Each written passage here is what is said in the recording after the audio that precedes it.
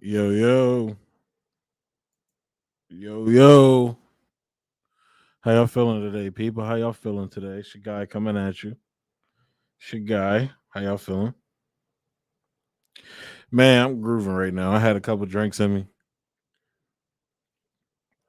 Just added some more. I'm feeling good, but I'm ready to do the freaking news today, man. Apologies for not being here Friday. Had some things going on. But next couple of days, I have off. I have off until Tuesday, so I'm going to try and do streams, like multiple streams in a day. So today I'm only doing one stream, but tomorrow I'm gonna try and do a long ass stream tomorrow. Like I'm gonna put together a whole bunch of stories tomorrow and try to do a long ass stream. Or I might do, I know my homie Joshy, the CEO, shout out to him if you're watching. He was telling me I should do a Q&A. I might just come on here and do a fuck around stream and just like answer you guys' questions. But the problem with that is you guys don't be commenting a lot. So hop in the comments and comment. So I'll know, like, oh, if I do a Q&A, I won't be sitting here like asking myself questions and answering my own questions. So, but yeah, I'm gonna try and do a stream every day until I go back to work, and then obviously Wednesday I'll do a stream as well because I go back to work on Wednesday. But I'll probably do a stream. So y'all about to be eating this week. But we are on the eve of Colonizer Day, aka Fuck America Day for me, aka 4th of July for everybody else. See, I'm not one of these like rad libs, one of these like cappuccino commies and shit like that, like the DSA types. That's like, oh, fuck 4th of July. But it's like, bro, look, if y'all barbecuing, I'm gonna show up and eat. I don't care. I'm gonna show up and eat. I'm not one of them niggas that's like, I'm not doing any barbecue. I'm not going anywhere because it's a colonizer day. All right, nigga, you must not want to eat then. I'm hungry. Oh, I'm about to go to that barbecue and eat. I don't care, bro. That's just me. I'm a fat fuck though. So, but yeah, so today I'm feeling good, feeling chilling to the best of my abilities. But today we're going to be talking about the CIA in Ukraine, or the secret war in Ukraine. We're going to be talking about Eva Bartlett as well. She has been put on a kill list, and a lot of these stories are stories I've had in a backlog that I just haven't had time to get to. Whatever the reason was. We're gonna be talking about Zelensky is like super unpopular in the world, and a lot of people don't want to admit that. We're also gonna be talking about this Daily Beast article that came out a while ago. I didn't get a chance to cover it, but I'm going to cover it today, where they're talking about Zelensky being realistic and making concessions about the war and everything like that. Shit that people like me have been saying since before the war even started. So, we're also gonna be talking about the Democratic Party screwing over the Green Party. And we're going to be talking about Gaddafi as well. That's going to be interesting. And then I'm going to do a couple like just topics talking about random stuff. Like I know I wanted to talk about Jimmy Dore, that whole Jimmy Dore 24 thing that happened that I found fascinating and interesting. So some dope topics, and any other questions people would have.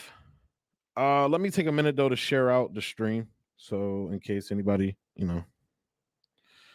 cares to listen to my dumbass talk, they can hop on. So I'm going to share it on the social medias. Give me 1 second, guys.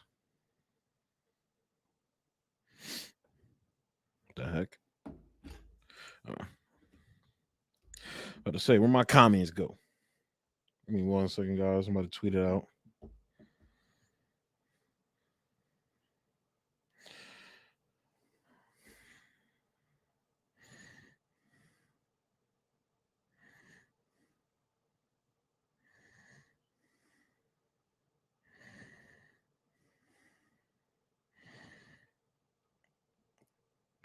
Hey, you know what? I might try something tonight. I might try something tonight.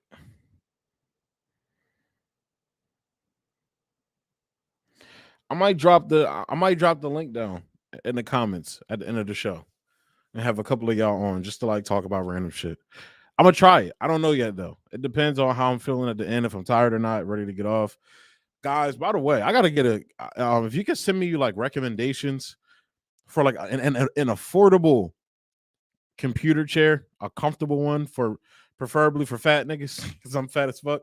So you can send me recommendations because like that's honestly the reason why I don't do long ass streams. Like if I had a comfortable chair, I could do a stream for like 5 hours. That's one of my goals. I want to do a 5 hour fucking stream. Like Richard Medhurst, this nigga be doing like 6 hours, 7 hour streams and shit. I'm like, damn, nigga. Like there's been one time where I literally took a nap for 2 hours. Like I was listening to Medhurst when I went to sleep, and then I fell asleep. And I went to sleep. I wasn't purposely trying to go to sleep. I fell asleep and woke up like 2 hours later, and this nigga was still going and went like another 2 hours. That's lit. That's called dedication. That man's a journalist, though. I think Richard Medhurst is one of the best journalists we have out right now. Niggas really be sleeping on him, or political commentators, whatever you want to call him. He does articles here and there, though. But regardless, I think, Richard Medhurst is the fucking governor, bro. That nigga is amazing. I love his work. I'm trying to get him on the show. But me being a smaller channel, people tend to not respond back when I make inquiries about them coming on. So maybe one day when your boy bigger, they'll come. Who knows? But what else? But yeah, man, like I genuinely want to try and do like at least a 3-hour stream one day. I feel like I can make it. I just have an uncomfortable ass fucking chair. So if you guys could send me recommendations for a chair, send it in the comments, on here while I'm on here, or tweet it to me, or DM it to me on IG, something like that. Just recommendations. It has to be a big boy chair though. I'm a big guy. I'm not going to reveal my weight on here, but I'm a big guy. So has to be a chair for a big guy. Just send me some recommendations because I'm having trouble finding a chair, and it has to be affordable. Like I'm trying to, at least if we can keep it under 100, please. Because I found a chair that was super comfortable, and I was like, oh great, I'm about to buy this one. I'll put it in my shopping cart. Forgot what it was on. It was on some random website. And then when I got to the shopping cart and saw the price, that shit was like $300. I was like, oh nope, that's like more than half my check. Nope, I'm good. I'll be uncomfortable. So if you can send me some recommendations on a comfortable chair, guys, you guys would be the GOAT if you could do that. But enough talking about my lower back and lumbar support in terms of a chair. Let's go ahead and get into our first story. Gotta put an article up. You already know. You already know how I be.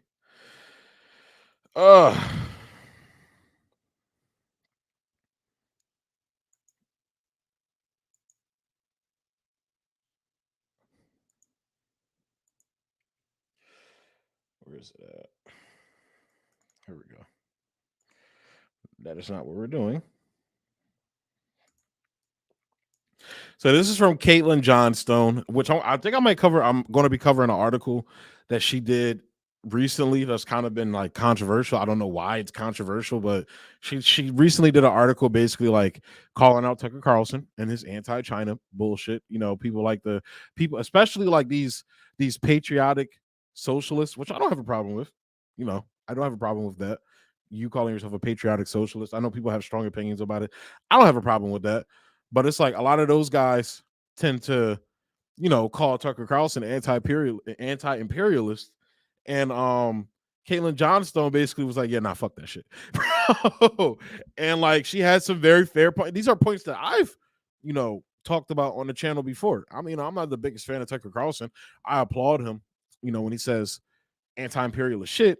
But at the end of the day, he still says anti-China shit. So it's like, okay.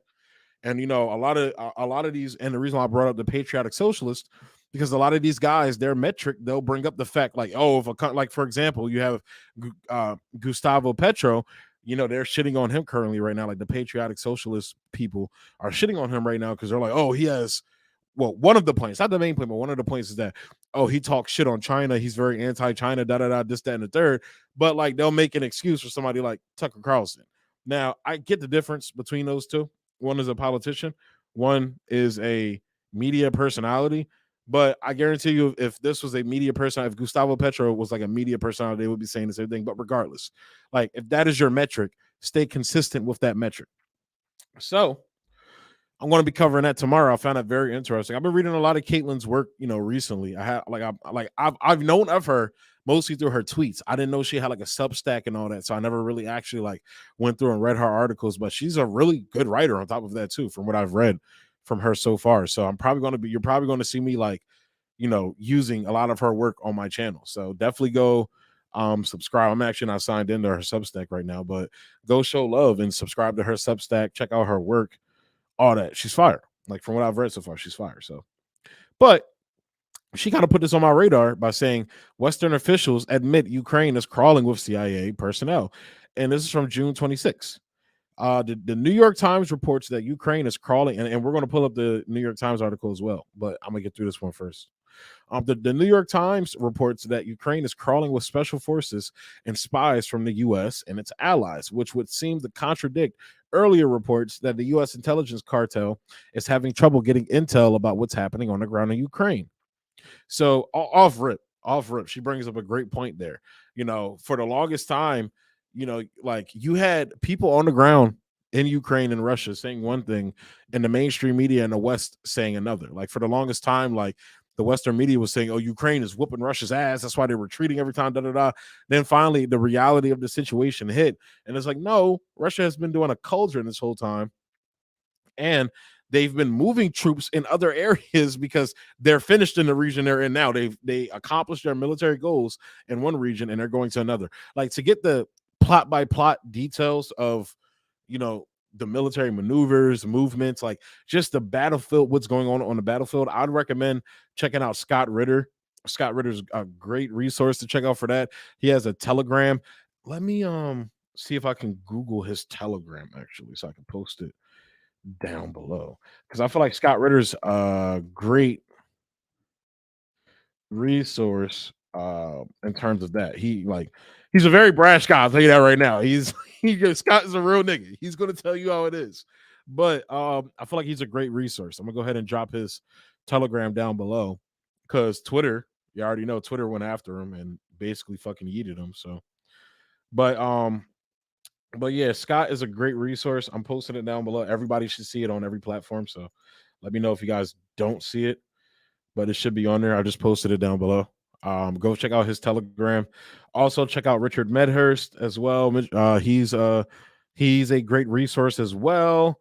And it's another one too. Give me 1 second to look him up on my phone, because I follow a lot of people on Telegram to keep track of what's going on. Eva Bartlett as well. I'm gonna drop hers down there too, now that I'm thinking about it. Give me 1 second. Let me go back, because I just want you guys to have the resource. Because Eva Bartlett is actually she's in the Donbass region right now, if I'm not mistaken. That's another one I would like to have her on the show to talk about what's going on there. Eva Bartlett, Telegram. She has like videos up and all that. Like she's in the trenches right now. So I even like her.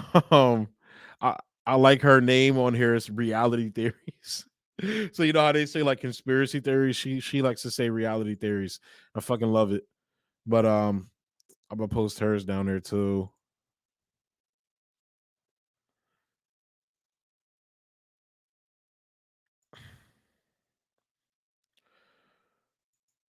So yeah, definitely go down, check those guys out. I got them all down there. I have it. That's Facebook.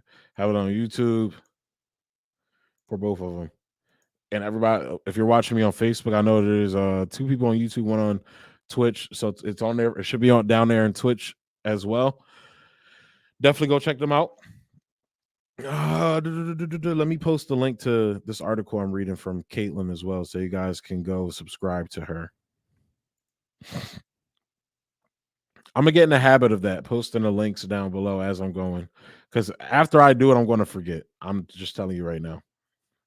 I say that all the time. I'm like, oh yeah, go watch this article, and then I always fucking end up forgetting to go to post the link down below. So there's the article I'm pulling from right now from Caitlin Johnstone.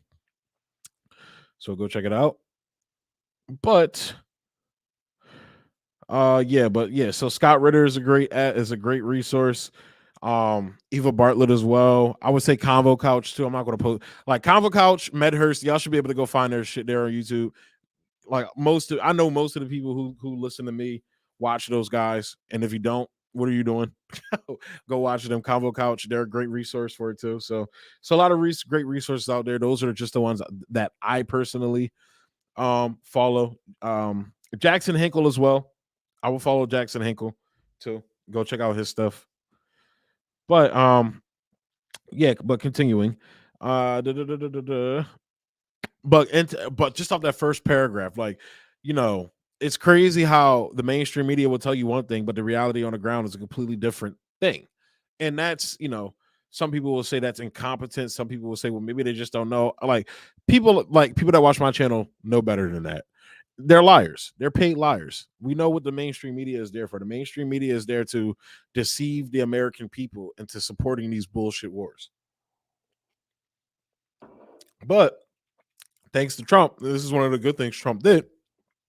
He kind of instilled this like disbelief in media. And what I mean by that is like the whole fake news thing. But a lot of people really started to question the media institutions and calling them out. And now the media is at an all-time low in terms of trust. Like the American people do not trust the media at all.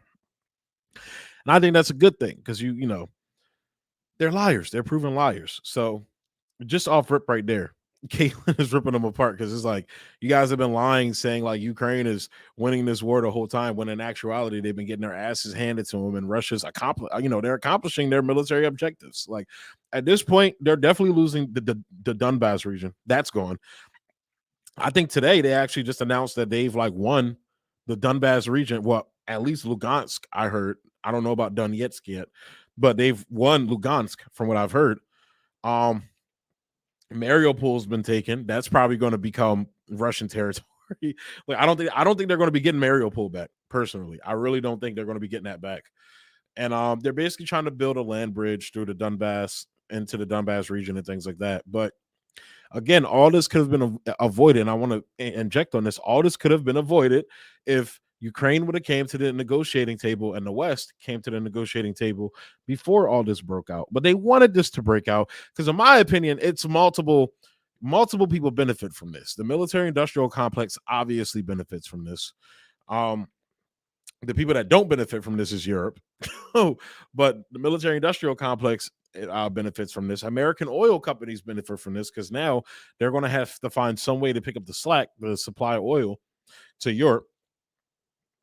And I would say the people who have been planning the economic demolition of America benefit from this as well. And I'm talking about the degrowth people, the green energy people, because now you see them breathlessly yelling like, now is the time for green energy. We need windmills that require oil, and we need solar panels that still require cooling countries and smelting that still pollutes. Like they're calling for this green energy bullshit now that Max Blumenthal was talking about a couple years back. So yeah. So a lot of people benefit from this going on, but it's a multi-pronged thing. But all of this could have been avoided through genuine political negotiations that Russia was open to until the West and Ukraine basically told Russia to go fuck itself. So, and that leaves us in the position we're in now. But continuing, this would also obviously put the final nail in the coffin of the claim that this is not a U.S. proxy war. I didn't even know they were saying that. I figured it was obvious, and it's like maybe I'm just like, I don't know, because the rhetoric we were seeing, basically America was like, fuck Russia, but maybe they were saying it in a way where it's like, but this is not a proxy war. Maybe, I don't know. From what I heard from these niggas, it seemed like they were like basically saying this is what it is, but who knows? But continuing, in an article titled Commando Network Coordinates Flow, coordinates flow of weapons in Ukraine, official says. Anonymous Western officials inform us of the following through their stenographers at the New York Times. As Russian troops, I'm gonna save that because I have the art. I actually have this article clipped out, so I'm going to get to that. The revelation that the CIA and U.S. Special Forces are conducting military operations in Ukraine does indeed make a lie of the Biden administration. Of course, Biden's a liar. We know this. Caitlin knows this too. I'm just interjecting, just me, just to let y'all know. But a lie of the Biden administration's insistence at the start of the war that there would be no American boots on the ground in Ukraine, and the admission that NATO powers are so involved in operations against a nuclear superpower means we are closer to seeing a nuclear exchange than anyone should be comfortable with. This news should surprise no one who knows anything about the usual behavior of the U.S. intelligence cartel. But interestingly, it contradicts something we were told by the New York Times, by the same New York Times, not even 3 weeks ago. American intelligence agencies' information, I'm sorry, I'm misreading a lot of shit right now. American intelligence agencies have less information than they would like about Ukraine's operations and possess a far better picture of Russia's military. Its plan, a far better operate and possess a what the fuck? This is a weird sentence. American intelligence agencies have less information than they would like about Ukraine's operations and possess a far better picture of Russia's military, its planned operations, and its successes and failures. New York Times told us earlier this month, U.S. officials said the Ukrainian government gave them few classified briefings or details about their operational plans, and Ukrainian officials acknowledged that they did not tell the Americans everything. They don't need to because they're on the fucking ground, like the New York Times is saying right now. It seems a bit unlikely, and Caitlin brings this up. It seems a bit unlikely that U.S. intelligence agencies would have a hard time getting information about what's happening in a country where they themselves are physically located. The Moon of Alabama theorized at the time that this ridiculous we don't know what's happening in our own proxy war line was being pushed to give the U.S. plausible deniability about Ukraine's failures on the battlefield, which have only gotten worse since then. So why are they telling us all this now? Well, it could be that we're being paced into accepting an increasingly direct role of the U.S. and its allies in Ukraine. Now, note, I don't think a lot of Americans are buying this personally.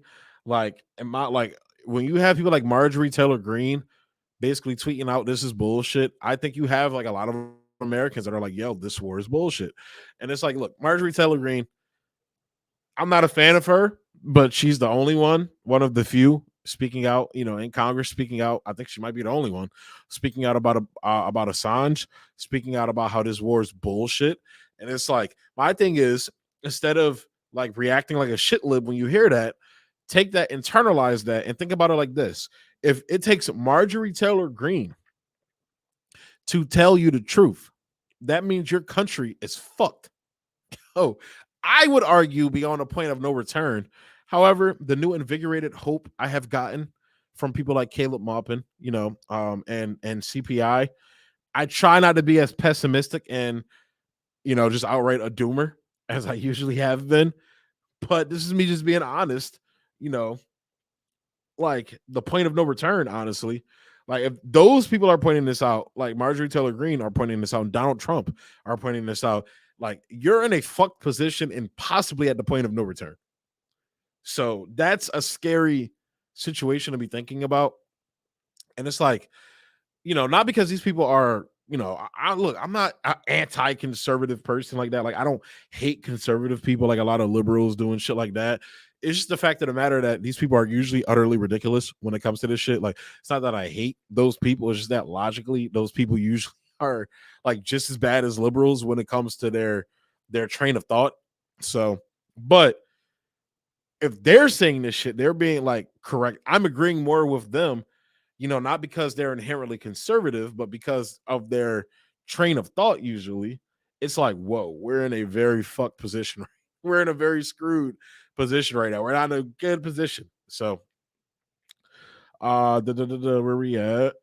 But continuing, I was being pushed.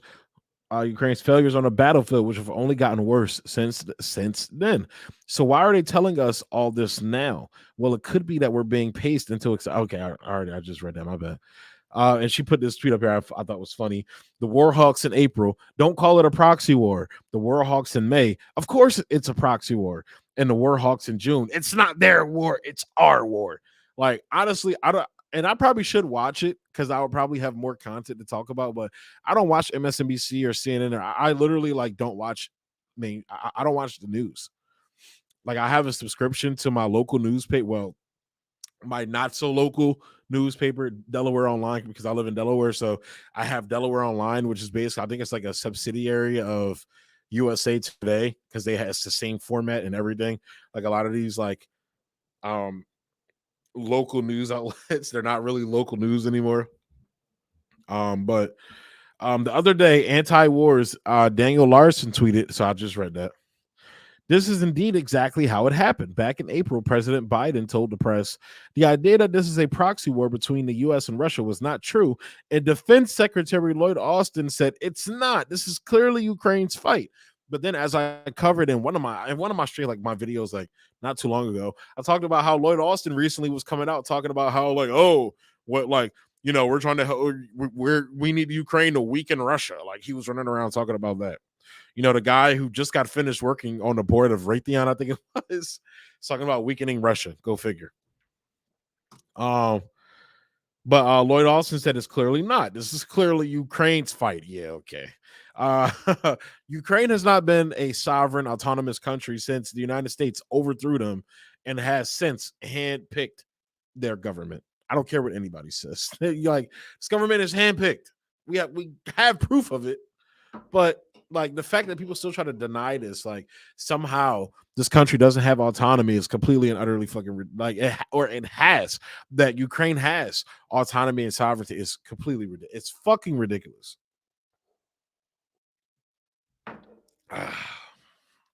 But continuing, the mainstream media were still framing this claim as merely an accusation by the Russian government, and Empire spinmeisters were regularly admonishing anyone who used that term on the grounds.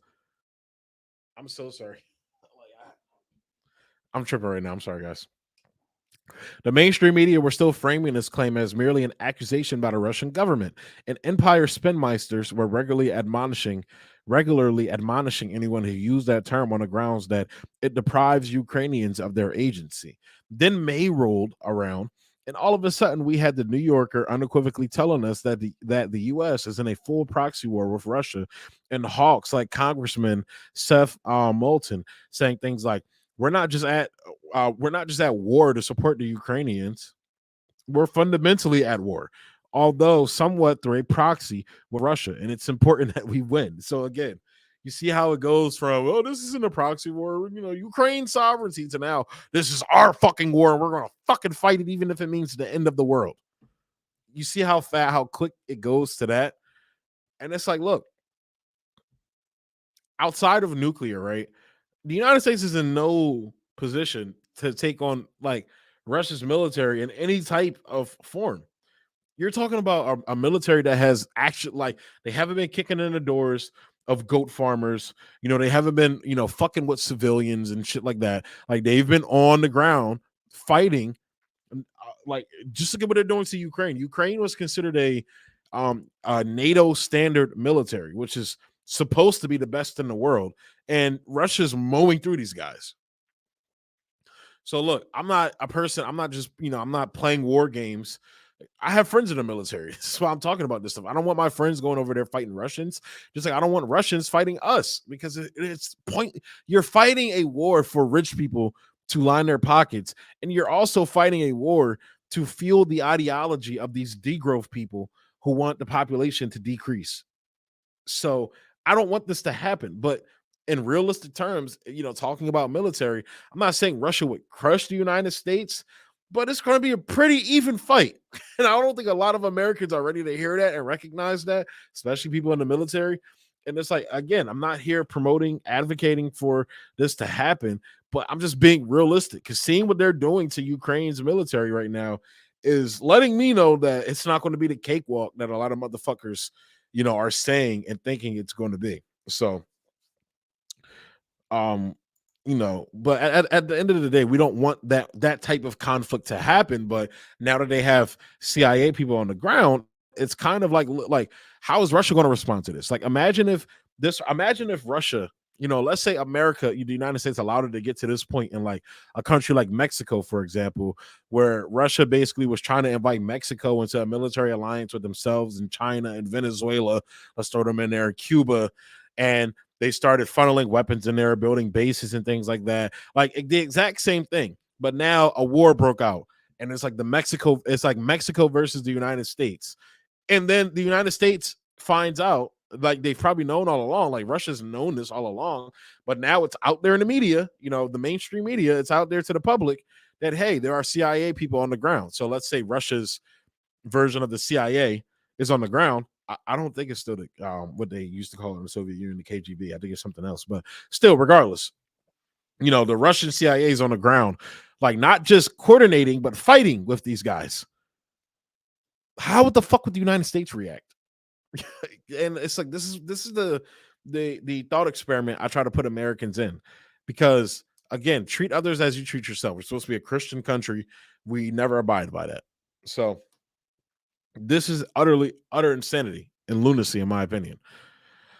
But continuing, and now here in June, we've got war hawks like Max Boot coming right out and saying that this is actually America's war, and it is therefore important for the U.S. to drastically escalate the war in order to hand Russians devastating losses. And this is a video that she put up here. Let me go back here because I don't think you guys can hear it.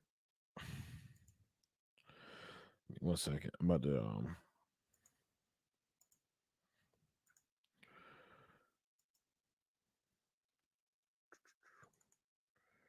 here we go. Understand that we're making a mistake in the way that we think about the war, because we keep thinking about it as their war. The Ukrainians are fighting. We need to think about it as our war. Putin is waging war on the West. He is trying to destroy the rules-based international order that we Americans, we Europeans, we all stand for this. This is a direct threat to all of us, and we need to understand this is not a foreign aid project. This is not charity. This is self-defense. This is the front line of freedom right here in the Donbass. The Ukrainians are fighting and dying for all of us. We need to step up. And to echo what Ed Luce was saying, it is unacceptable that right now the Ukrainians are being outgunned 10-1 in artillery, 10-1. They are losing over 100 soldiers a day. The United States has not seen those kinds of losses since World War II. The Ukrainians are willing to fight. They are willing to die. They are defending their land. They are standing up to one of the most evil dictators in the world, but they don't have the weapons they need to get the job done. They have just enough to prevent a Russian victory, but they don't have enough to defeat the Russians, to win for Ukraine. And that is unacceptable. All of us need to step up. The Europeans in particular, as Joe suggested, because they are doing less than we are. But we need to step up, too. We're not providing Gray Eagle drones that the Ukrainians need. We're not providing as many multiple launch rocket systems as they need. All of us collectively can be and should be doing more, because we need to understand this is our fight that the Ukrainians are on the front lines of. So again, that's them on the mainstream media outright telling you what it is. And the crazy part is there, I thought one of the crazy parts that he said there was that, oh, Ukraine's not, or Europe's not really, paying that much of a price, or whatever he said there. Like, let me go back and see what he said. Russians to win for Ukraine, and that is unacceptable. All of us need to step up. The Europeans in particular, as Joe suggested, because they are doing less than we are. So yeah, Europe's not stepping up like they should. Europe's economy is crashing through the asshole right now. It's falling. The bottom of the economy, it's falling. It's done. It's going under. And that's because of the economic war they're raging with Russia. Gas price, like, you think gas prices are here in the United States? Go over to Europe right now. You think food prices are bad here in the United States? Go over to Europe right now. And I'm not saying that as a way of saying like, oh, like, stop complaining. I'm saying like, Like the prices we have here are crazy, but in Europe, they're like inflation is through the roof there. So the fact that like imagine this guy going to like some European village where people are barely getting by, if not outright starving. You know, they can't drive their cars because they can't afford gas. All this crazy shit going on. Imagine this guy coming to their village saying that to them, and just imagine how those people would react. That's complete and utter lunacy to me, in my opinion, because yeah, we are paying the people are paying the brunt for your fucking bullshit war. So the United States and Europe and its lapdogs in Europe can go and support a fucking Nazi regime in Ukraine to fight a bullshit war that never had to start in the first place. And again, I think not only is this a war of oil, not only do I think this is a war of natural resources and borders and maps and things like that. I think this is definitely a war of the Malthusian degrowth agenda as well. I wholeheartedly believe that. And it's like, I'm not saying they're trying to force nuclear war to annihilate part of the pop. That's everybody dead. But what I am saying is they're trying to limit people's access to food. They're trying to limit people's access, the drive and gas. They're trying to push this new green energy shit. And whenever people hear me like speaking against green energy, like I'm not against green energy. I'm for green energy, which is why I'm in favor of nuclear. Oh, y'all green people aren't, because you only look you've been propagandized to only look at green energy through this bullshit corporatized green energy, thing. But the Green New Deal, type of green energy. But like the reality of the situation is the world runs on fossil fuels. That's why shit is collapsing right now. So if you're cheering this on in the hopes of like some green energy revolution, you're a fucking degrowth Malthusian psychopath. I'm sorry. Like you're doing the job of imperialism, you're doing the job of the deep state, and you're doing the job of the elite class that believes in this bullshit. That's wholeheartedly how I feel. Because people economically suffering right now, and you think that's a good thing. It's just crazy. So let's go ahead and wrap this article up, though. We're almost done.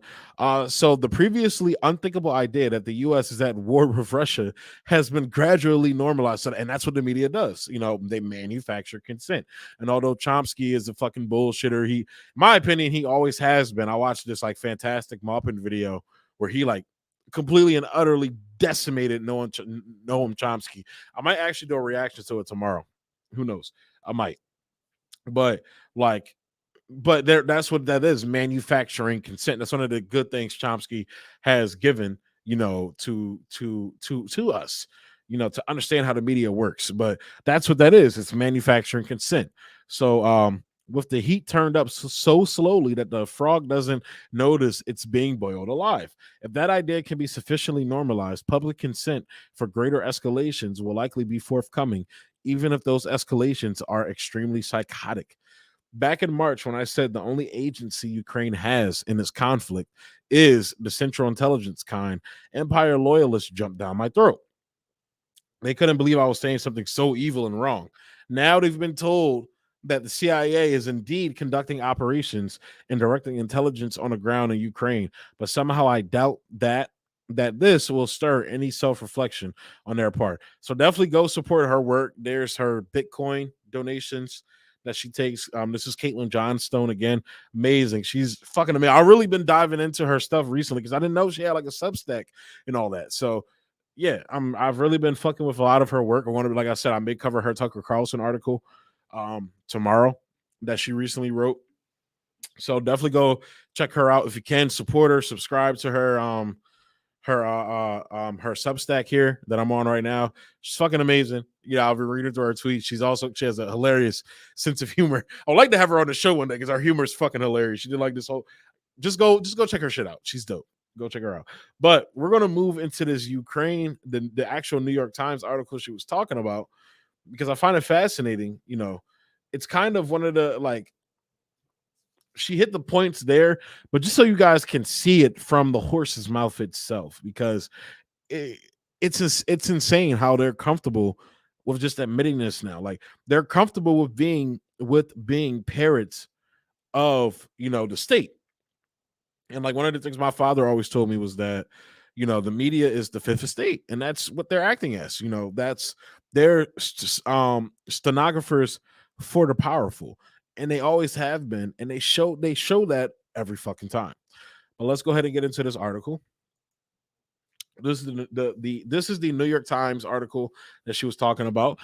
Commando network coordinates flow of weapons in Ukraine. Officials say a secretive operation involving U.S. Special Operations Forces hints at the scale of the effort to assist Ukraine, still outgunned. Ukraine's still outgunned military. This is by Eric Schmidt, Julian E. Barnes, and Helen Cooper. Is that like the Eric Schmidt? I think it may not be. I may be tripping. Yo, hang on. Let me turn this up a little bit. Oi, there we go. Now that's what I'm talking about. Fuck. I won't say stupid.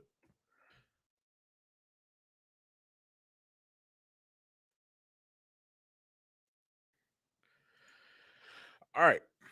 As Russian troops press ahead with a grinding campaign to seize eastern Ukraine, the nation's ability to resist the onslaught depends more than ever on help from the United States and its allies. Like $50 billion wasn't enough. Now I think Joe Biden was talking about like 850 million.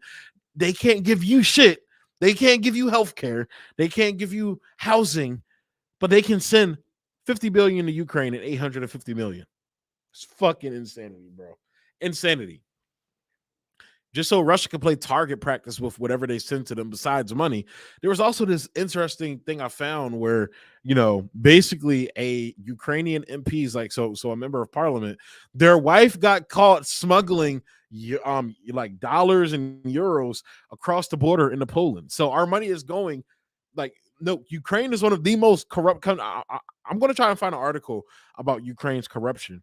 I think Gray Zone has one, and I'll cover it tomorrow. But their country's corrupt as fuck. They're one of the most corrupt. I think they've literally been ranked the most corrupt country in the world. Now, I find it funny that look, I'm not making this about race. I'm just making an observation. Whenever it's a Latin American country, whenever it's a African country or Asian country, they always point out, and especially if they're communist or socialist, they always point out the corruption, but they never talk about how the economic sanctions they have against these countries led to how that leads to the corruption within these countries and the black markets within these countries. But regardless, whenever it's a African country or a Latin American country or Asian country, they always point out the fucking corruption within these countries. Always, you'll hear it in the articles all the time. Such and such Venezuela is one of the most corrupt countries in the world. Such and such African country is one of the most corrupt countries in the world. But whenever it's fucking Ukraine or one of these European white fucking countries, they never point out the corruption. Fucking the United States itself, you never hear about the corruption. But whenever it's these these minority countries, well, not even minority, because they're most of the fucking world. But white people don't make up majority of the fucking world. Most of the world is non-white. It's crazy. Living in the West and me being an American, I've always been led to believe that white people were the majority in the world. That's just what I was led to believe as a young boy. I got knocked out of that like my sophomore year of high school when I thought, my social studies teacher is telling me some bullshit. Let me go look at it. And I found out, most of the world is non-white, right, bro? So this order, that's bullshit. So, but they always call out the corruption, when it's these Arab countries, African countries, Hispanic countries, Asian, whenever it's those countries, they always call out the fucking corruption, but they never call it out when it's these white fucking European countries. And Ukraine being literally, I'm pretty sure I read a report where it said Ukraine is literally the most corrupt country in the fucking, it's more corrupt than Russia. So you know how they talk about Russian oligarchs all the time and how corrupt Russia. I think Ukraine, literally this report said Ukraine is more corrupt than fucking Russia. Never talk about that shit. And again, I'm not making it about race. I'm making a fucking observation. Be mad if you want to. I don't give a fuck. But continuing. President grinding. As Russia's troops press ahead with a grinding campaign to seize eastern Ukraine, the nation's ability to resist the onslaught depends more than ever from help from the United States and its allies, including a stealthy network of commandos and spies rushing to provide weapons, intelligence, and training, according to the US and European officials.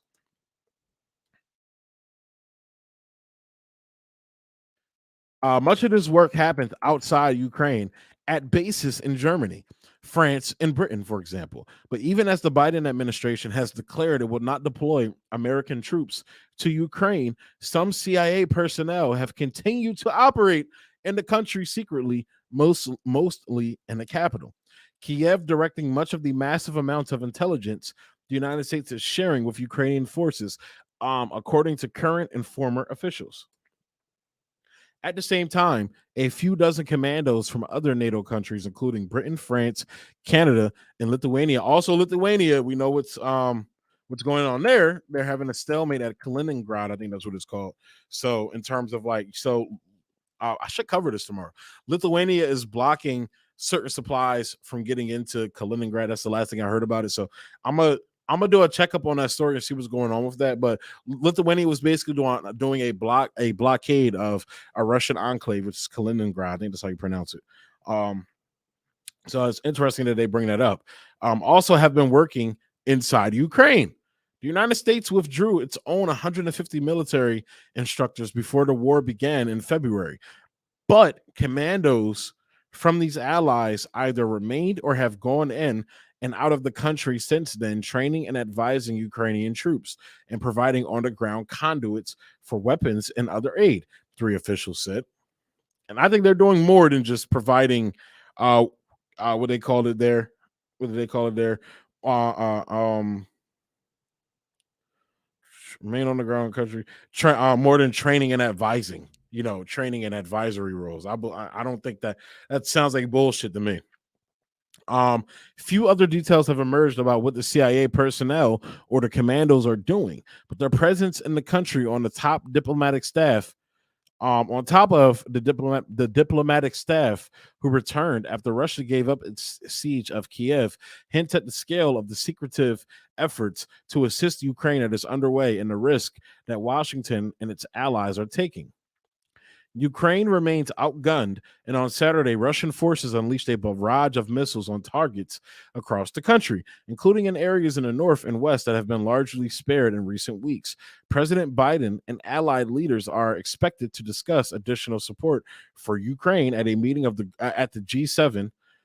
So I might do something about that. I don't know if I had something about that for tomorrow.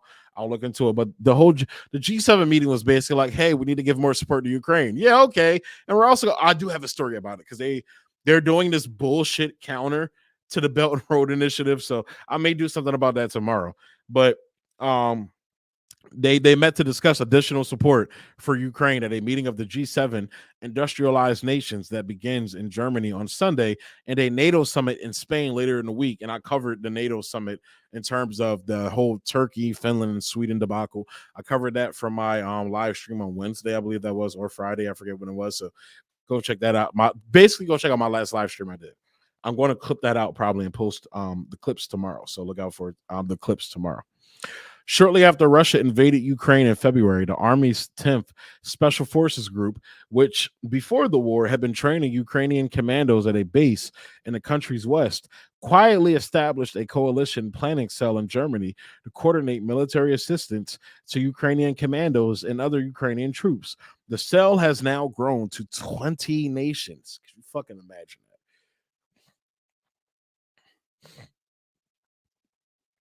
Ooh, I need a drink, guys. Sorry about that.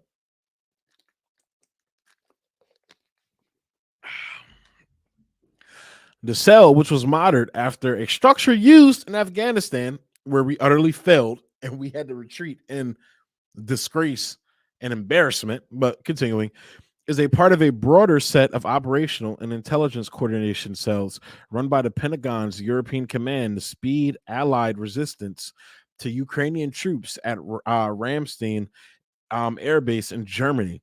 For example, a U.S. Force and Air National Guard team called Grey Wolf provides support, including on tactics and techniques, to the Ukrainian Air Force, a military spokesman said. The commandos are not on the front lines with Ukrainian troops. I don't believe that. And instead advise from headquarters in other parts of the country or remotely by encrypted communications, according to American and other Western officials who spoke on the condition of their, and I always cannot pronounce this word. I'm sorry.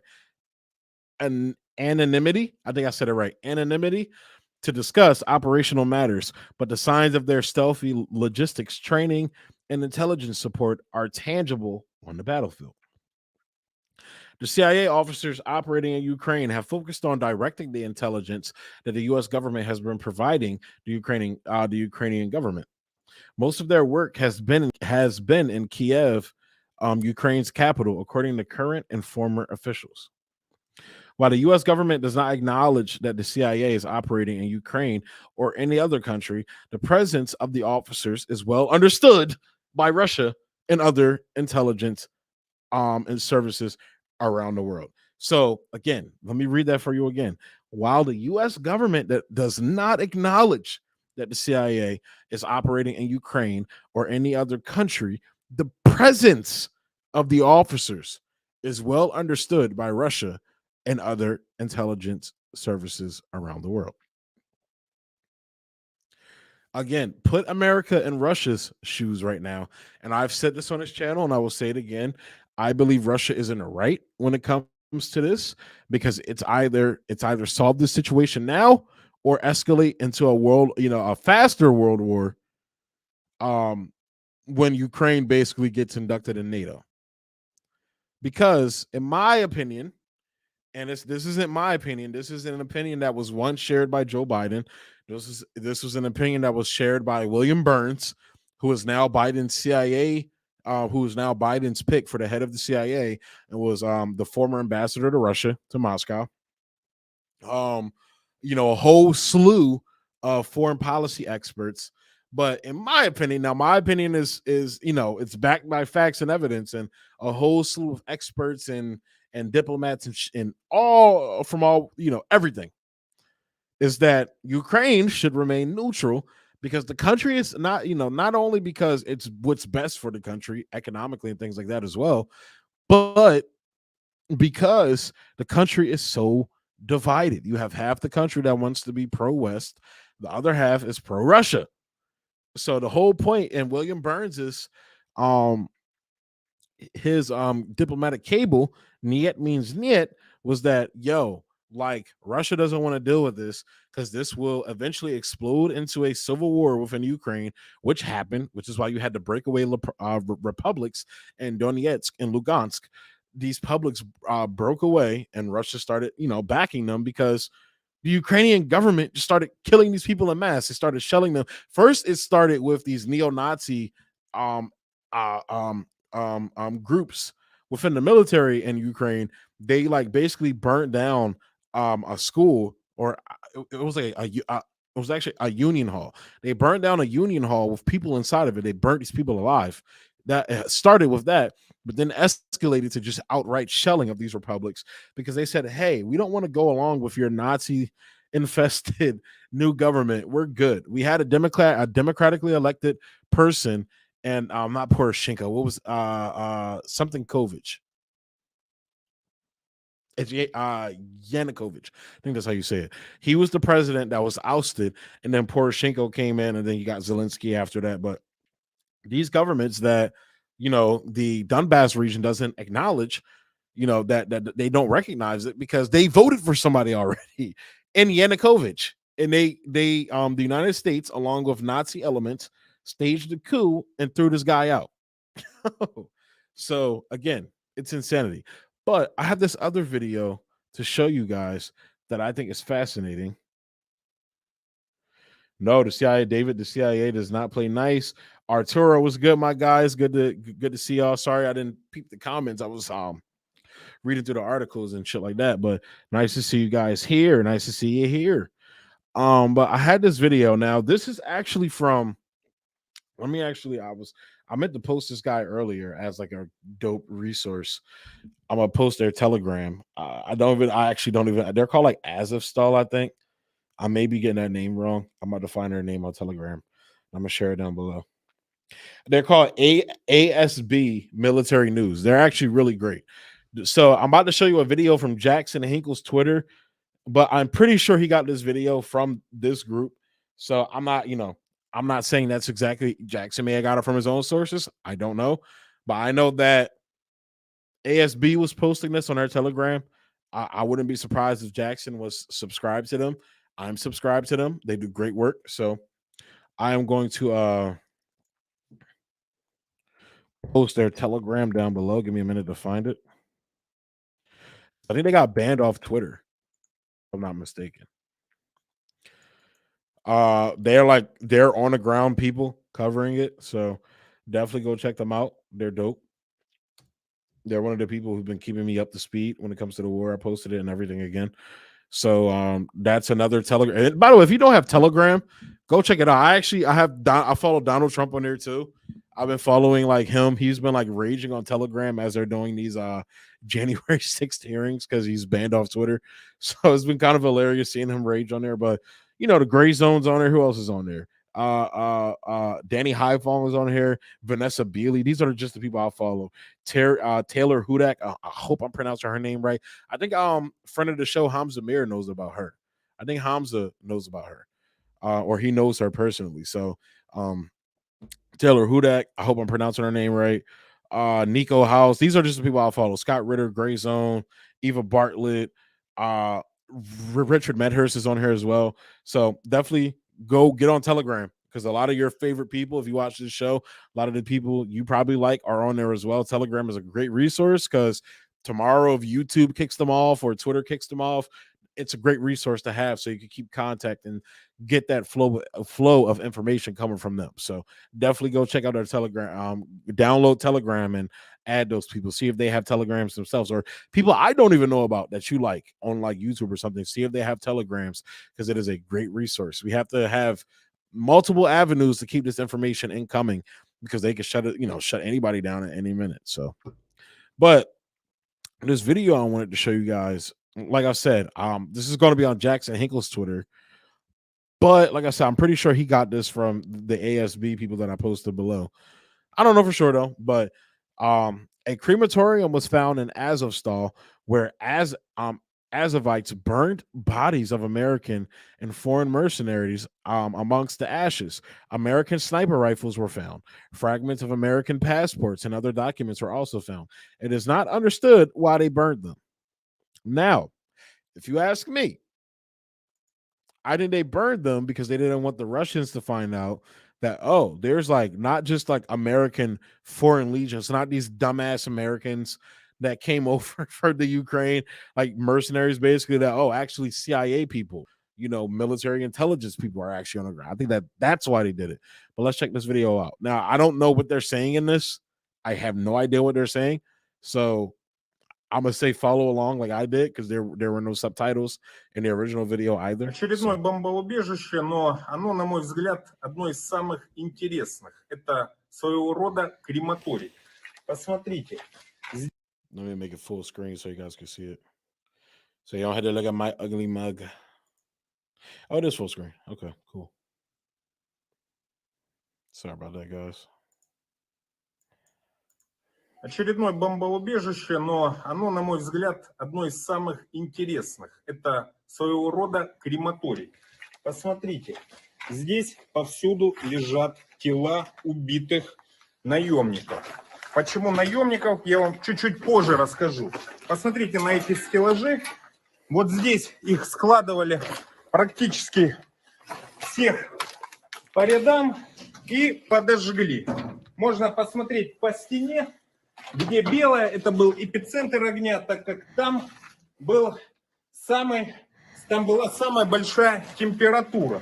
Здесь повсюду лежит оружие, причем оружие не простое, а профессиональное для снайперов. Это предположительно винтовка Барретт. Вот еще одна винтовка западного образца. Здесь часть от немецкого автомата. В этом месте сжигали документы. И самое интересное, что мы здесь нашли, это остатки паспорта. паспорт как American United passports. States of America. Соответственно, скорее всего, что в этом месте были уничтожены импортные наемники, и их просто сожгли. Почему мы так подумали? Недалеко отсюда мы ранее находили целый морг, где вооруженные силы, точнее солдаты вооруженных сил Украины и азовцы были аккуратно запакованы и находились в рефрижераторах. А вот этих людей уничтожили и сделали так, чтобы не было понятно, кто они на самом деле. Как сейчас в тебе? Ребро.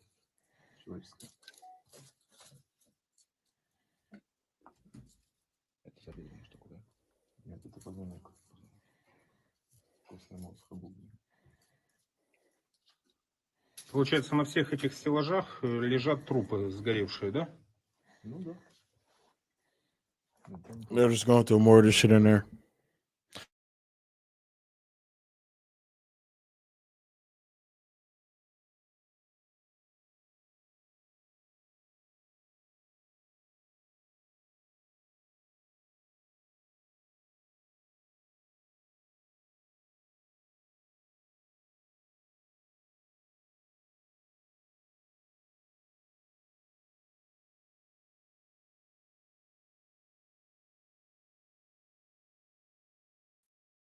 So I just found that interesting.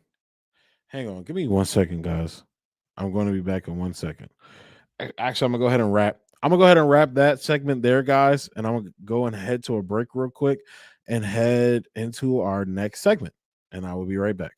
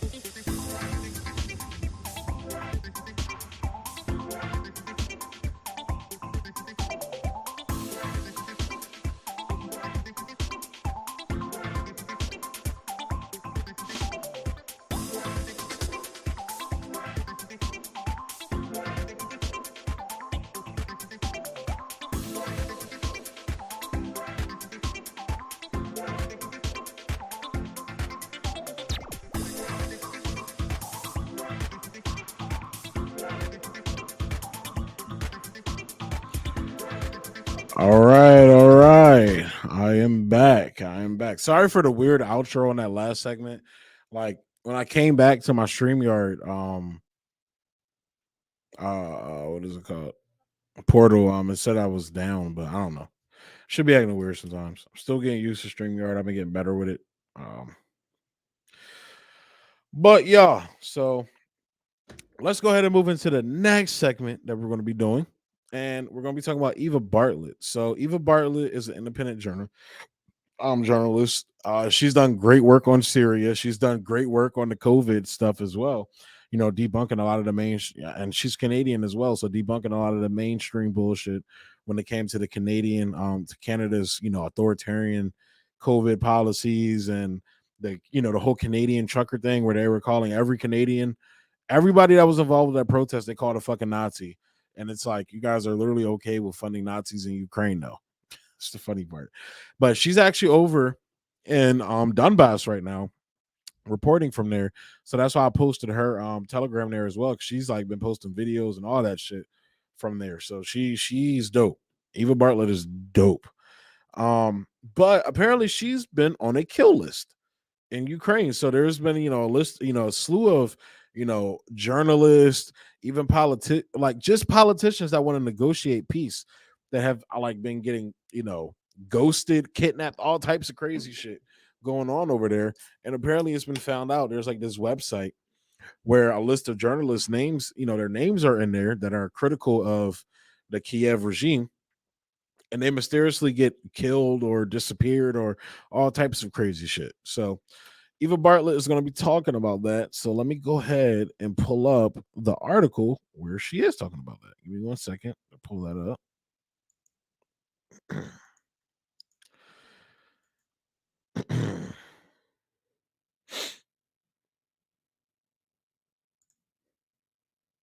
Here we go.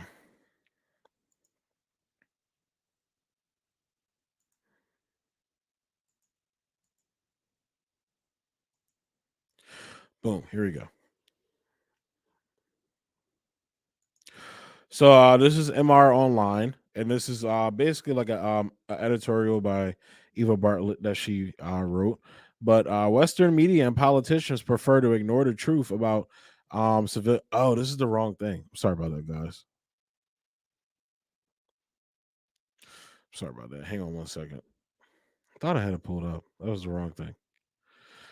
That's actually my I'm gonna be talking about that tomorrow probably.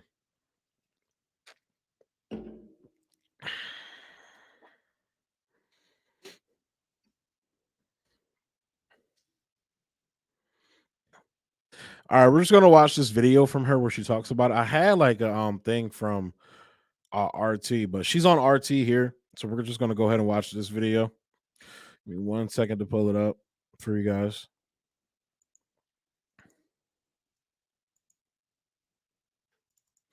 But here she is talking about the kill list in Ukraine. To explain what she's been going through. Eva, welcome. As I just mentioned, some say Miro Tvorets is a kill list with those on the side targeted by Ukrainian radicals. How worried are you, first of all, that you may be in serious danger by having your information added to the site? Hang on.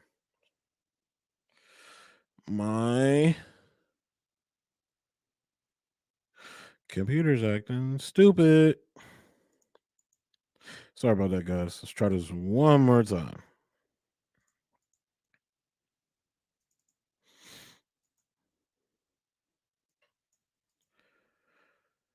Delighted to say that Eva Bartlett. Again, my stream may get pulled down because it's RT.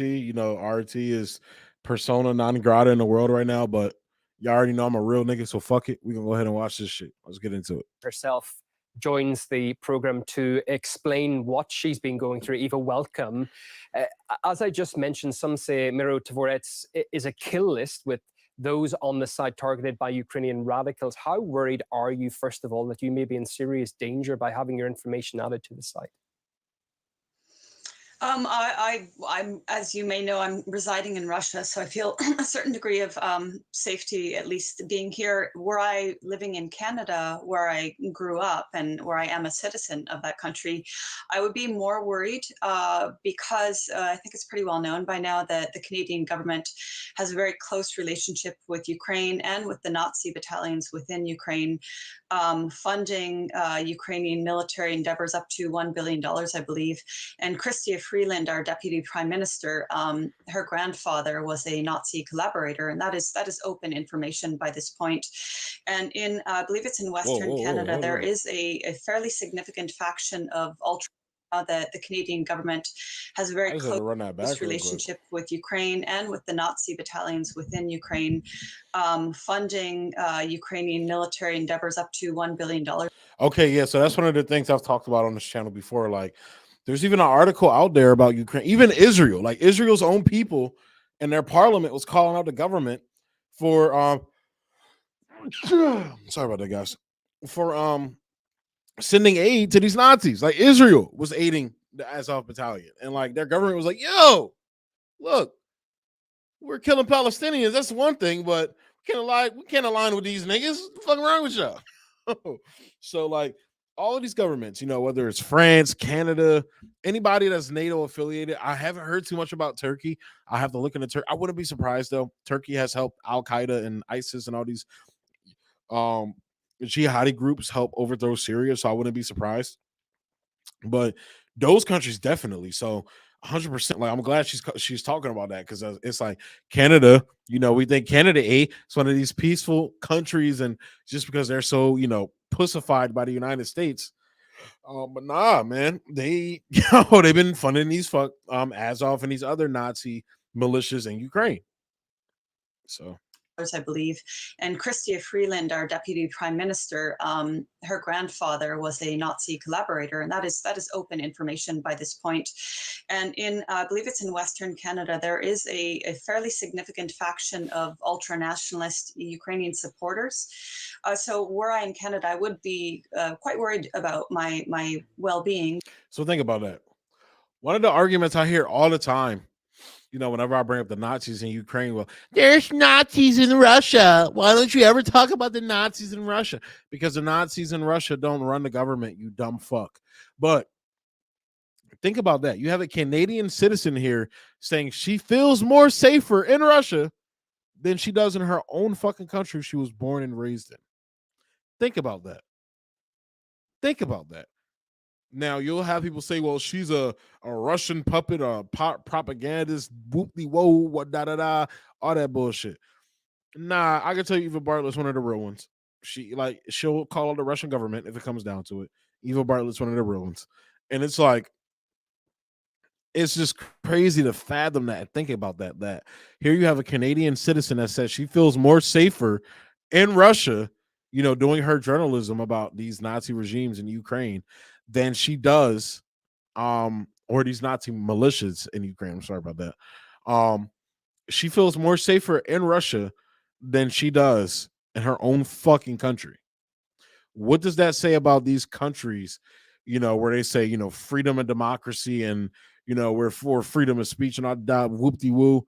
Clearly you're not, because this fucking journalist is saying she feels more safe in a country where you guys say there's no freedom of speech and so much repression, blah, blah, blah. It's crazy to think about that.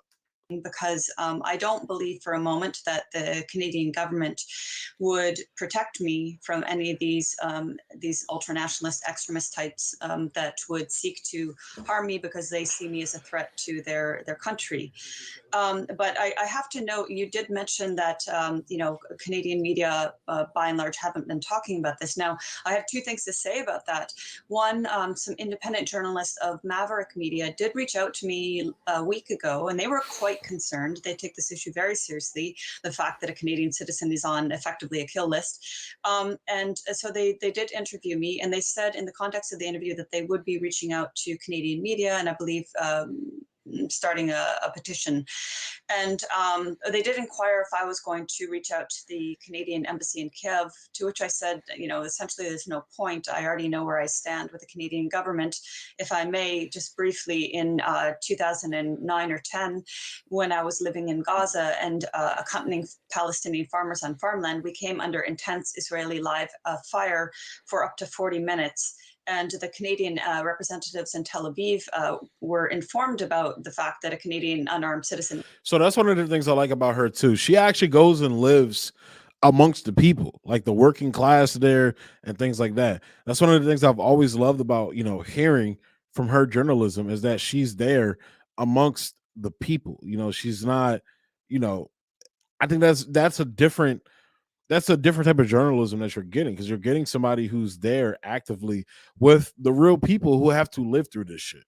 So that's one of the things I've always appreciated and loved about Eva's journalism. So I'm glad she highlighted that, because she's basically saying that, like, actually, I'll let her finish here because she didn't being wrap fired it up. at by Israeli forces. And when they learned that I was being fired at by Israelis and not Palestinians, they told me, you have to accept that this is Israel's security measures. And I made it very clear to them. So there she is saying, like, why would I even call the government about this, my government about this? Because they basically told me to fuck off when it came to Israel. You think they're going to say anything about their prized cow now, which is fucking Ukraine? No. What's the point? So I'm like, that's so insane to me. Here you have a journalist who's actually doing journalism. She's not sitting in some air-conditioned fucking studio, talking out their ass, reading fucking bullshit, State Department talking points. She's actually on the ground with these people, talking to real people that are there. And it's like her own government, who claims to be this beacon of freedom and democracy and, free speech and things like that, aren't even protecting her and from the Israelis. And now, like, she knows they're not going to protect her from the Ukrainians. So she's like, fuck it. There's no point. That's sad. That is so fucking sad, bro. That I was in no way a threat to Israel. I was not in the Israeli imposed what they call a no-go zone on Palestinian land. We were far out of that 300-meter zone, and nonetheless we were being fired at. And the Canadian representative, Jordy Elms, told me basically I had to deal with Israel's security measures. So for that reason, I don't believe that Canada would ever support me. But I do just want to say very quickly, a CBC journalist has been trying to reach out to me, saying that he would like to interview me on my work in the Donbass and on my participation in an international tribunal on Ukrainian war crimes in Moscow in early April, I think it was. Now, what I'd like to say about that is I don't believe for a moment CBC would ever give me a fair hearing on their platform. They are Canadian state-funded media. They do the bidding of the Canadian government and the corporate interests. But also, I think the only way that this gentleman could have found out that I had participated in this tribunal, because I did not share it on any of my social media platforms, is that he saw the kill list, the Ukrainian hit list entry on me, which does specify my participation on that panel. So what I'd like to point out is he did not at one point in his email mention, he's appalled by the fact that I'm listed on this kill list. He didn't say anything about it, but clearly he's seen it. That's the only way in my mind that he could have been aware of.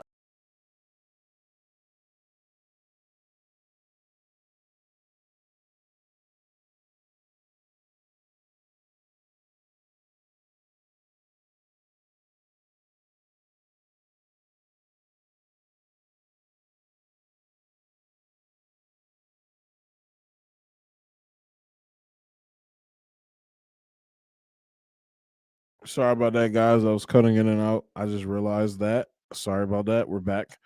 But hopefully it left off where I thought it did, but let me replay that part where she was talking right there.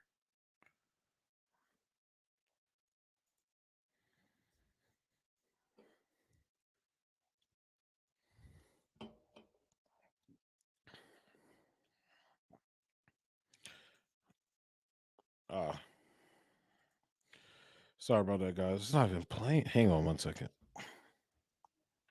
Sorry about that, guys. Technology be tripping sometimes. Let me play that last part. I don't know if I got it for you, if y'all heard it, but I'm just gonna play it again just to make sure. But here, like, in this tribunal, because I did not share it on any of my social media platforms, is that he saw the kill list, the Ukrainian hit list entry on me, which does specify my participation on that panel. So what I'd like to point out is he did not at one point in his email mention, he's appalled by the fact that I'm listed on this kill list. He didn't say anything about it, but clearly he's seen it. That's the only way in my mind that he could have been aware of my participation in this tribunal. So CBC is whitewashing Ukraine's kill list, and instead. So that's important there. So basically what she's saying is, like, she didn't, like, and she just said it, but I'm just, giving my take on it. She didn't tweet this out that she was part of this panel talking about Ukrainian war crimes. No, like, the only way this guy could have known that she was part of this panel is that information that she was part of this panel was listed on this Ukrainian journalist kill list. So it's very fascinating. So that's what she's saying. And again, I'm taking her word for it. You guys, do your own research, see how you feel about it. I'm taking her word for it because Eva Bartlett, like I said, she is a real one. She's been at the forefront of the Syria issue. She's been at the forefront of the Gaza issue. Like, she's an amazing fucking journalist. She's even had critiques of people that I like Gray Zone. She's had critiques of Aaron Mate, I believe, Max Blumenthal as well. So Eva Bartlett is a real one. She is a person of conviction, is what basically the point I'm trying to get across. She doesn't come across to me, based upon her past work and everything she's done, as a liar.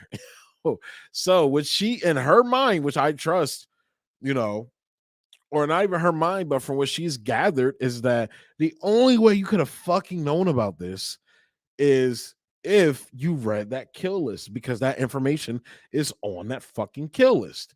And what that says is, like she just said, is that the Western media is whitewashing this. Either they're not covering it, or they know about it and are like choosing to ignore it flat out, or they're calling it a conspiracy theory or whatever the fuck. Russian propaganda, whatever. Russian disinformation, like Hunter Biden's laptop, where he's balancing M&Ms on his dick. But regardless, so here you have a journalist, her life being threatened by a Ukrainian government, where they say this government is, free and democratic bullshit. But she's being targeted for doing her job as a journalist. And another journalistic outlet knows about it. They're asking her questions based upon information they got from that kill list. They know about it because, as she's saying, the only way I participated in that tribunal is from that kill list, which is part of the reason why they want to kill me, is because I had information and testified based upon the information I had. But the only way you could have gotten it was from that kill list, and you're aware of it, and you're choosing not to report about that. You're choosing to whitewash it because you're a fucking propagandist. That is insanity to me. That is peak. You're like I always knew the United States, they don't really mean it when they say they're a free speech country. Neither does Canada. I don't know about Canada's free speech laws and things like that, because I know about the whole thing that went down with Jordan Peterson. But again, to me, that's a culture war issue to distract from the actual real free speech stuff. Because I got to talk about, you have people like Ben Shapiro, Steven Crowder here in America who talk about free speech, but they don't say a fucking word about Julian Assange at all. They never say anything about him. So I would see Jordan Peterson being the same type of thing, a distraction, a culture war issue to distract you from the actual free speech issues going on, with cases like Assange and Mobia Abul Jamal, people like that. But regardless, that's complete insanity. So let's go ahead and get back into what she has to say. Eva Bartlett got us. Eva Bartlett, like I said, Eva Bartlett is dope. I would love to have her on the show. Seeking to inflame the fact that I participated in a panel that rightly calls out Ukraine's war crimes against the people of the Donbass. Well, Eva, it's probably worth pointing out to our viewers, maybe giving some background on it. Sites like Miro Tvorets, the purpose they claim to fulfill. Can you expand on that? Indeed, a big question about whether these sites should be allowed to operate at all. Yeah, so basically I wrote about, I'm just going to, look at an article I wrote last year. And so there have been journalists whose names were listed. These were Ukrainian journalists, Oles Buzina. All his personal details, including his home address, were posted on the website. And I'm not sure, at some point after that, he was assassinated. And he's not the only journalist and person listed on the site that have been killed or disappeared. And the Ukrainian authorities are well aware of the site. It was at least at the time in 2014 when it was created, the Deputy Minister of Internal Affairs, Anton Gerashenko, was apparently one of the people behind the creation of the site. And at some point in 2015, a commissioner for human rights, Valeria Lutkovskaya, was trying to have the site shut down, and she was threatened with her own, losing her own work, and also told by this Gerashenko that you can't, essentially you can't interfere with the priority, the prerogatives of the safety of the state of Ukraine. Zelensky is also aware of it, and then the irony is that he basically said he did not want to interfere with media and journalism. Now that's extremely ironic, because that's precisely the goal of the site. Is to on that very point, Eva, will your work and reporting be affected by your addition to that site? No, I can't live in fear. I won't live in fear. I will take precautions, of course, when I'm reporting, but this is the thing. They want to prevent people from, they want to scare people from continuing to report. And that's not going to work with me, just like the smears that have been launched against me since late 2016 the intent with those smears is also to discredit my name and to frighten me into not speaking or writing. And that simply won't work. I won't live in fear. Eva, thank you very much for coming on the program and sharing your concerns. And So, like I said, Eva Bartlett's a real one, bro. So you heard it right there. You know, this isn't going to affect her reporting. She's going to continue to report these things, and as she should, man. And I'm going to do my best to cover it more on this channel because I know I haven't been covering Ukraine as much as I did at the start of the war. I think I'm going to be talking about that more because I think it's very important, especially given that, you know, we're sacrificing our economic livelihood, you know, for this fucking country that's led by a Nazi regime that's cracking down on journalists and even, you know, targeting them for assassination, all types of crazy shit. So again, this is a very important story because these are same way they talk about Israel. You know, Israel's the only democracy in the Middle East, whereas you just had Israel literally shoot a fucking journalist. They shot Shireen. What is her name? Shireen. I'm sorry, I want to get her name right. I'm about to Google her name real quick. Shireen Abu Akleh. They shot her fucking face off in Syria. I mean, not Syria. I'm tripping. In Israel, they shot her fucking face. They shot her in the face. They shot her fucking face off. She was wearing a press vest that was clearly marked that she was pressed, and they still shot and killed her. Okay. And they say Israel is the only democracy in the Middle East. We know how they treat the Palestinians as a whole. She was a Palestinian journalist as well, but she had an American passport. She was an American citizen. So again, these countries like Ukraine, Israel, all these fucking client states that they say, oh, these are only democracies in our region, is fucking horseshit and it's bullshit. And the United States, they get, I mean, yo, look, I'm sorry to be crass. They can suck my dick with that shit, okay? The United States can suck my dick. You guys are full of shit. We all know you are, and we fucking see you. And now we see you. And they go after journalists like Eva Bartlett because they reveal their fucking bullshit. Whether it's Syria, whether it's now Ukraine, whether it's with COVID, you know, a lot of people are scared to talk about COVID. Eva Bartlett has been exposing the fuck shit that's been going on with COVID. You know, it's like insane. They call her an anti. She's an anti-vaxxer. You can't listen to her. Why? Because she's pointing out clinical studies about how, you know, maybe we shouldn't be vaccinating the whole public. It's kind of bullshit with this bullshit ass COVID vaccine. YouTube can pull my stream down. I don't give a fuck. I'm gonna keep it a bean. So yeah, Eva Bartlett, follow her work on COVID as well. She does great work on COVID. Eva Bartlett does great work when it comes to Syria. Eva Bartlett does great work when it comes to Ukraine as well. So go check out her work. Go to Telegram, follow her on Twitter, all that shit. I linked her Telegram down below. So go check it out. It's the Reality Theories one. So go check it out. So that is going to bring that segment to an end.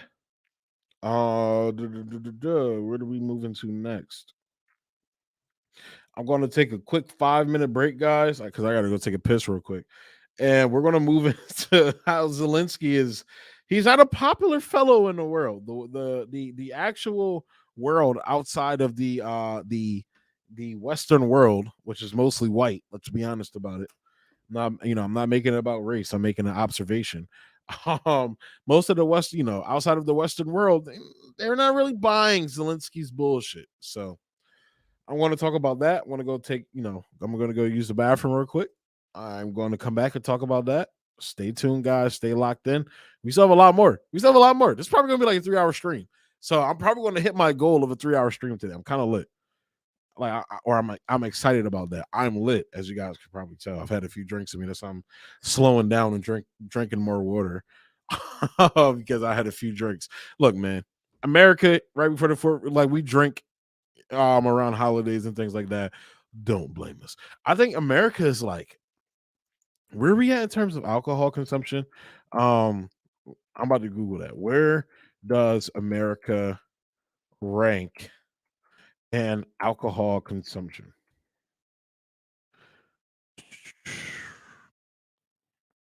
The United States had an annual consumption per person of 9.97 liters of pure alcohol in 2019, but consumption varies by state. This puts the United States at the 39th highest spot. So we're in 39th. Fuck all you motherfuckers. I'm about to go by country real quick before I go. Damn, we're not even in the top 10, bruh. The top 10 countries with the highest. So this is from, what year is this from? Oh, this is about 2022. Okay. But I think it's taken from data from earlier, but still, regardless. Let me see. Top 10 countries with the highest alcohol consumption in 2019. So this is from 2019. Czechia. I didn't even know that was a country. Czechia is at number 1. Latvia is at number 2. Moldova is at number 3. Germany's at 4. Lithuania at 5. Ireland at 6. Spain at 7. Wow, okay. Africa's on there. Uganda at 8. Bulgaria at 9. And Luxembourg at 10. It's crazy.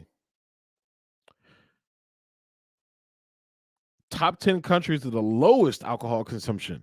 Somalia. So it was like, there was like a 5-way tie. Somalia, Bangladesh, Kuwait, what is that? Mauritania and Saudi Arabia all tied for first at the lowest alcohol consumption. Afghanistan is 2, Libya is 3, Yemen is 4, Egypt is 5, Syria is 6, Bhutan is 7, Indonesia is 8, Pakistan is at 9, and Djibouti is at 10. I hope I pronounced that right. Djibouti is at 10. So it's fascinating. So, but yeah, guys, I'm going to go ahead and use the bathroom real quick, and I will be right back, and we'll continue on with our topics. Stay tuned. Stay a lot.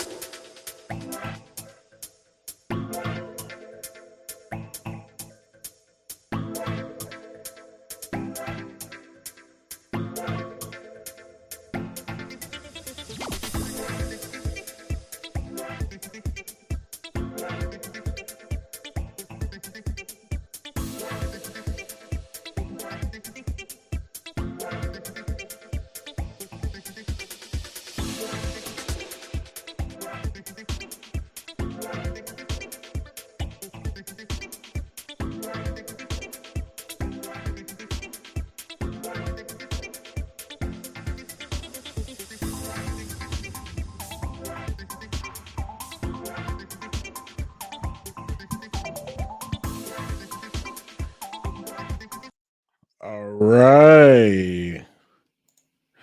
All right. I'm back, guys. I am back. Whew, I feel a lot better. That I swear to God, when you're drinking, that like I don't like it's like it just goes right through you, and you're like instantly like, oh, where's the bathroom? Where's the bathroom? So, I haven't, I've only been drinking beer since the stream, so I should be good going forward. Oh my God. But it's 4th of July for us Americans, so we usually consume a lot of alcohol around holidays, especially holidays like this in the summertime, like Memorial Day, 4th of July. What's the other one? Labor Day as well. So, yeah. So no, it's a fucking American thing. And honestly, just on weekends in general, after we work our shitty jobs for 40 hours, look, some people work through the weekends, scheduling is weird here in America. But we need a drink by the end of the week, if not by the end of the night of a work day. So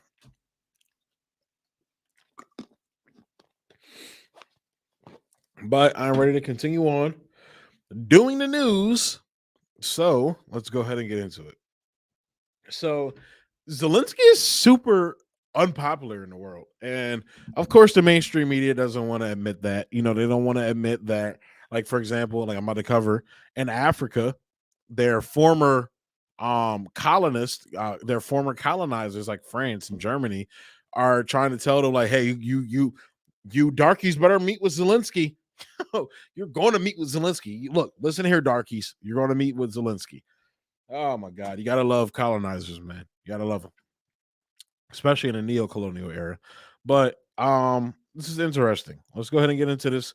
So I have one and I have one from Greece too. So it's not just colonized countries. It's very fascinating how unpopular, like how people really like this whole people are seeing through this Ukraine shtick. So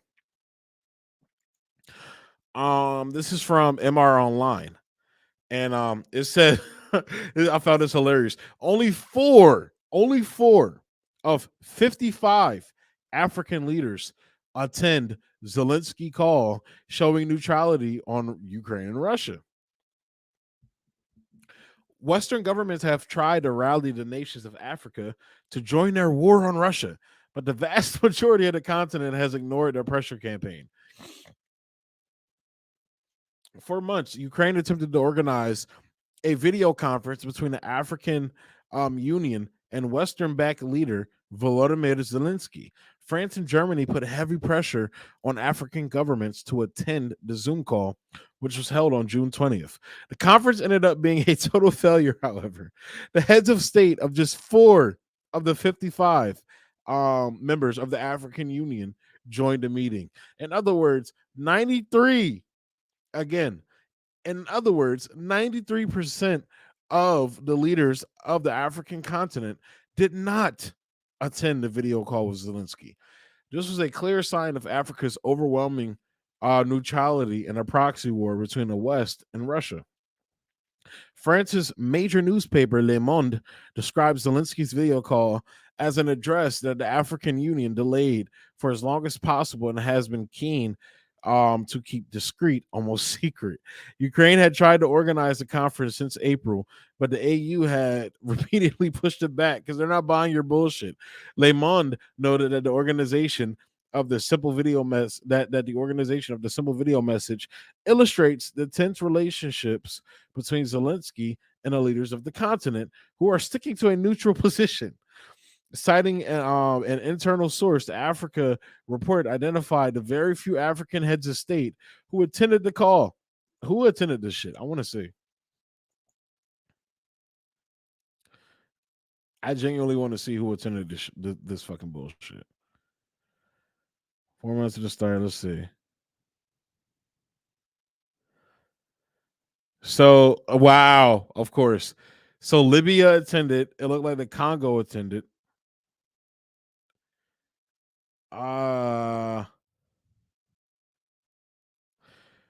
Côte d'Ivoire.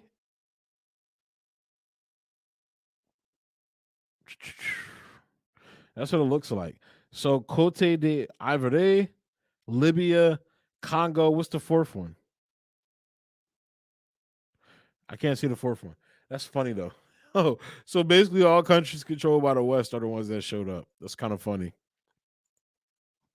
Citing an internal source, the Africa report identified the very few African heads of state who attended the call as Senegal's president, Macky Sall, Cote d'Ivoire's president, Alassane Ouattara, I can't pronounce that, and the Republic of Congo's president, Denis Sassou Nguesso. Also at the video conference was Mohamed Al-Menfi, the leader of the Libyan Presidential Council, which is organized by some countries, which is recognized by some countries as a legitimate government, although this is disputed by many nations, and Libya has remained territorially divided since 2011 when NATO destroyed their fucking country. That was an ad lib by me. But since a 2011 NATO war destroyed the central state, they pretty much said the same thing I just said. This is why I say fuck NATO. NATO should be fucking demolished and scattered to the wind. At the meeting with Zelensky, these 3 or 4 heads of state were joined by Moussa Faki, a politician from Chad who serves as chair of the African Union, and some lower level diplomats of other countries. The African Union apparently tried to keep the conference as quiet as possible. It did not post anything about the call on its official website. It did not tweet about the meeting. It's like when you like meet with your side chick, like, look, bro, we're just gonna keep this quiet. We're gonna keep this quiet. All right, girl. We're gonna keep this quiet. Like, I'm gonna clap them cheeks and go home. Just shut your mouth. Keep your mouth shut. Oh, bro. Oh. The African Union apparently tried to keep the conferences quiet. I just read that. The official recognition of the call came from Faki in a lone tweet in which he cautiously reiterated the AU position of the urgent need for dialogue to end the conflict, to allow peace to return to the region, and to restore global stability. The United States and European Union frequently claim they are acting on behalf of the international community, but events like this demonstrate that when Washington and Brussels say international community, they actually just mean the roughly 15% of the global population in the South. Again, I'm not making this racial. I'm not making this about race. I'm making an observation. They're talking about the white countries, the white countries. Let's keep it a V. This is white countries. This is what this is. Populations in the West and their loyal allies in Australia, New Zealand, South Korea, and Japan. Essentially, South Korea and Japan being countries that I'm not going to say it. I'm going to leave it up to the imagination. Like, think about what I was going to say. Just imagine what I was going to say. Multipolarista. Now, look, again, Ben Norton is a psychopath when it comes to COVID. I do not agree with him on anything about COVID, but his foreign policy is still, for the most part, okay and good. I disagree with him on little minor things here and there. Like, I do think he's too much of an ideologue and not recognizing the reality of the situation for a lot of these global South countries. But regardless, I think he still does good work. Multipolarista detailed in a report in March how the vast majority of the world's population, which resides in the global South, has remained neutral over the Western proxy war in Ukraine. Countries with some of the largest populations on Earth, such as China, India, Pakistan, Brazil, Ethiopia, Bangladesh, Mexico, and Vietnam, have remained neutral. Many more nations in the global South, such as South Africa, Iran, Venezuela, Cuba, Nicaragua, North Korea, and Eritrea, have openly blamed NATO and the United States for causing the war in Ukraine. Establishment British newspaper The Guardian, which is closely linked, I like this out loud, I'm going to have to read them more, which is closely linked to UK intelligence agencies, published an article in March reluctantly acknowledging that many African countries remember Moscow's support for liberation from colonial rule, and strong anti-imperialist feeling remains. The report noted that a significant amount of African leaders are calling for peace, but blaming NATO's eastward expansion for the war, complaining of Western double standards, and resisting all calls to criticize Russia. So that article goes on. I'm going to have to read more. I'm about to actually bookmark that because I kind of like that. I'm gonna save that article. I might use it again. Clip it out and use it for future segments and shit. That article was based as fuck. We got a new comment. What did the comment say? Hey, Bendu, could you put the link in a chat of the source that you were reading? Yes, sir. I will do that right now.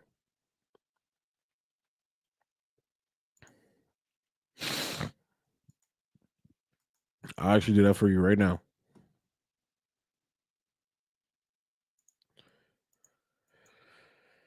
It should be on all the platforms again because I have my thing set to send it to all of you guys. So that's the article I was just reading. It's MR Online. They're actually kind of based. They actually get it right. It's kind of lit.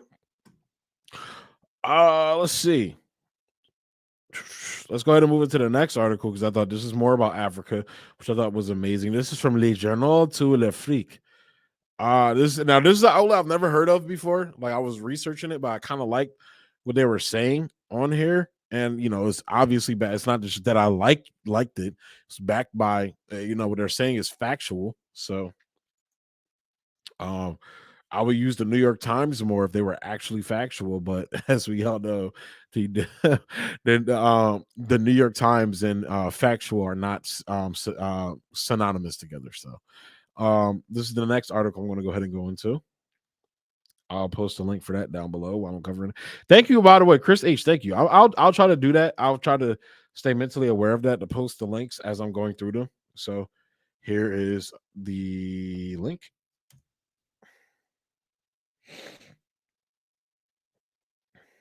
And I have the link posted down below. Guys, go check it out. Posted it down below. But we're going to go ahead and get into the article. African president shunned Volodymyr Zelensky. Under pressure. So again, I think this is amazing because it points out still how colonialism to this day has just, reorganized itself, to kind of hide its face, but yet still there. But continuing, under pressure from Emmanuel Macron and Olaf Scholz, the incumbent chair of the African Union, Macky Sall, tried to gather as many heads of state from the continent as possible for a meeting with the Ukrainian President Volodymyr Zelensky. In the end, only 2 presidents. So it's actually 2 by the end of this. We're interested in what the ex-comedian had to say to Africa. And these are the 2 presidents. That's funny. That's funny. AU Commission chairperson Musa Faki Mahamat, along with the Macky Sall and his Congolese counterpart Denis Sassou Nguesso were the only ones interested in the meeting held on Monday, June 20th. On June 20th, on Monday, from the AU, the organizing the meeting with Zelensky was a way of highlighting the neutrality of the Pan-African organization vis-a-vis with the Russian-Ukrainian conflict. Indeed, before and after his meeting with Vladimir Putin in Moscow, Senegalese President Macky Sall was urged by Western counterparts to travel to Kiev to see Zelensky as well. So again, you see, I wanted to show you this article because it shows you how the neo-colonialism and colonialism is still there. In the end, Macky Sall simply proposed to organize a high-level summit with African heads of state who wish to speak with the Ukrainian president. Well, a lot of them, said, "Nah, we're good." So yeah, and this article just like reiterates what I was saying before. I just thought the intro was kind of funny to that article. So Zelensky is not a popular guy with Africa, and he's definitely not a popular guy with Greece, as I am about to get into right now. No problem, Chris. No problem, bro. Absolutely no problem. Let me go ahead and pull up this other article when it comes to Greece, though. This article is coming from the Gray Zone. Shouts out Gray Zone. Gray Zone is fire. If you're not reading Gray Zone, go check the niggas out. They're fire. Go watch them. They're fire. Let's see.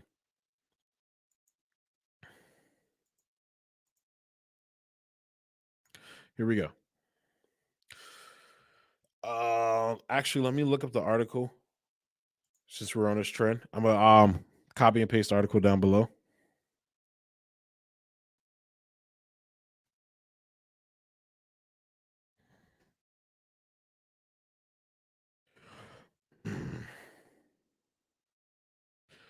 And again, I clipped out parts of the article. So the whole article, like if I did this whole article, we would be here for like a whole fucking hour.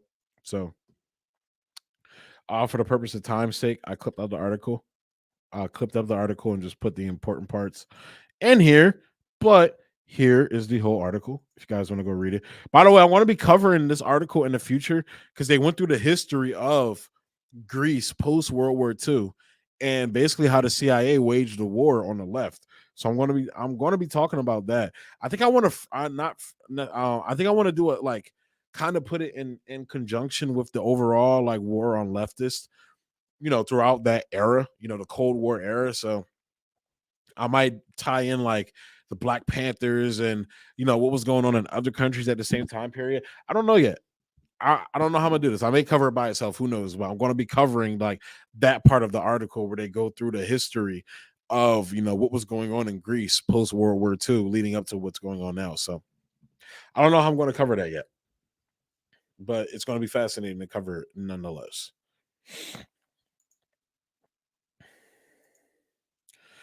I had two versions of the article open. Sorry about that.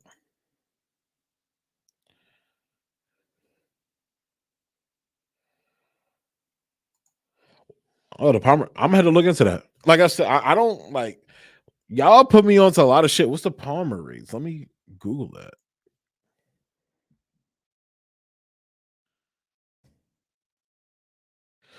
The Palmer raids were a series of raids conducted in 1919 and January 1920 by the United States Department of Justice under the Department of Woodrow Wilson to capture and arrest suspected socialists, especially anarchists and communists.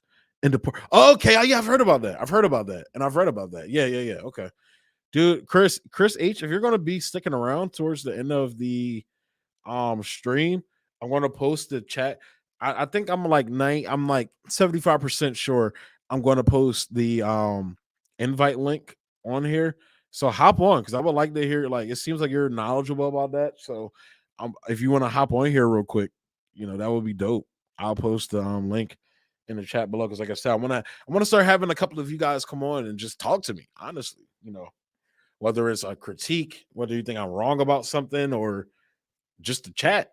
I like to hear what you guys say because I want this to be I want American Autopsy to be very like in tune with the people, connected with the people. Like I'm a worker myself. You feel me? I'm a fucking forklift driver, warehouse worker.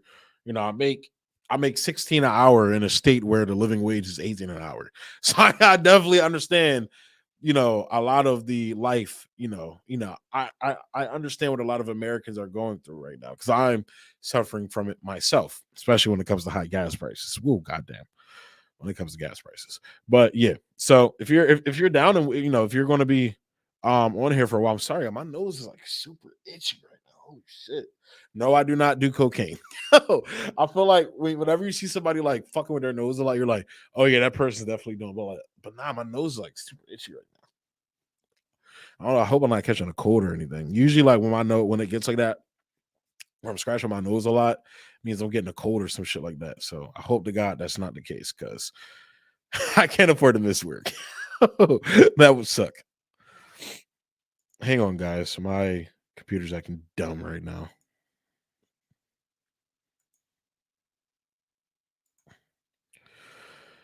All right. I'm going to try this again. Get this article open.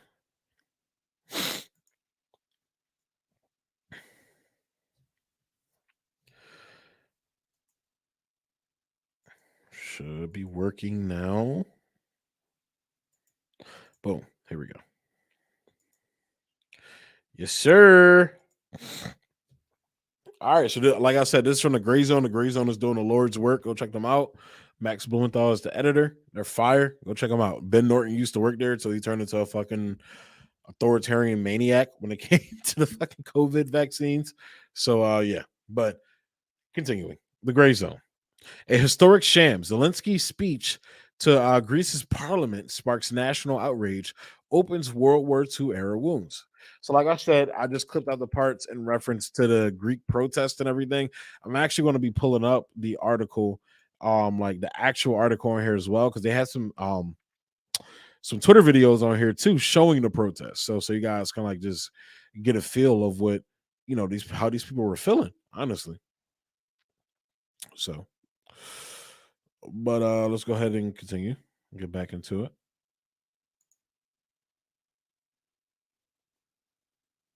Is this John? We'll stop acting weird.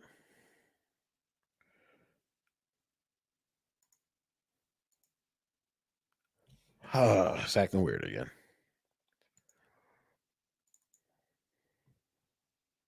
God damn it.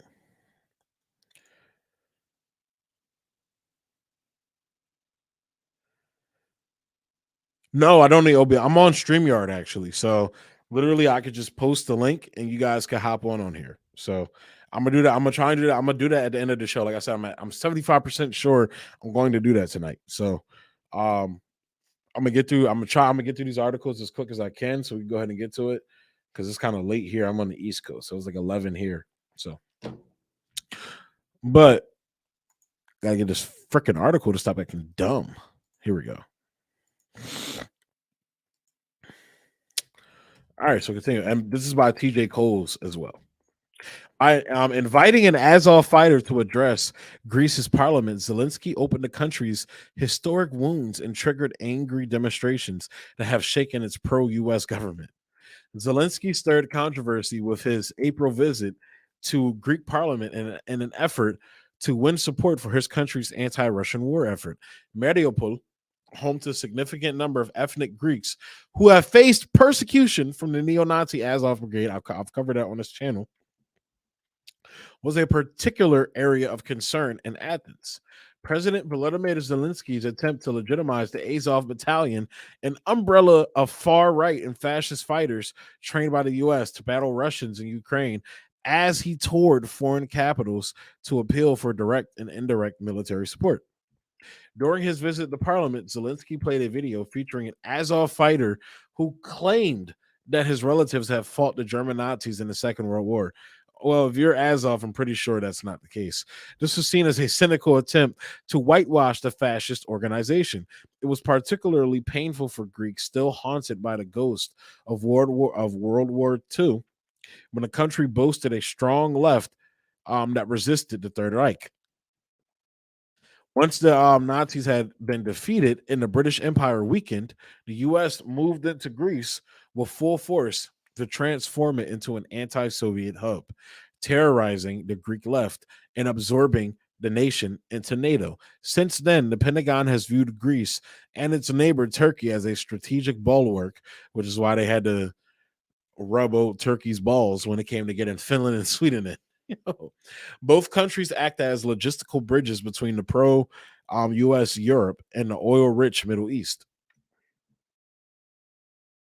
NATO's ongoing proxy war against Russia has brought these strategic interests into stark relief, triggering Union strikes against the offloading of weapons headed for Ukraine and stirring a wave of public anger against Zelensky and his Greek host for their provocative publicity stunt in Parliament. The outrage has emanated directly from painful memories of Nazi occupation and the CIA's sustained assaults on Greece's pro-war democracy. Or post-war, I'm sorry about that. The CIA's sustained assaults on Greece's post-war democracy. This March, the Greek Communist Party, KKE, announced that its 15 lawmakers will boycott Ukrainian. So they actually have communists in. That's crazy. That's dope. But will boycott Ukrainian President Volodymyr Zelensky's speech to the 300-seat Bolitarian Parliament. The Parliament's Vice President Georgios Lambroulouis and one of Greece's elected representatives at the European Union, I'm not even going to pronounce that, had already been barred from Kiev for backing the Ukrainian Communist Party, which Zelensky has banned. So they're a democracy, but they're banning parties.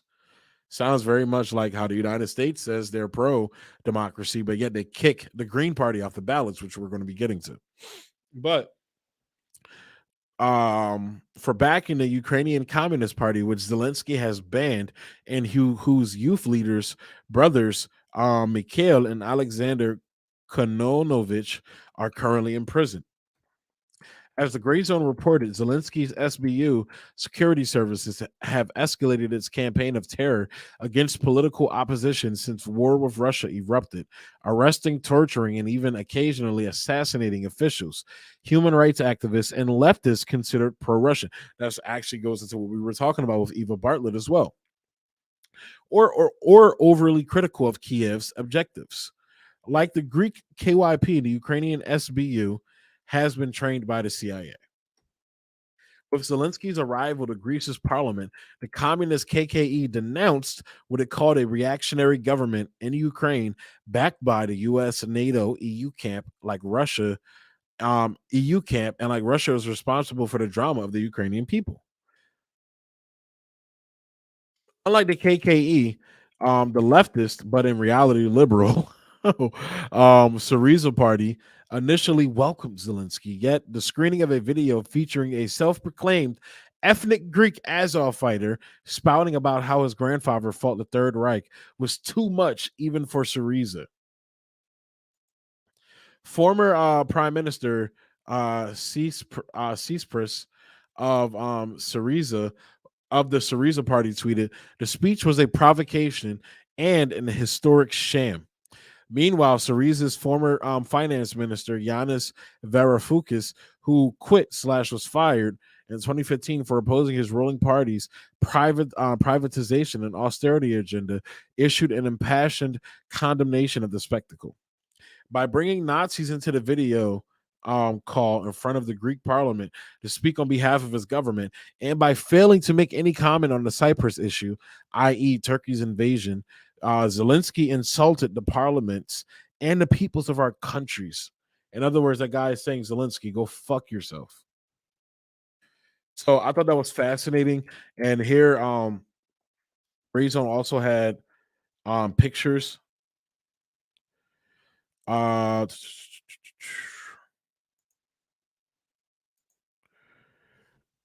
me see. Zelensky had pictures on here. Or not I'm tripping right now. Gray Zone had videos, not pictures.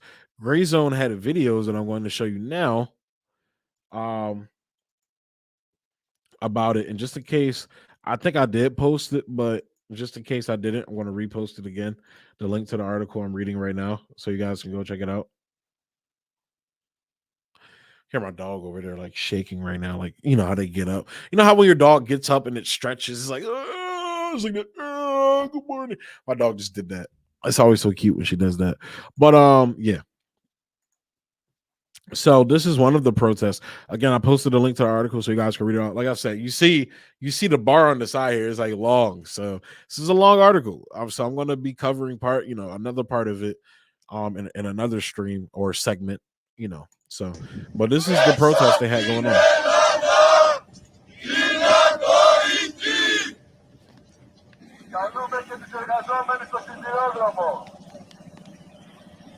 Να πάρουν και αυτή τη θέση τους δίπλα στο λαϊκό κίνημα, δίπλα στο εργατικό κίνημα, όπως και οι συνάδελφοί τους στη Θεσσαλονίκη, που δεν δέχτηκαν να πάρουν μέρος στη μεταφορά πολεμικού υλικού. Αντίστοιχα τους εργαζόμενους και στο λιμάνι. Είναι και δικιά μας υπόθεση. Δεν γίνεται να επιτρέπουμε να περνάει υλικό, να συσσωρεύεται παρούτι σε μια πυρηνικαποθήκη που έχει ήδη πάρει φωτιά. So they're standing on the train tracks, blocking the weapons from coming in. Now, like I said, there's no what do they call it? There's no subtitles here to hear what they're saying, but you get the gist of what they're saying and doing. So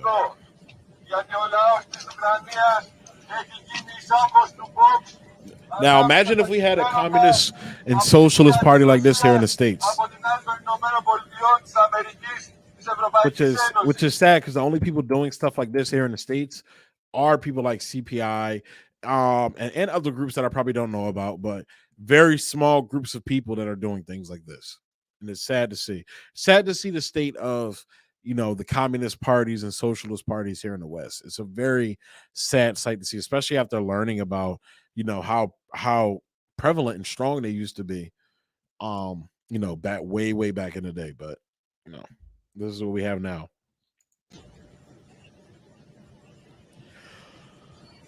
Η σωστή πλευρά της ιστορίας είναι και είναι πάντα εδώ, υπέρ των λαών. Ούτε There you see the train bringing all the weapons and supplies in and everything.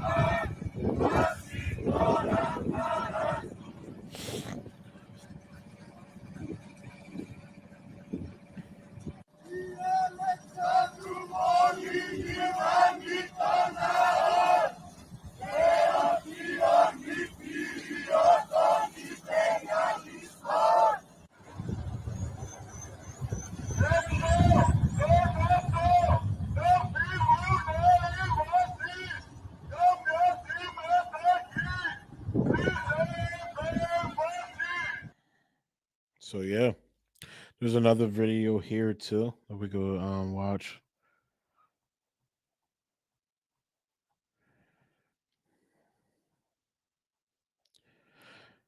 Fierce protest in Greece against NATO and military aid for Ukraine.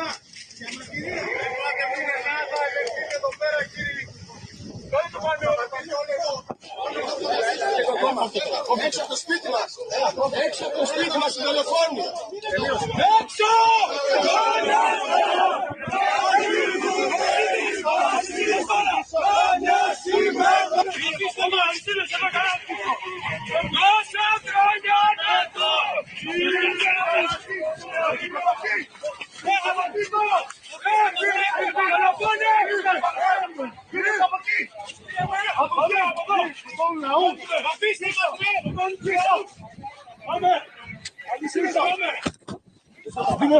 Damn.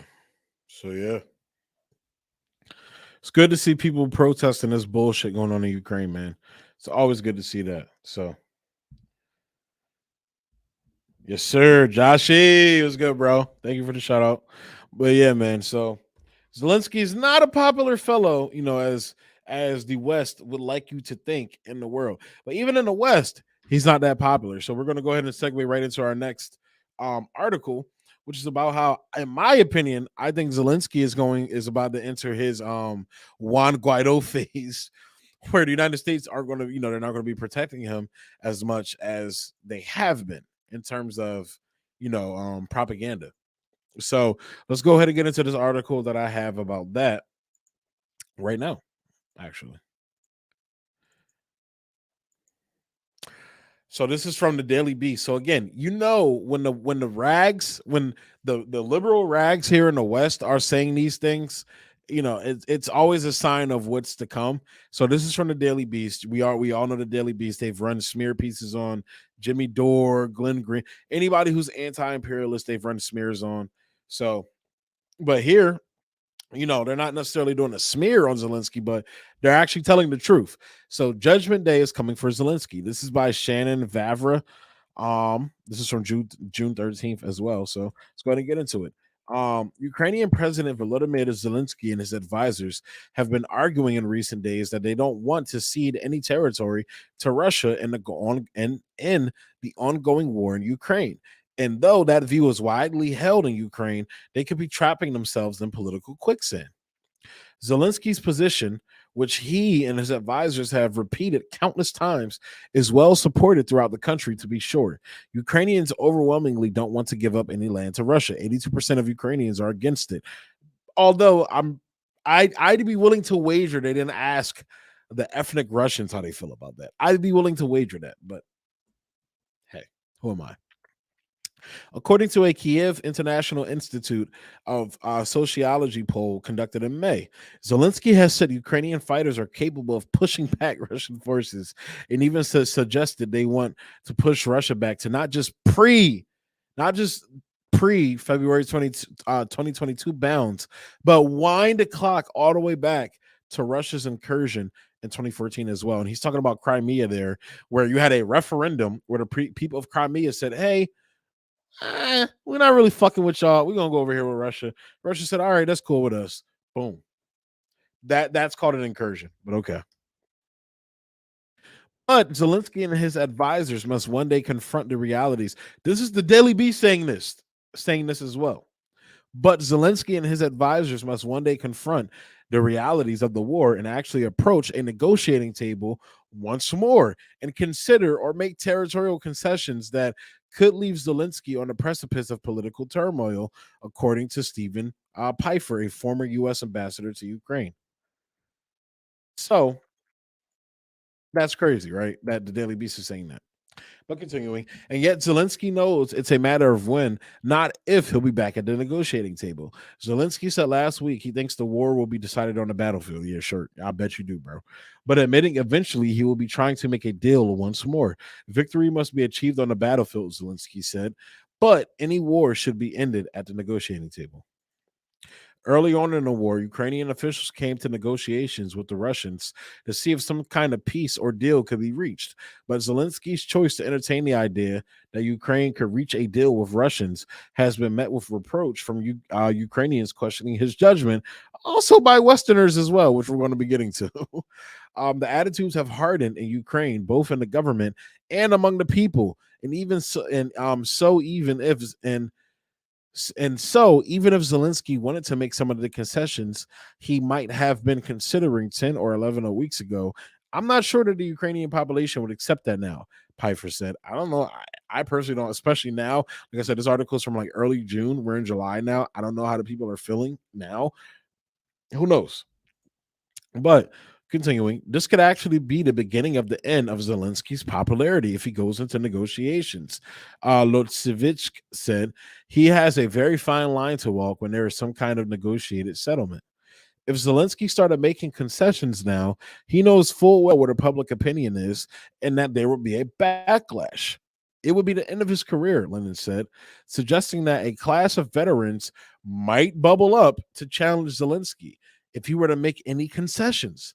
There would be a massive social movement against it. The Biden administration, for its part, is trying to stay out of it. I'm sure you are, and we're about to get to that.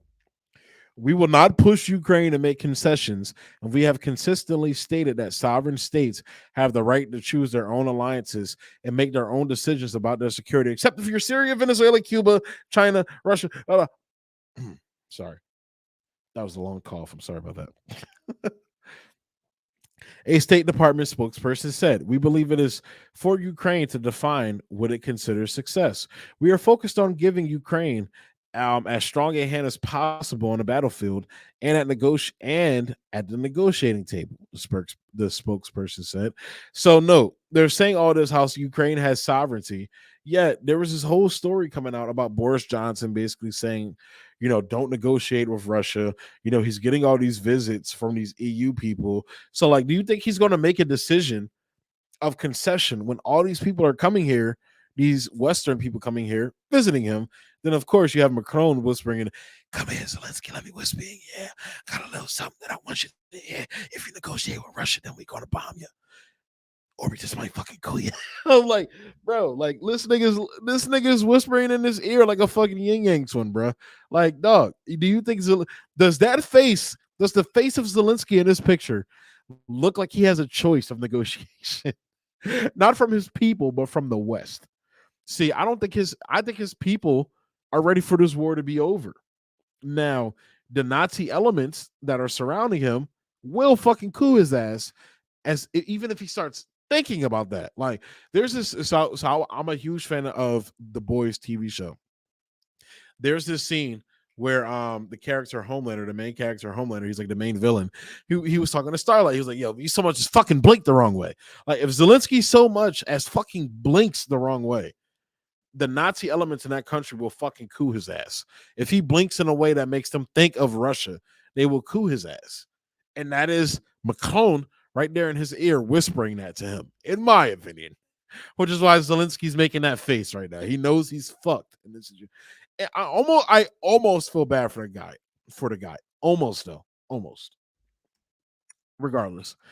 In addition to any social or political movement against negotiations, given how In addition to any social or political movements against negotiations, given how invested Ukrainian fighters have been in the war, you're like, dog, they have no equipment. You're like literally like conscripting random people into the military, even in some instances, underage people.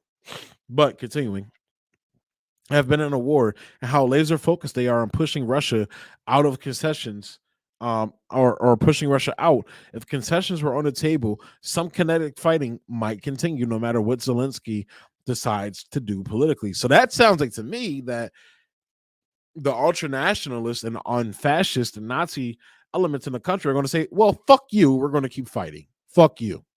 You're not in control here. We are, bud. And that leads us to this next point.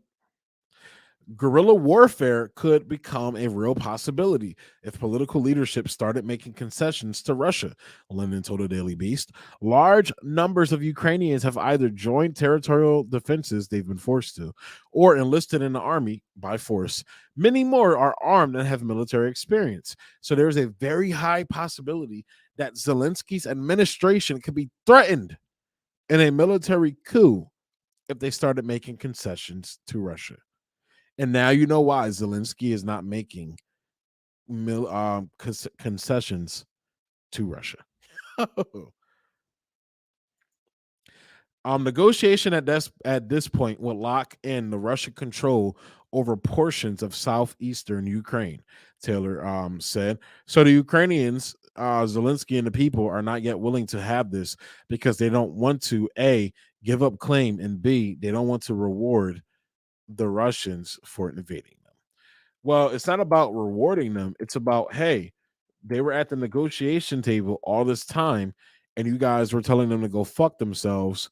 And now they basically were forced into a position where they had to react and do something about the current situation on the ground. And it's like now they want to talk about these things. So I just find it very interesting that, all of this bloodshed, all of, this war could have been avoided if there was negotiations. But Ukraine, at the behest of the West, told Russia to go fuck themselves. And the West themselves diplomatically told Russia to go fuck themselves. When Russia wrote that secret letter to Blinken, about their demands and what they wanted to see, Blinken diplomatically, he didn't outright say go fuck yourself, but in diplomacy talk, he told Russia to go fuck themselves by saying their demands were non-starters, which their demands was a neutral Ukraine, denazification, and no NATO membership. That was literally their demands at the beginning of this. Now that's going to include Mariupol, probably, definitely the Donbass region. And what I mean by that is the Donbass region to be its own autonomous region. It's its own republics. The Donbass republics. So I don't know, man. This is just insanity because this war could have been avoided. All this bloodshed could have been avoided. All of the economic turmoil that we're paying the cost for over here in the West could have been avoided if our government were willing to just negotiate. But again, like I said, you have too many people that stand to make money off of this conflict, whether it's the military, whether it's oil companies, or you have the ruling elite that have this bullshit degrowth Malthusian agenda as well, and pushing this green energy bullshit. So that, those are factors that I think people are not factoring into too much. So I just find it crazy, man. So let's go ahead and close that segment out there, guys. We are at a 2-hour 22 mark. I think this is going to be a 3-hour stream tonight. I'm kind of proud of myself that I'm sticking in there. So I want to go ahead and take a break real quick. I'm going to take like a 5-minute break again, and I want to come back and we're going to go ahead and jump into our next segment. We have about like 3 segments left, and then I'm going to open it up. I think I'm still 70% there now because I am getting a little tired. 70% there. I might open it up. We'll see. I'm going to go ahead and take this break real quick, guys, and I will be right back. So stay tuned. Stay locked.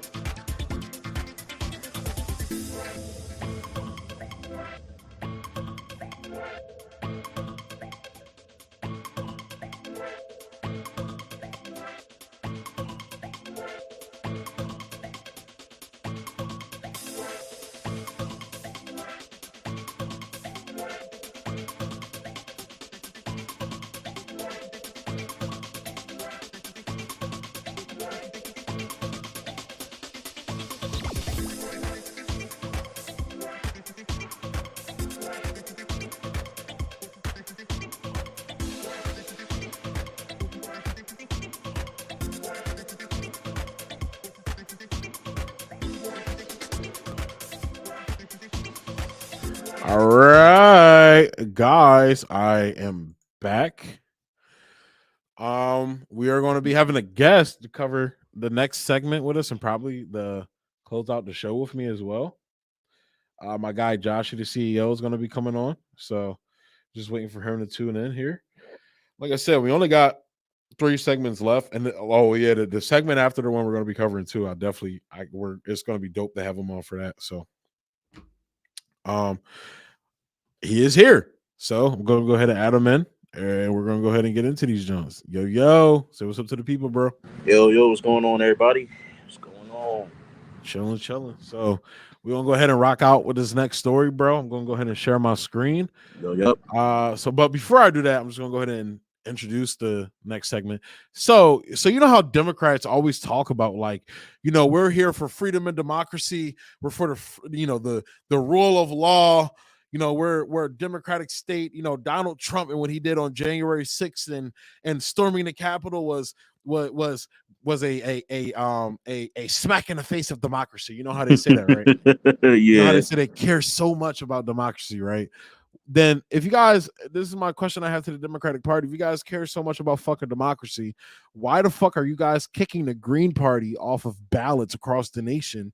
But specifically, we're going to be talking about this story in North Carolina. They're literally suing them to get them kicked off the ballot in North Carolina. Shit is wild. So I'm going to go ahead and put this article up. Let me know if you can see it, Josh. I'm not pulling up. Can you see it? Yep, you're all good. All right, bet. So this is from commondreams.org. And blatantly partisan, North Carolina Green Party candidate slams state Democrats for denying ballot petition. It's a slap in the face to the thousands of people who signed, said Matthew Ho, the Green Party's presumptive U.S. Senate nominee. The North Carolina Green Party's presumptive U.S. candidate nominee accused the state's democratically controlled board of elections of a corrupt, lawless, and blatantly partisan attack on democracy after it voted Thursday against certifying Green Party's petition for its candidates to appear on the November ballot.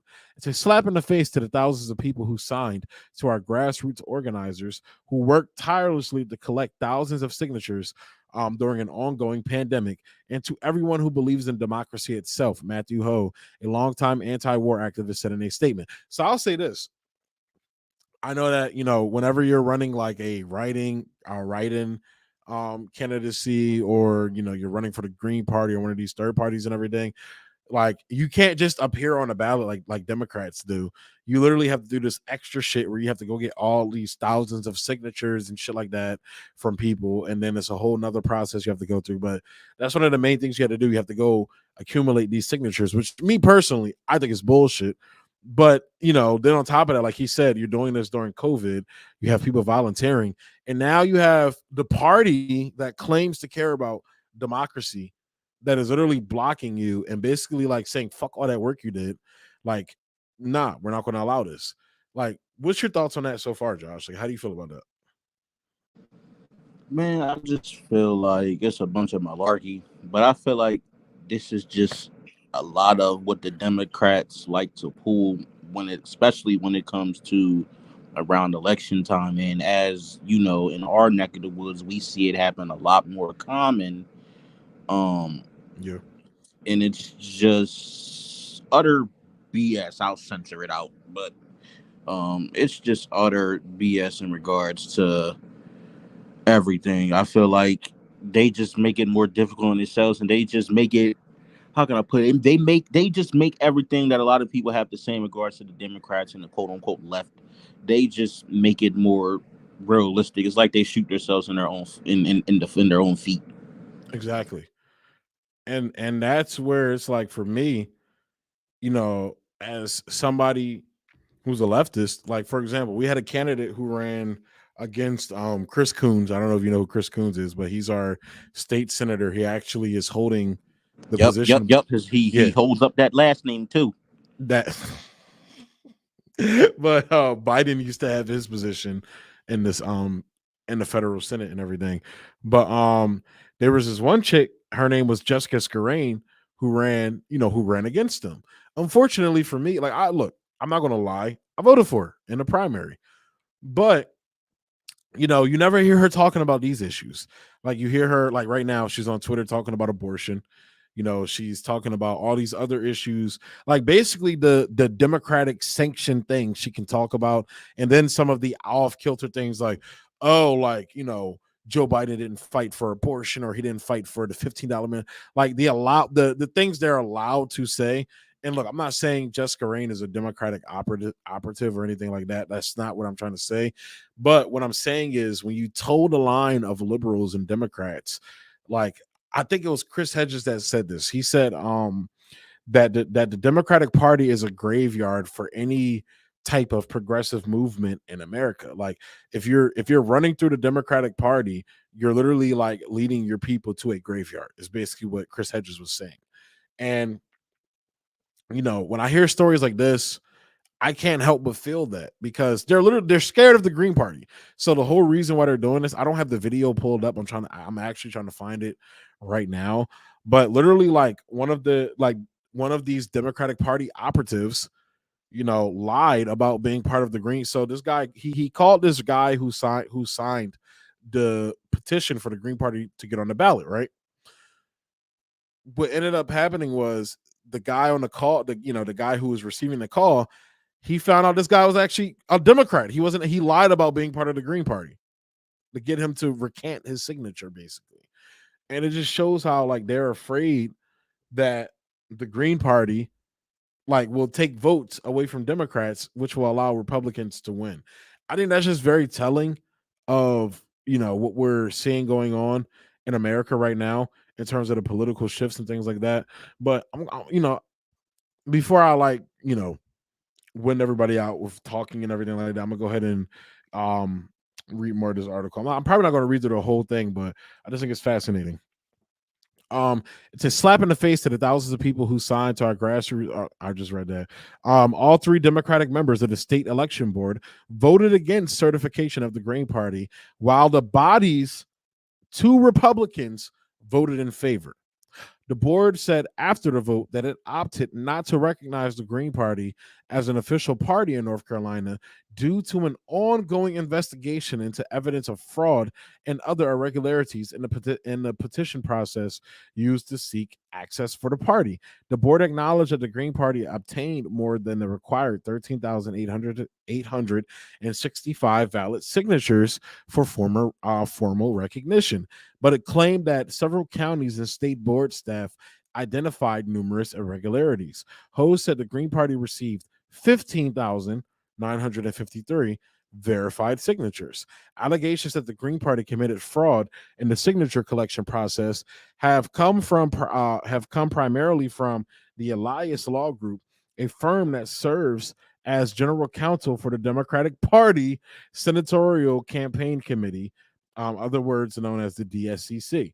The Carolina Journal reported that shortly after the Green Party submitted the signatures it had collected for ballot representation, the Elias Law Group was able to get the names and addresses of those who signed through a public records request.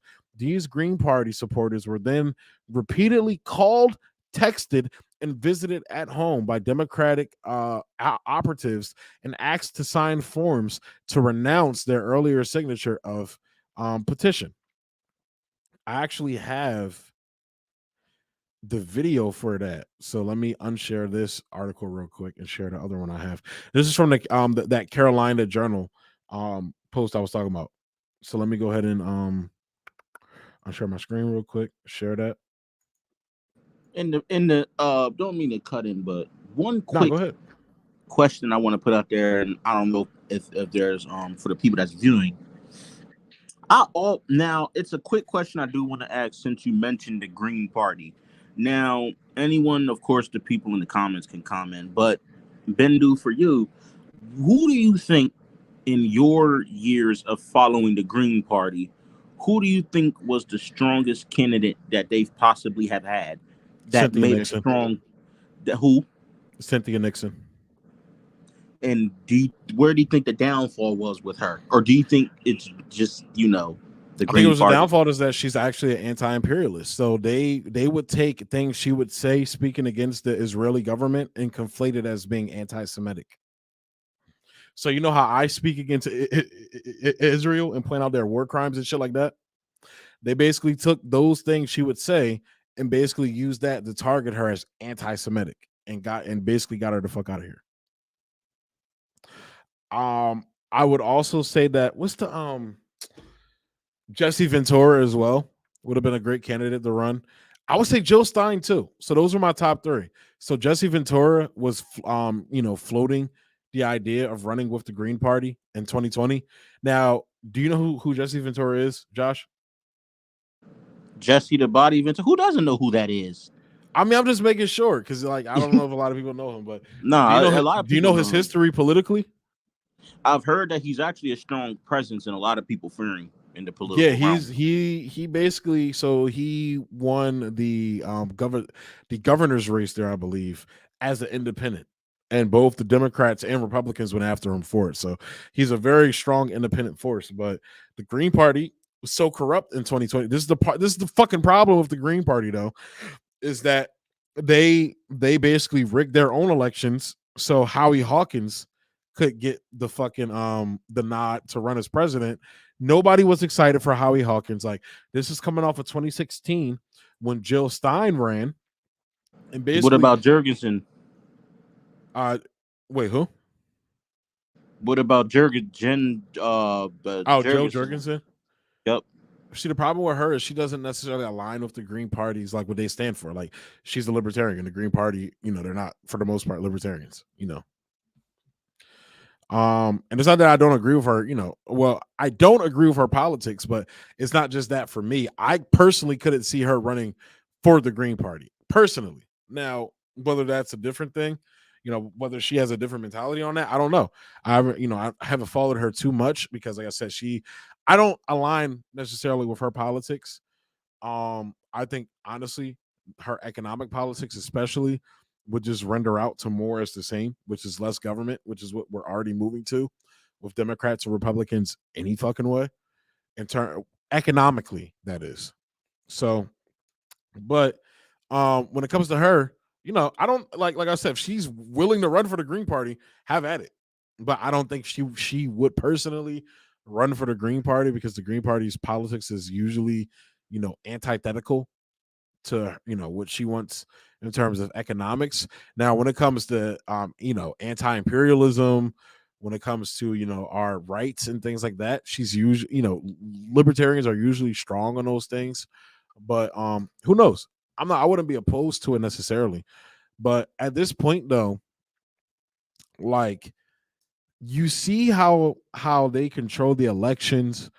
Like, you see how they basically keep a lock on that shit. So my thing is, we need to be working on things outside of government. And I think when you work on things outside of government, like mutual aid, when you work on things outside of government, like building up our own, communal infrastructures and things like that, I think that's something that libertarians would get on board with, especially if it's outside of government. There's very few things, points of argument and disagreement with when you come, in terms of working outside of the government structures. But historically, you know, um, you have to force the government to start doing what you wanted to do, and the only way you can do that is by divesting from the system of the government. So that includes not buying from Amazon, that includes not buying from the grocery store, growing your own shit, or going and supporting local farms and things like that. And look, I'm saying these things, I don't do these things, so I'm a fucking hypocrite when I say this, but I'm just I'm citing ideas I've heard that we can use to actually fight back against the bastards. And the only way you can do that is by hitting their pockets. You're not going to do it with your fucking AR. I don't care what anybody says. You're not going to do it with your AR. You're not going to do it by trying to vote your way out of it. You're going to do it by hitting their fucking pockets. That's honestly the way you're going to do it. Growing your own shit, and finding, building infrastructure outside of the government personally. So what's your thoughts on that though, before we move into this clip though? I agree with you. No comments on that. I agree 100%. Word. So I'm gonna go ahead and move into, bro. And please, like, this John is this is gonna blow your fucking mind, because this blew my fucking mind when I heard this. So this is from the Carolina Journal. I'm not gonna read through this article. I'm just gonna show the videos from it and everything. I literally don't know why I just unshared it. I'm fucking dumb. I just found this shit like crazy. So just peep this, John. You're calling to confirm whether or not I signed a petition. Mass, who you calling with? So you know how I said, like, so the Democratic Party operatives started calling around basically to get people to renounce their signatures. This is one of those calls that these people were getting. What organization? Some are running back. Oh, you're calling to confirm whether or not I signed a petition. Mass, who you calling with? What organization? Oh, is this the Green Party? Yes. You're with the Green Party? Yes, and we have you listed as wanting to get the candidates of North Carolina ballot. Did you sign that petition? So you were calling as a representative of the Green Party? As a volunteer, yes. Okay. Yeah, I did sign it. Okay, and would you say you strongly support it or just somewhat support it? I mean, I don't think I'd sign something unless I strongly support it. Okay, well, thank you for confirming. Animal participation in elections is important if the Green Party is on the ballot. It will take votes away from Democrats, giving Republicans a huge advantage that will help them win North Carolina in 2022 and 2024. There's far too much at stake to let this happen. Are you interested in asking to have your name removed from this petition or leave it as is? I'm confused. So if you're with the Green Party, why are you asking to remove? I'm sorry? Yes, I totally. So you see how he banged on him right when he called out his bullshit? You see how he banged on him, right? Yo, Bro. This is yo, crazy, right? I was confused too when he said, "Would you like your name removed or keep it as is?" I was confused. Bro, that's like, but the thing I think we should be highlighting there. You see how scared they are, bro? Like they're so horrible right now. Like they know Republicans are about to wash them when it comes to this shit. They know they're about to get washed, and they're so scared that they have to do shit like this. This is sad, bro. This is honestly sad. This is really sad that they have to resort to shit like this. But let me pull up this tweet. Somebody tweeted this out. This is actually from Matthew Ho. Matthew Ho tweeted this out, the candidate that we were talking about in our article. So I'm gonna get back to the other article in a second, but I just think I want to show these things so you guys can kind of get a picture of what the Democrats are doing right now. Where's that? Here it is. This is from Matthew Ho. I just received this text from the DSCC attempting to subvert North Carolina GP's, the Green Party's successful petitioning for ballot access. They are proving that Democrats nor the GOP care for democracy, only maintaining power. Please help us fight back. And he posted a link there, but this is the tweet they sent. They said, "Hey, Matthew, my name's Drew, and we're texting you because your name was listed on a petition submitted to help place the Green Party and its candidates on a North Carolina ballot in 2022 and 2024. We just wanted to confirm whether you signed this petition. Type 1 if you did sign it, type 2 if you didn't, type 3 if you're unsure, type 4 for wrong number." He responded with 1 saying that he did sign it. This guy responded, "Thank you for confirming if the Green Party is on a ballot. It will give Republican." Now, no, this is the same shit that other guy said that lied about being part of the Green Party. He was really part of the fucking Democratic Operatives Party. But thank you for confirming if the Green Party is on the ballot. It will give Republicans a huge advantage that will help them win North Carolina in 2022, 2024. In past elections, we've seen that the Green Party takes votes away from Democrats, which helps Republicans win with abortion rights. So you see how they use these things that they don't actually give a fuck about the campaign on and run on. It's fucking insane. With abortion rights in the balance, we can't afford to give Republicans more of an advantage. Are you interested in asking the elections board to have your name removed? Press 1 for yes, 2 for no. He responded, "What organization is that?" Or he responded with 2 saying no. They responded, "Thank you for your time. Have a nice day." He asked, "What organization is this?" They said the Democratic Senatorial Campaign Committee. Now, as we just saw in the call before, they lied and said they were part of the Green Party. So you see how this shit works.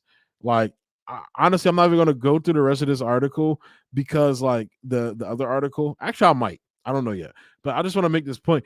Like, Josh, and you could jump in on this too. You see how fucking scared they are, bro? You see how scared they are? My whole thing is, and it's crazy you mentioned that because while you were talking about that, I also looked up the Socialist Party as well, because my whole thing is in regards to, is it the Democratic Socialists of America? Socialist Party USA. Okay. They said that they split a year prior, resulting in another group called the Social Democrats. So they're 2 separate groups. Yeah, I believe so. I don't know. Like a lot of these like socialist communists, like especially in the States here, aren't worth a damn anyway. But go ahead. They don't got no seats in government. Yeah, exactly. And the thing is, it seems like to me that they get it in a way of knowing where they gotta like keep their nose out of certain things, because it's like the Green Party makes so many strides and they try to, like you said, do tactics like that. Like it's just like, bruh, just give it up. It's not going to happen. I don't understand. I think it's a good thing though, because for me, it gives people like me who are actually leftists, who are actually, like I think, you would say that I'm basically a socialist or a communist. Like it gives me facts and data to point to the fact that, hey, like they say they believe in, democracy and, the free, the power of the vote and the free, the freeing power of the vote. But here you guys are stopping people like me from voting for people who align with me. Like Democrats don't align. If you I try to tell people this all the time. If you take the Democratic Party and place it anywhere else in the world, but just for the sake of this argument, let's place them in Europe, they would be they would be further right than the fucking Tories, who are the official the right party in the UK, for example. They would be further right than the Tories. Joe Biden is further to the right of Boris Johnson. And that to me isn't, but the problem with these parties is it's not the fact that they can't win seats. They can.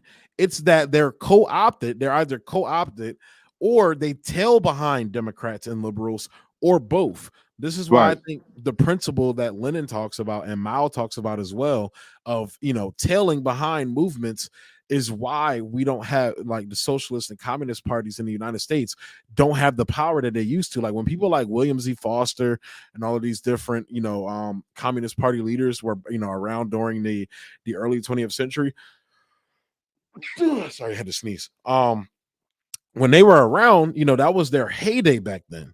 And a lot of people don't notice, like the communist movements and the labor movements, they do have roots in the Republican Party. Like a lot of people don't know that Lincoln was actually corresponding with Karl Marx. A lot of Republicans don't know that. Lincoln, one of Lincoln's trusted generals was a communist from Germany. So, but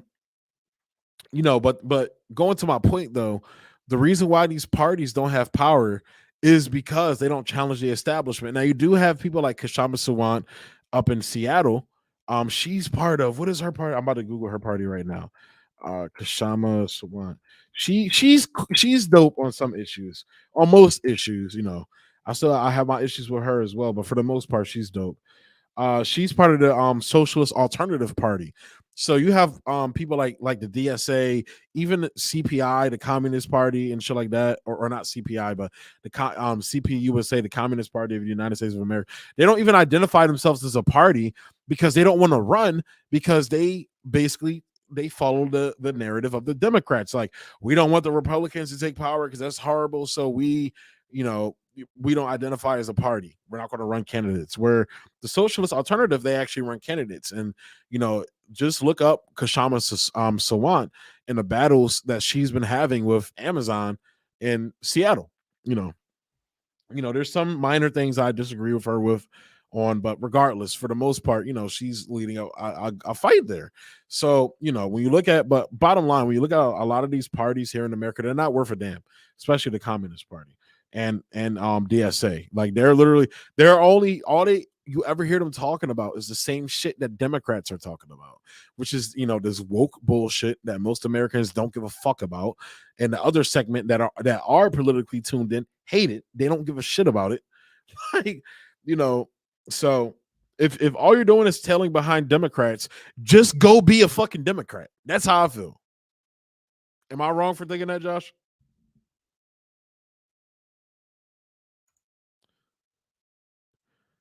So there, Josh? I think it might be some connectivity issues, but let's go ahead and get back into the article though. Into that Common Dreams article.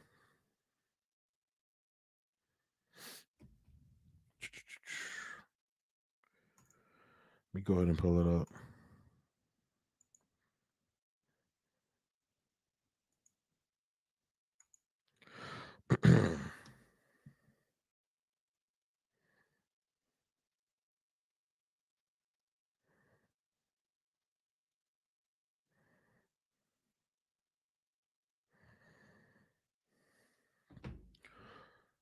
All right.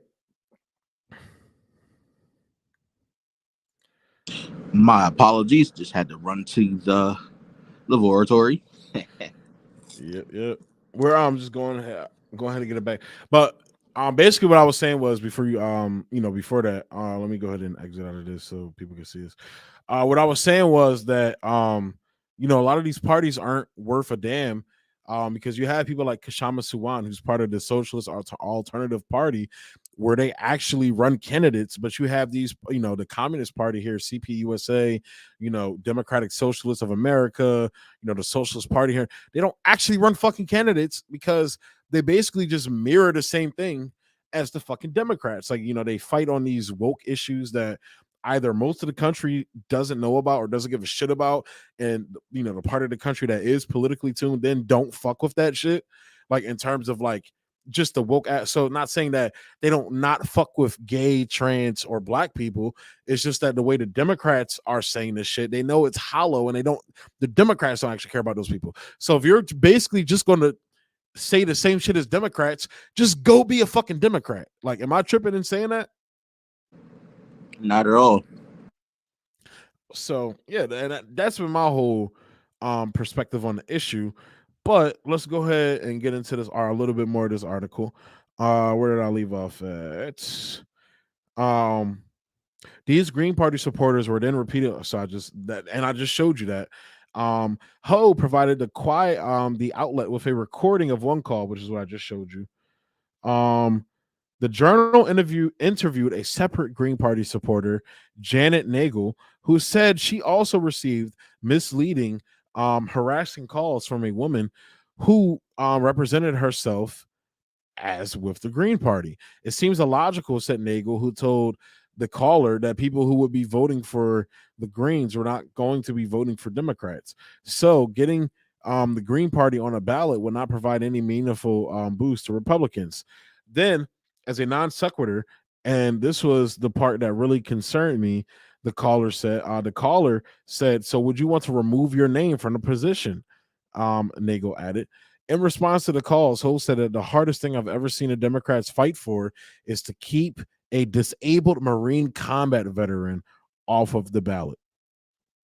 So I'm going to go ahead and leave that article there because I think that basically sums up everything about the Democratic.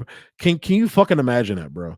The Democrats are so shitty that they're afraid of a disabled Marine veteran, a disabled Marine combat veteran. What are your thoughts about that?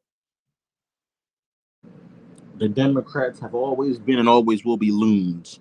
It's just the simple fact that they try to act like they're the poor man's champion and that they're the poor man's backbone.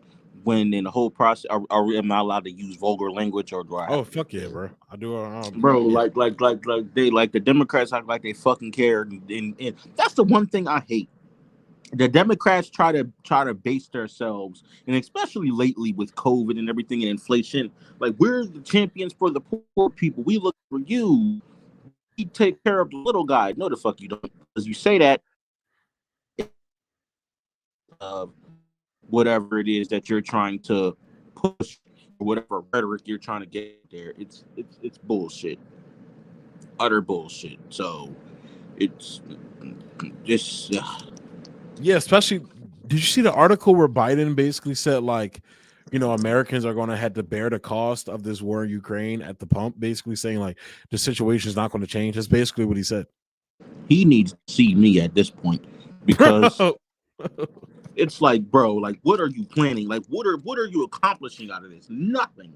Like, nothing is coming out of this. Like, well, I think a lot of things there, they're accomplishing their goal of basically like putting the United States into an induced recession, because that's basically what they do whenever inflation starts to happen. They basically take more dollars out of circulation, so it helps with that.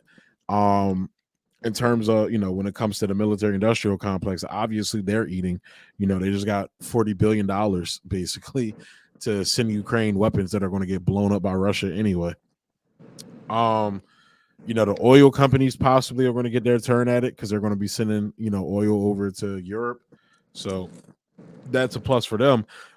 But one of the things I keep bringing up here on the stream is that you have a segment of the elite class, which I would say is most of the elite class, that have this basically degrowth Malthusian agenda, where basically they want everything to be green power, the whole Great Reset thing, where basically like, ushering in this new like techno fascism, where basically you own nothing and you'll be happy, and starving people out, hoping basically this whole concept of, you know, the population is getting too big, so we have to get rid of some people. Basically, you feel me? You seen Kingsman before, bro? I have not. Oh, you gotta check it out. But basically that whole concept, like, you know how they say like they're trying to use COVID to get rid of, you know, people and shit like that. Like that type of mentality. I think you're seeing that with in terms of like the food shortages. Obviously, if you ask me, with the vaccine as well, you know, with a lot of other, you know, a lot of other things. But this war in Ukraine that they're pushing serves, you know, a lot of agendas, and it's fucking over the American people. And I feel like the Democrats know they're going to lose, but the reason why they're not too upset about it is because at the end of the day, they're still serving their donors. And when you go by issue, Democrats mostly agree with Republicans anyway on a lot of these issues. Yeah. So, and yep, another bowl of bullshit. Yes, sir. Served by Joe. My name is Joe Biden. I have hair lakes. But yeah, so I guess we'll go ahead and move into the. I had a lot of topics tonight, bro. We on hour 3 right now. I'm kind of proud of myself, bro. This might be the longest stream I've ever And done. I think, and it's good because look at what we're walking into, which is the atrocity of 4th of July. So yeah, I think it's crazy. Like, look, I kind of was thinking of this earlier.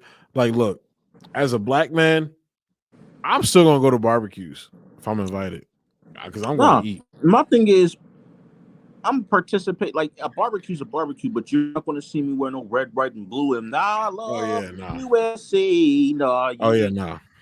I'm gonna just be there to get my plate. It's a normal barbecue day off of school type of day for me.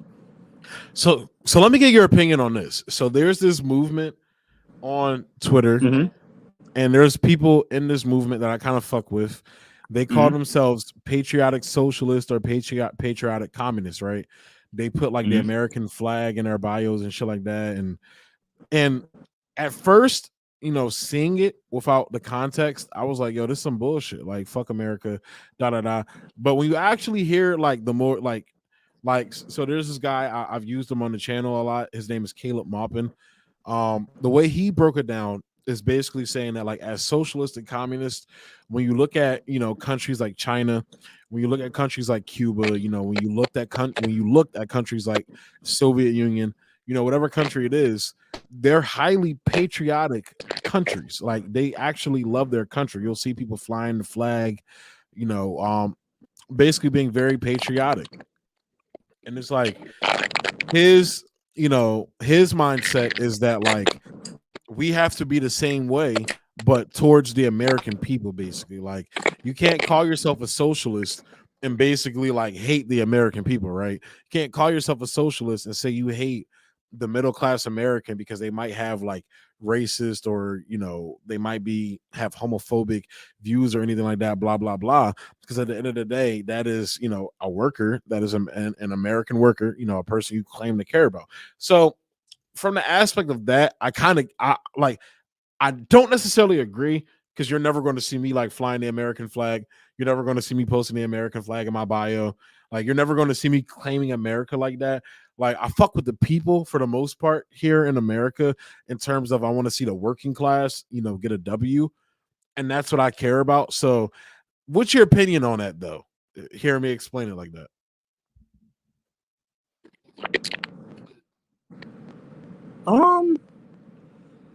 It's interesting, I would say, because normally when it comes to both of those things that makes up what they're considering themselves as, it's always a lot of cons with both.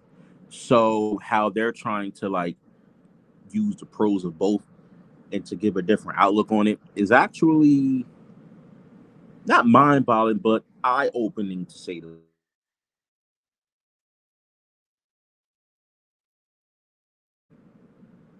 Very, very eye-opening. I feel that. And it's like, look, like I said, I kind of had that same reaction.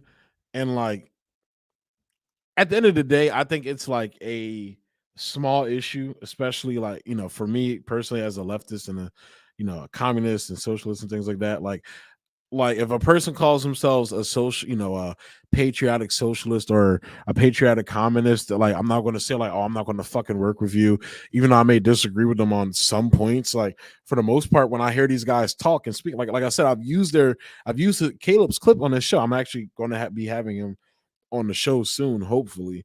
But he's not, he's not like when you hear him explain it, and I'll have to send you a couple of his videos to watch, which I think I have before, but specifically talking about that. But like, it's not far from what the things I say. They just say it with the terms of we need to create a unified, patriotic America, basically. And I get what they're saying. I definitely get it. While I don't agree with it 100%, I definitely get it. But it's very. I think it's going to be hard to get some people on board with that. Given America's history, to separate the people from the actual country. But hey, that's something, I just thought it was fascinating. I think we should talk about that more, after, when I send you a couple of videos of hearing these guys talk about it and everything. But I think it was fascinating. I think you're going to like this. We're about to get into the Gaddafi. You ready for that?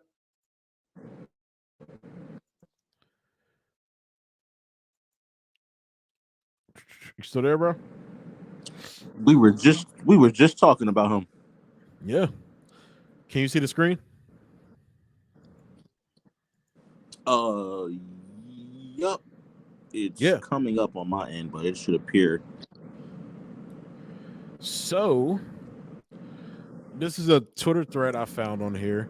I just thought it was fascinating. We could go through it and look at it.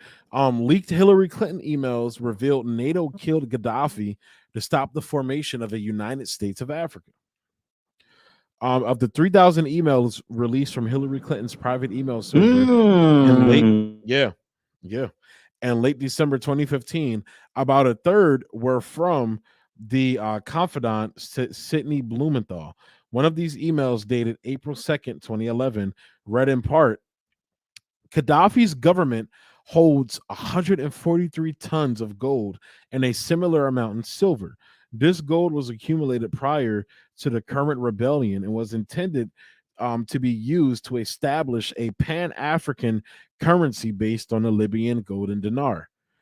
This plan was designed to provide the Francophone African countries with an alternative to the French franc. So literally you have countries in Africa that were formerly colonized by the French, and France claims to not colonize these countries anymore.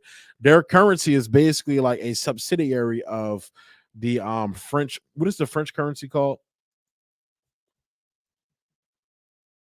I'm Googling it right now. You said the French currency? Yeah, what is their official currency called? Oh, I got you. Now, French currency is it's the euro. No, it's actually the franc. So the euro is like the European Union's currency, but it's got the franc. I knew it was like that or something like that. But you sound like Static Shock right now, bro. But continuing with this thread, but yeah, so you have groups of countries in Africa that literally still use this subsect of the French currency. So it's like they're basically still living under colonialism because they still have to use fucking France's currency. It's fucking insane to me. Nobody says shit about it, but that is the case. But yeah, so the plan was designed to provide Francophone African countries with an alternative to the French franc. In a source comment, the original declassified email added, according to knowledgeable individuals, this quantity of gold and silver is valued at more than $7 billion. French intelligence officers discovered this plan shortly after the current rebellion began, and this is one of the factors that influenced President Sarkozy's decision to commit France to the attack on Libya. So you get what they're saying there, right? Oh yeah, most def. Like there you have the French president basically colluding with the United States to overthrow Libya to stop this United States of Africa. And we're gonna have a video by the one and only Dr. Umar. Oh, we're gonna be talking about Dr. Umar too, but he had this. Yeah, I get it, but he had a perfect video on here that I thought really summed up what I was saying. If I could find it, actually, hang on, or is it in the one I'm in right now? Yep, so the one I have here right now. So we're gonna finish up here. Let me sorry about that, guys.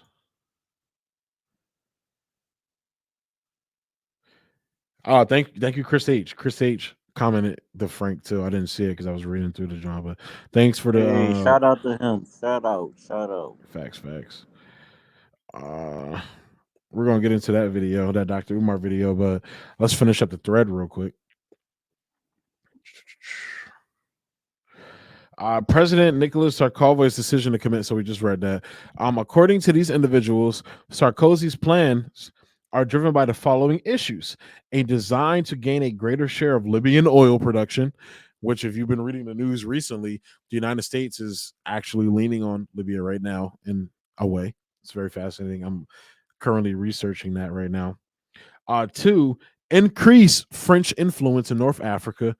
Three, improve his internal political situation in France. Four, provide the French military with an opportunity to reassert its position in the world. And five, address the concern of his advisors over Gaddafi's long-term plans to supplant France as the dominant power in Francophone Africa.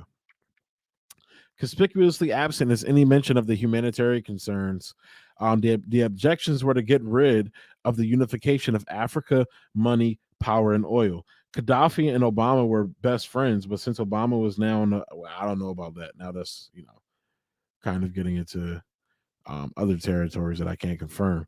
But before we play that Gaddafi video, somebody actually had this picture on here that I thought kind of was good. Give me 1 second to pull this up. In the meantime, while you pull that up, I just want to have a little side excerpt on Dr. Umar. What I don't understand is he carries this Pan-Africanism rhetoric. He doesn't agree with interracial marriages, but and I hate to get a little sidetracked. I just got to get this out though. What I hate is that he stands on his rhetoric of Pan-Africanism and the black man should be a token and we should pride ourselves and all that stuff. How the hell are you going to say that? And then how are you going to sit here and say that you're against interracial marriages when this is the thing. I'm not doubting anything that he's done in his realm because I don't want to call him a political analyst because he does a lot, but I don't want to shy away from the good that he's done because I feel like he has done a lot of good. But I feel like the foundation of who he is as far as in the popular culture was based off of him having lineage traced back to Frederick Douglass. You sit here and say you're against interracial marriages, but after Frederick Douglass's first wife died, he remarried to a white woman. And that's his, fucking choice. But how can you sit here and basically ride the jockstrap of he's my great cousin or whatever, but then you in the same breath say, I don't like interracial marriage. That sounds a little hypocritical to me. I mean, you can agree with your cousin on, a distant relative on some things, agree with them on some things and disagree on others. I think that his whole stance on interracial marriage is just, dumb on its face because the merits of it, like this whole concept that he has of, well, if you were to marry an Asian woman and men typically live longer than women. So when you die, the Asian woman is left with the money and that money is thus being taken away from the black community. Like, are we gonna sit here and pretend like that Asian woman who married a black man, she's just gonna say fuck black people after her black husband dies? You feel me? Or that white woman or whatever, or vice versa, that white, whatever. You feel me? Like, it's just crazy to me. And it's it's very, to me, it comes off as pandering almost, but it comes off as I feel like Dr. Umar's allowed to be out there, by the powers that be, because he's a tool of division, in my opinion. And while there are things I agree with Dr. Umar on, there are things I disagree with him on. And one of the things I disagree with him on is that, in my opinion, what we're facing in America is not the sole thing, especially for black people, is not race, it's class. Especially in a capitalist nation, it's class. That's just what it is. You know, this video we're about to watch about him talking about Gaddafi would tell this nigga it's about class. The reason why your people are oppressed in your country is because you are the minority in your country, which thus always results in you being the bottom class of that country. It's about fucking class. I try to explain this to black people all the time. I get called a coon for making this point all the time. Because it's like you already know I don't give a fuck about that. It's just so much I want to say. I'm going to say it, bro. Because it's like with what you just said, and to everybody that's viewing this, like when it comes to anything in regards to the black community, no one is saying, and this is coming from a black man. No one is saying that we don't have it hard in a lot of things. And I'm not saying that a lot of things aren't rigged against us. But what I will say is that we are not living in the day of age to where if I go to vote, I have to count how many jelly beans is in a jar. Those days are over. Now, I'm not saying that there is not other ways that they rig the political system, because let's be real, it is. But what a lot of people have to understand is that everything in a lot of, this is like an Easter egg. A lot of people let this go over their head.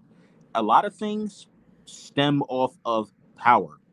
Even when it comes to racism, everything all boils down to the foundation of power, because at the end of the day, a lot of people, these races, want to be superior than the other.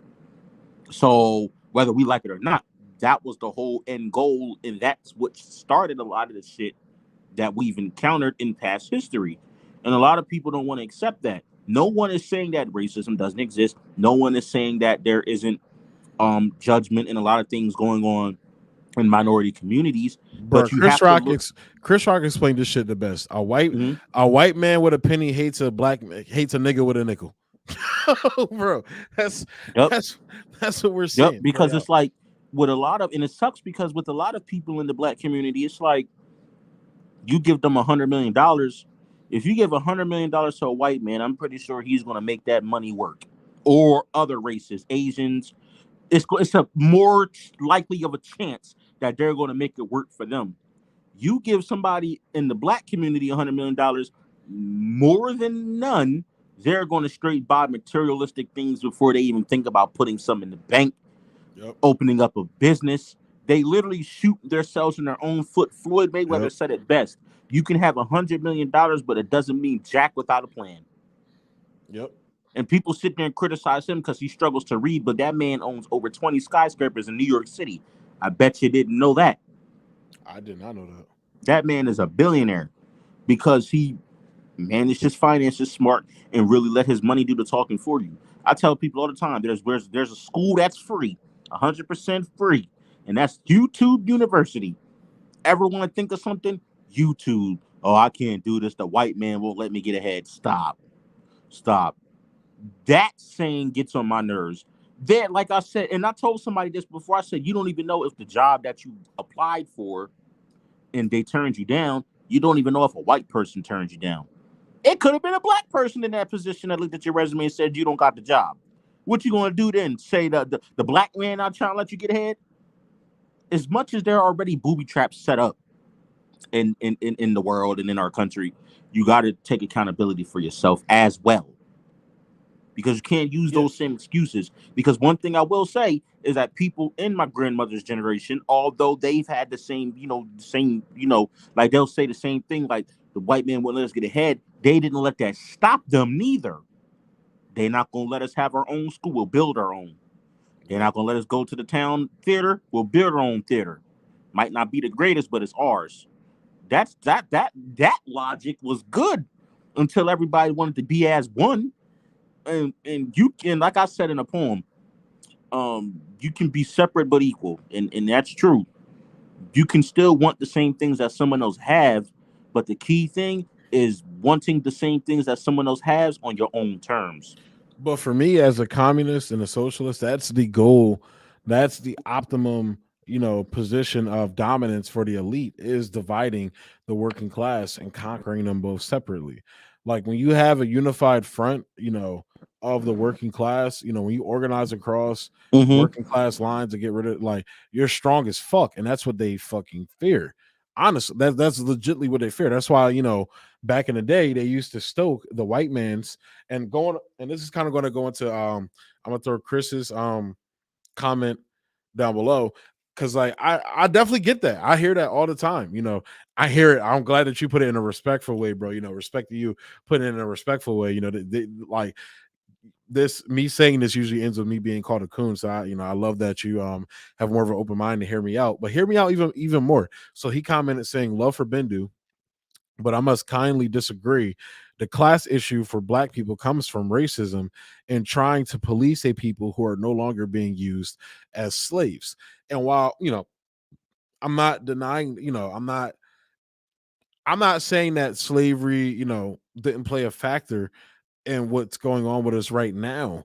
But one thing, and Josh, you've heard me say this a million times, I'm going to say it on the show. I think I've said it on the channel again.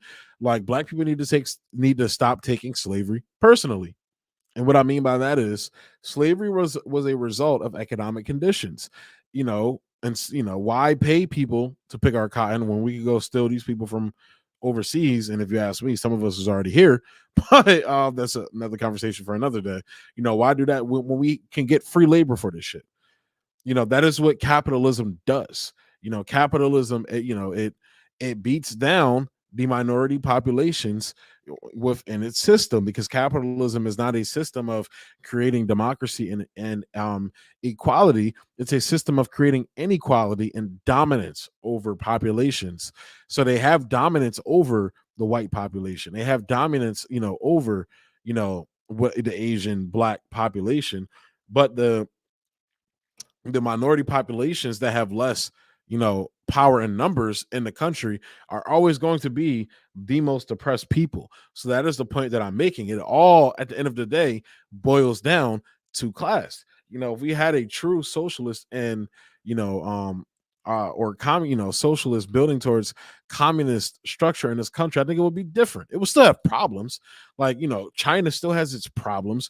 Cuba still has its problems. The USSR, definitely had its problems. Like, a lot of these countries had its problems, but in terms of uniting against, the anti-imperialist front, the anti-dominance front, that is what communism builds, and it's actually building towards, true democracy and true freedom.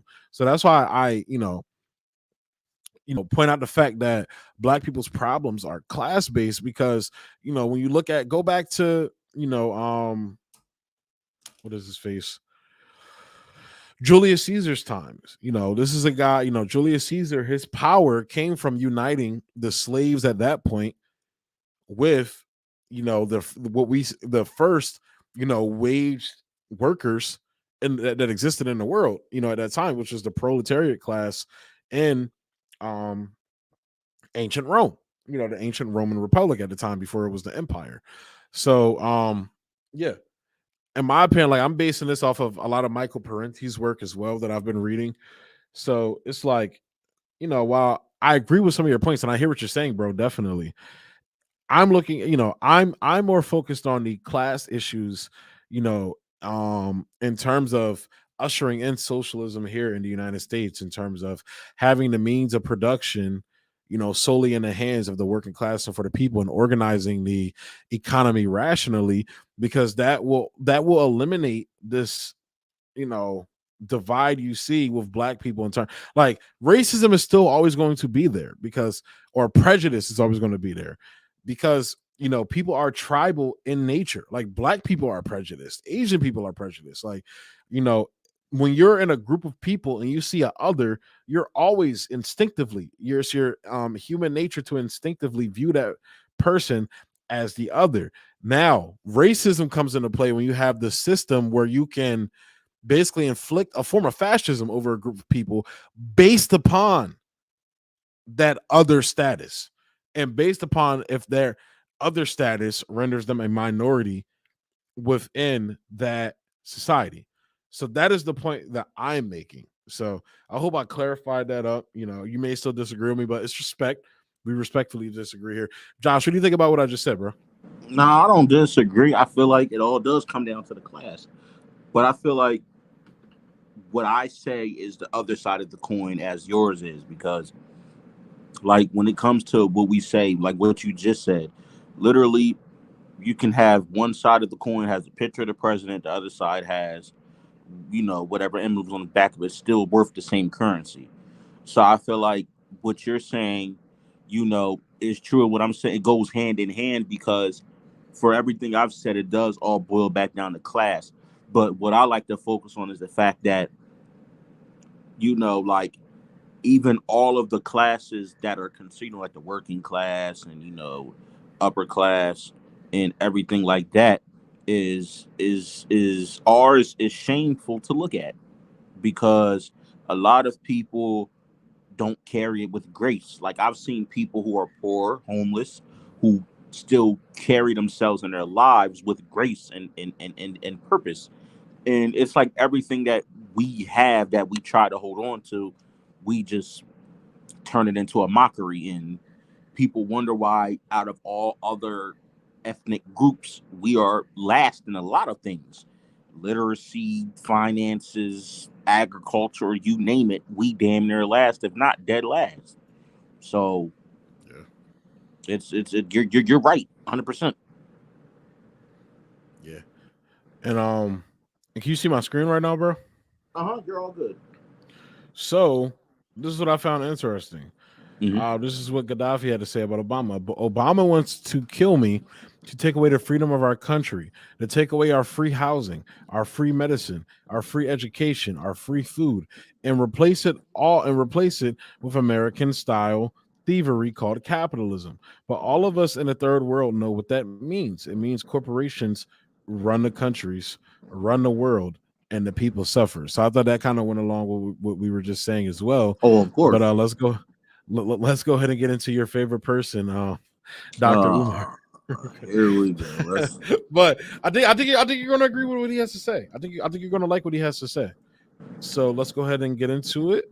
Let me pull it up. And this is somebody replying to that thread that I was actually just going through. So let me actually pause it. Here we go. Was murdered because he, along with the other African heads of state, were about to bring into existence Africa's first central bank. They were erecting a central bank in Africa, which was going to do what? Back its money to the resources under the ground in Africa. Now, what would that have done to the global economic order?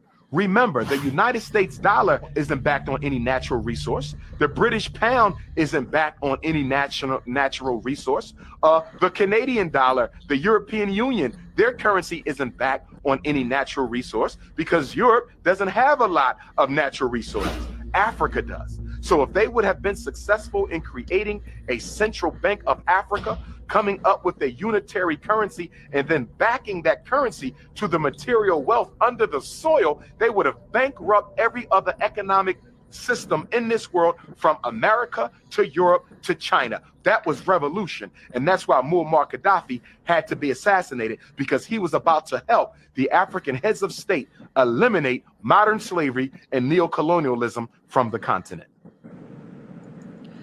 So what's your thoughts on that, bro? I actually agree with everything he said. It's true. Same. because like he said it best. Our money don't mean shit. This is just like when JFK said he wanted to change our currency to minerals or materials such as gold and silver that appreciate in value over time, because that means something. Just like how they said, okay, our research, we not only have money, but we're going to back that up with natural resources, what you need to run the world. So you know damn well they wasn't going to let that man live when he was trying to do that, and he knew that too. I think that's why they don't like Putin, because look at what Putin is doing right now. He's basically he's shoring up his country's currency with their commodities, basically. Like, he's basically saying, hey, if you want to buy Russian oil, which we supply most of Europe with our fossil, well, not just oil, but fossil fuels. If you want to buy our fossil fuels from us, you have to do it in rubles. If you want to buy our wheat from us now, you have to do it in like, they're shoring up their currency. Now China has, its hand in the bucket. Now, that's what the only thing I disagree with them on is China and a lot of other countries as well. Because you look at Venezuela. Venezuela is the largest. They have the largest oil reserve in the fucking world. They just were sanctioned so much they don't have the infrastructure to actually refine it and export it out because they're under sanctions. You know, you look at a country like Bolivia. Bolivia is rich in lithium, which is used to make batteries, which are now going to be important now that they want to make these electric cars and everything. Same, Right. China's rich in minerals needed to make the microchips to put in your new cars that you're driving around now. So that's the only part I disagree with him on. That's kind of like where it honestly highlights where I disagree on a lot of this stuff with Dr. Umar. Is just like deification of the black race as itself, as opposed to, you know, the black race, the African race, you know, being a part of the human race. That's kind of where I disagree with Dr. Umar on. But what are your thoughts on this continuing? I feel like for the most part, his message is clear. And that's one thing I always give Dr. Umar credit for. Whether you agree or disagree, he's going to clearly say what he. Oh yeah, he's gonna say what he feeling. Yeah, right, and which a lot of people need, especially nowadays. Except when it comes to that school. Continuing. Yeah. That shit's not opening. That's the only time he's not clear. That shit's because when he wants you to come work for free, that's not when he's clear. Yeah. Just like what happened to that $250,000 that you had from the school you were supposed to raise in Philly before you lost the building. Then you had to go get this building. But that's another conversation for another day. Because what it looked like is he acting just like them. It looks like what Kevin Samuels called him is like kind of true when it comes to that. When Kevin Samuels called him, RIP to Kevin Samuels, when he called him concoctor Umar Johnson.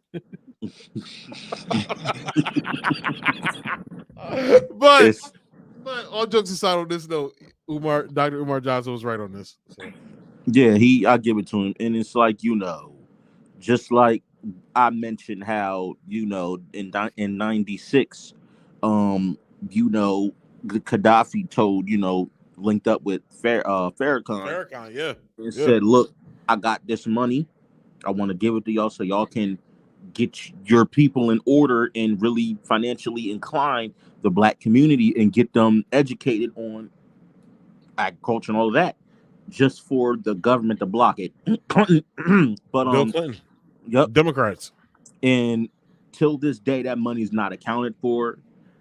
It's the same way his gold, you know, that $7 billion worth of gold I told you about, unaccounted for. Nobody knows. I mean, we all know where it is, but it's on paper, it's unaccounted for.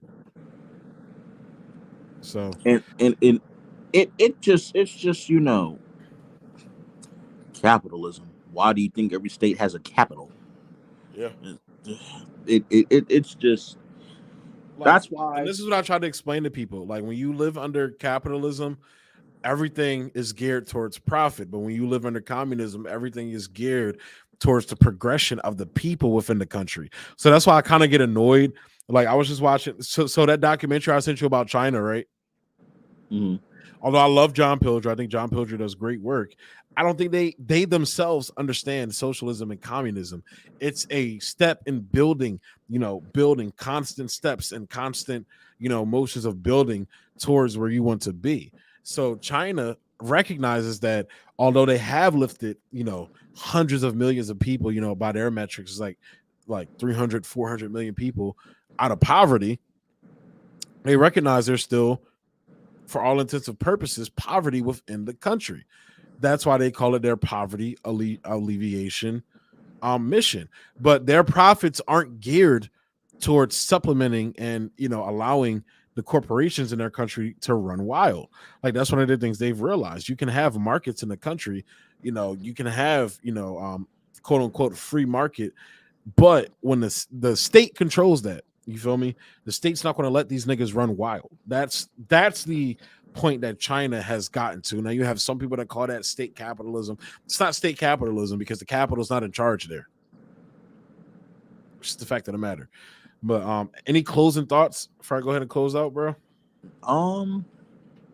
Not much. Is just like I said, what black folks need to do, what these minorities need to do: buy guns, buy land.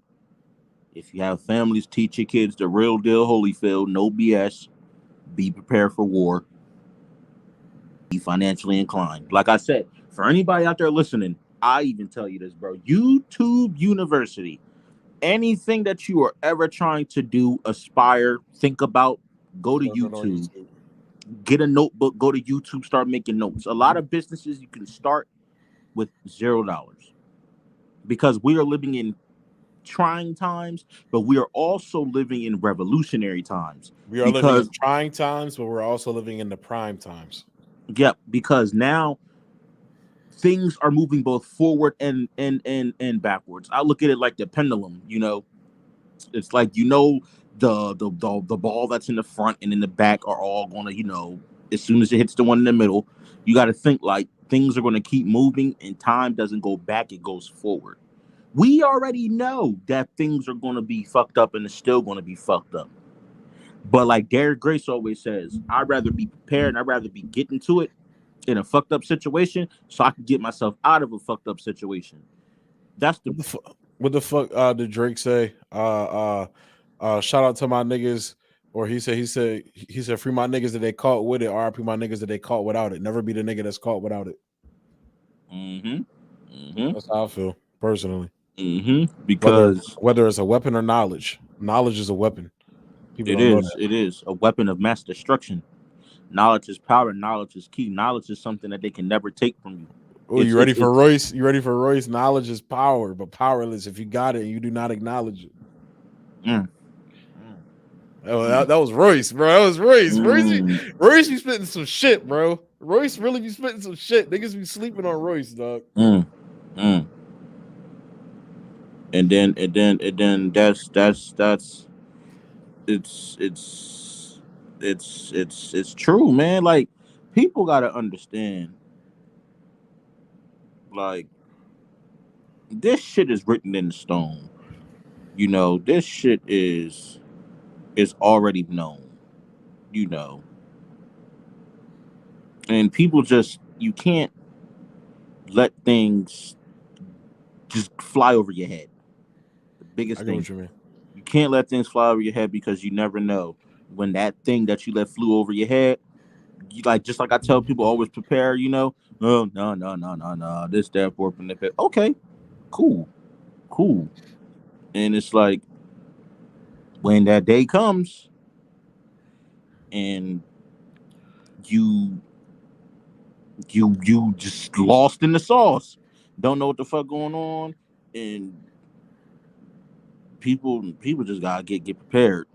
Yeah, get prepared. And but I do think, while some people think it's an impossibility to have a revolution here in the United States in terms of, you know, overthrowing the capitalists here in this country, I don't think it's as far-fetched as some people think it is. I think it's just a matter of whether Americans are willing to go after it or not. And that's where I'm saying, you know, from my perspective, like, I agree with everything you said about Black people, you know, learning how to shoot, learning, you know, finance, learning business. I'm not disagreeing with any of what you said, but also don't be afraid to reach out to people that aren't Black, to white people, to Asian people. Like, exactly. Like, we need to be building solidarity amongst people within the same class as us, not separating ourselves, you know, from other segments of the working class, because that only serves the elites, that only serves the imperialists, and that's, you know, that's what they want. So, and I guess it's easier for me, and it's easier, you know, easier for people like me and you who have been, you know, interacted with, you know, people of different races and things, whereas you got a Black person in the hood who's only interacted with Black people. You feel me?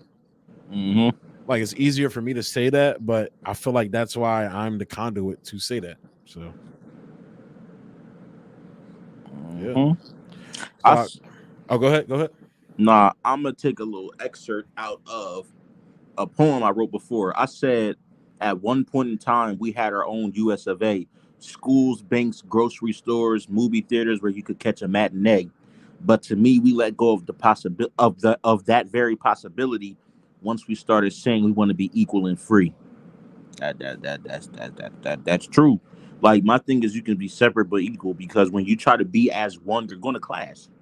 Because I agree with what the one lady, Jane Goodall, so I do agree when she said it's only one race, the human race, and that, you know, and we can say that a lot of it did have to do with the Europeans to an extent. And I only say to an extent because, like we all say, we've gotten to the point to where we know what bullshit lies ahead, you know? And it's like you have to do for self. And if you look at like Tulsa and Rosewood and all of the black communities that have gotten burned down and stuff and they rebuilt. And don't get me wrong, there is certain areas like in Texas and down south that are slowly revitalizing into black communities. But I want to say something that the great late rest in peace Dick Gregory, who was one of my all-time favorite comedians as well as social activists, he said something that makes sense. He said, you go into the project. He said, just like HUD, housing and urban development. He said, you go into the hood. What do you normally see?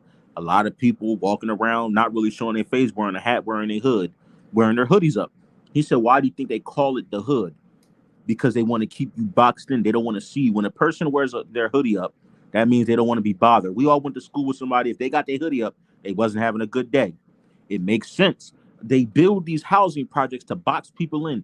Why do you think in a 5-mile radius in urban areas, there's a grocery store, there's a clothing store, there's a gas station, there's a liquor store? Everything you need is around you. They don't want you to go out and explore. They don't want you to go out and venture and see new things because they're afraid that you're going to take over.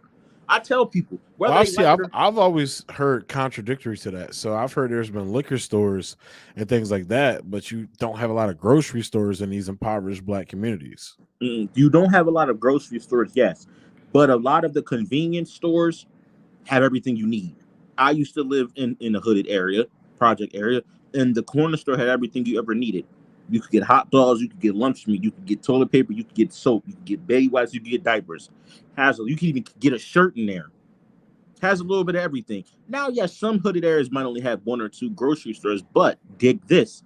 Look at the mile radius that's within that grocery store from a person's home. It's not far, which means they keep you boxed in because they don't want to let you know what's on that outside world. That's why in the hood and the project type areas, a lot of people live content because they live with the fact of, oh, well, I'm on Section 8, I'm getting food stamps. Every 90% of the hood is content. People don't want to leave. They want to use it as, safety cushions. And the biggest thing that I want to leave on people and everybody in the stream right now, you are your own biggest obstacle. You don't never achieve anything if you don't go out there and do it. And I don't even say try, because when you try, you leave room for failure. A saying that I love is slow progress beats no progress. And it's true. Because at least if you are starting something, you're not worrying about if it's going to end or fail. You're going to keep going and going and going until you get it right. I always wake up with the notion of, I know somebody that's younger than me that's a millionaire. And out of the people that I know that's younger than me that's a millionaire, it's always 2 sides to the sword. One side is they inherited it. One side is they built it up. However they got to it, it still remains the same that they are millionaires. So if I know someone that's 12 years old, I heard that's a millionaire, I fucked up. I didn't take it upon myself to go out there and seek the knowledge. We already know that a lot of our households and generations that came before us are fucked. They didn't get taught financial literacy.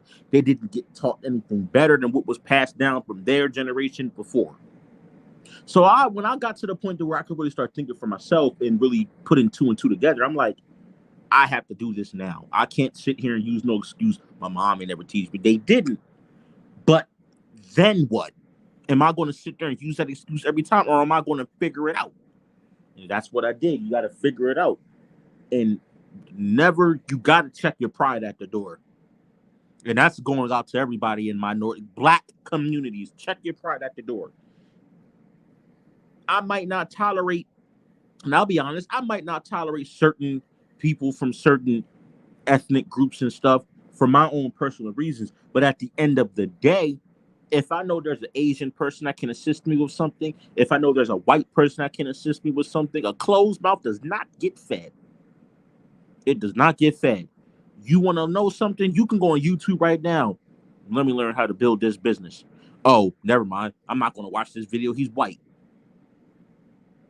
Do you think he cared about if a white person viewed his video? He's putting his knowledge out to millions of people across the world so y'all can get yourselves out of the fucked up positions that you're in.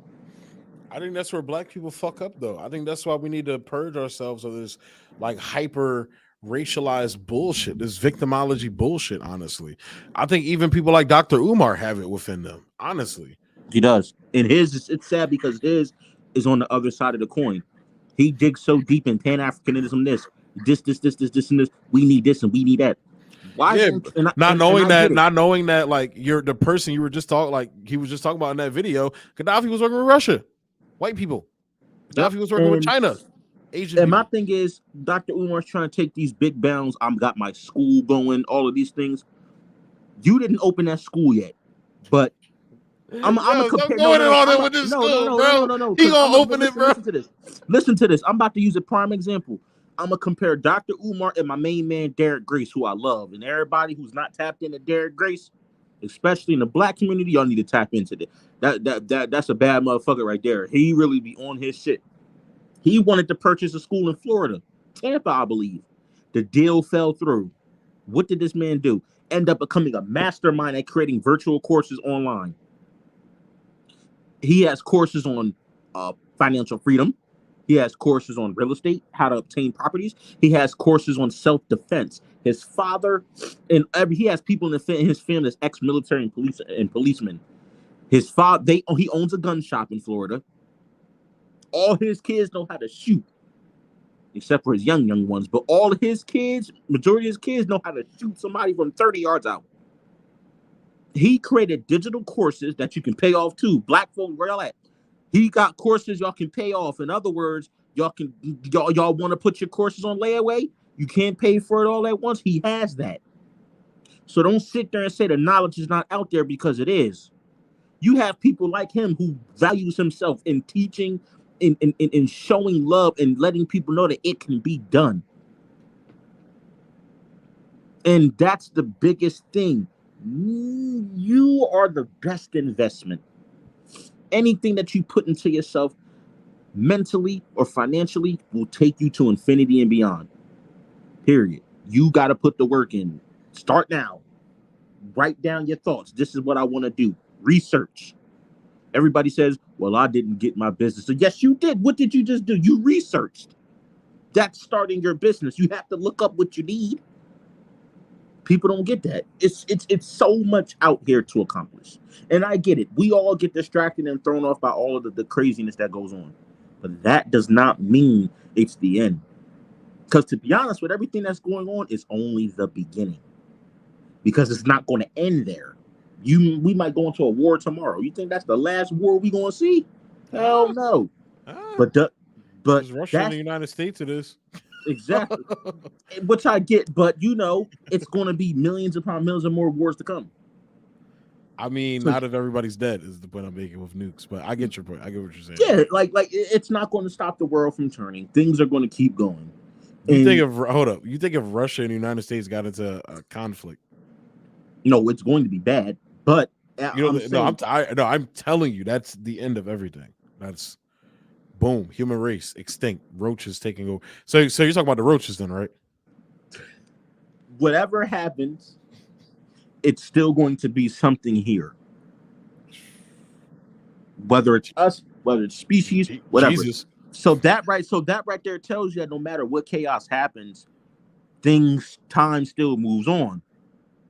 So why are you going to sit there and wait for chaos to happen to use that as a crutch to get up and do something? Oh, the pandemic happened. I'm financially fucked up. Let me start this business. You could have started it last year. You could have started it before the pandemic happened. Oh. Now that your back is literally against the wall and you don't got no other options, you want to do it. Got to get up, get out there and do something. That's what the songs say. And that's 100% true. And I'm not disagreeing with that. But what do you do about the people that just want to be workers? Honestly, fuck them. Can't save everybody. That's what Martin fucked up at. Can't save everybody. You can't. But everybody. I mean, in the terms of like everybody. So when like I see your vision, but honestly, my vision, in terms of what if I was to become president tomorrow, this, that, and the third, whatever. Like my vision is, if you want, like, for a person working a 9 to 5, 30 to 40 hours a week, like I would make it so that that person can have a living wage.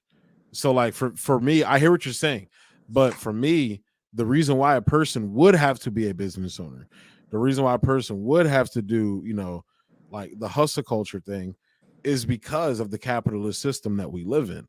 It's because you have no other choice. Like we have no other choice but to do these things.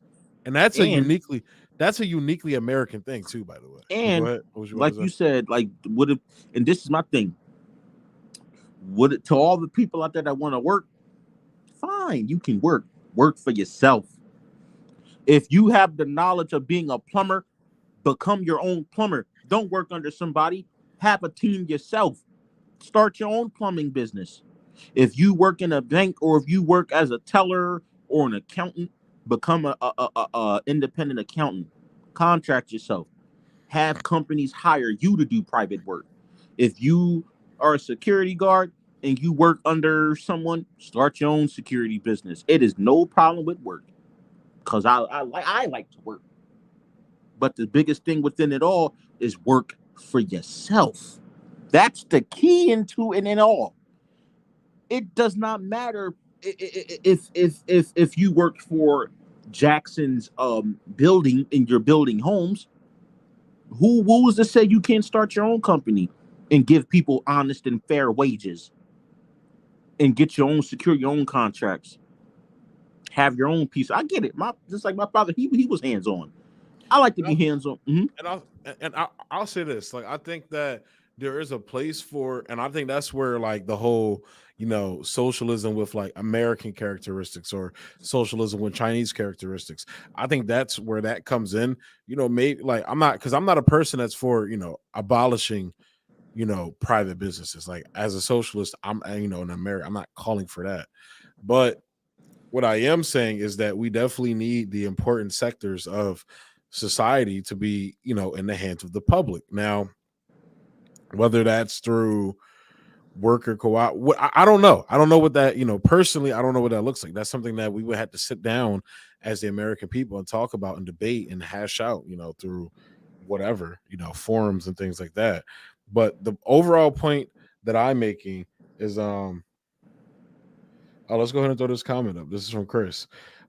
He said, at Joshua, the CEO, respectfully, someone is going to have to be an employee, even if you have a company. Someone is going to have to be a worker, or else you can't have a business. Businesses need workers. What do you got to say about that? I'm glad you said that because I'm a resort back to Derek Grayson when he said a lot of people should work a job for the resources and the knowledge and not for the paycheck. You're going to get paid for your job. That's what you're there for. While you're working at a job, you should be looking at how the job is ran. You should be looking at how your manager manages. You should be looking at how his boss runs things, because all of these things are going to help you in regards to whatever business you decide to start. And a lot of people don't think that. I was the kind of person to peruse around and see what the supervisors do and shit, because that's the kind of person I am. And that's how I know I need to obtain those skills for when it comes to me doing the businesses and the things that I have. And I feel like businesses do need employees. But how many businesses and Fortune 500 companies we know that pay their workers fairly? Not a lot of them. So why can't you be that spark of change to where you open up a business in your niche and you can be proud to say, I pay my workers fairly? If you have a clothing line such as myself, I pay my models fairly. I pay my brand ambassadors fairly. I'm able to give my staff members livable, key word, livable wages to where they are comfortable and can be able to maintain their bills. That's the biggest thing. We're living in. No, I was gonna say, and I feel that, and and look, I'm definitely not a person who's disagreeing with you like 100% on what you're saying right now. All the only thing that I'm saying is that, like for me, like I'm always going to be on the side of the workers as a worker myself. So like if a worker wants to go start a business, I'm in favor of a worker doing that. I'm for like creating a economically feasible scenario for people to go do these things, that you're talking, that you're saying right now.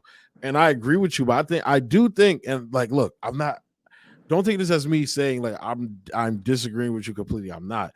I just think the reality of a lot of people's situations, regardless of race, regardless, whatever, race, gender, set, whatever, like identity things, regardless of your identity, like people want to do these things, especially here in America, where that's the entrepreneurial spirit is very much a thing here in the United States. The problem is that it's just that's an ideal thing that people want to strive for. The realism is that we're getting in an area in here in the United States where everything is getting so heavily monopolistic that at the end of the day, you're always going to be under somebody, if you get what I'm saying. Like Right. there's very few people that are going to find that like niche company to where they're like genuinely out there on their own. Like the guy, like the guy you're talking about, like Derek Grace. And I don't know 100% about his situation, but like I would be willing to wager that some of his situations may hinge on things like supply chain lines. Like, for example, he would probably be very upset about inflation right now, depending on the type of businesses that he has. At the end of the day, the monopolies can still take you out. That's why my thing is we need to be, striving to abolish the monopolies, to combat the monopolies is what I'm saying. So Right. And to add to that, that's why I was saying, based off of what you just said, that's why I had said that I feel like it's important because, like I said, jobs are going to need employees, and there's nothing wrong with working. My biggest thing is a lot of these companies that are already set in place do not pay workers fairly, don't have fair life insurance, things like that. And the only way that's going to change is you can try to tear down these companies. It's going to be a battle, but instead of tearing them down, give them a run for their money. And the only way that you can do that is by having people stepping out on a limb and creating these companies in whatever niche that they choose to, that are going against these major companies. And even if it's not one of those scenarios where like a Netflix blockbuster type of thing where it blows them out the water, they go out of business, even if you're giving them a run for their money, like a Nike and an Under Armour. Nike might sell more, but Under Armour is far from broke. And Under Armour is definitely something that Nike has to worry about because, just for everybody that loves Nikes, as far as a basketball shoe, just as much as people love Under Armour too. So it's one of those things to where it's like. So you're saying you would like to focus on the so in terms of like the free market and things like that, like the market itself. This is what I try to explain to people, communists and capitalists alike. Markets are not inherent to capitalism, just like wealth redistribution isn't inherent to socialism or communism. These are things that exist within the economic sphere, regardless of whatever economic system you have. Like the United States has wealth redistribution. We just redistribute the wealth to the top 1%, just like China has markets, which they, finally acknowledged in the Deng Xiaoping era. And, they acknowledge that the fact that no matter what economic system you have, you're always going to have markets and you have to allow those markets to thrive. But that is where I say, so what you're talking about right now, I feel is competition. Am I right or wrong? Like true competition, though.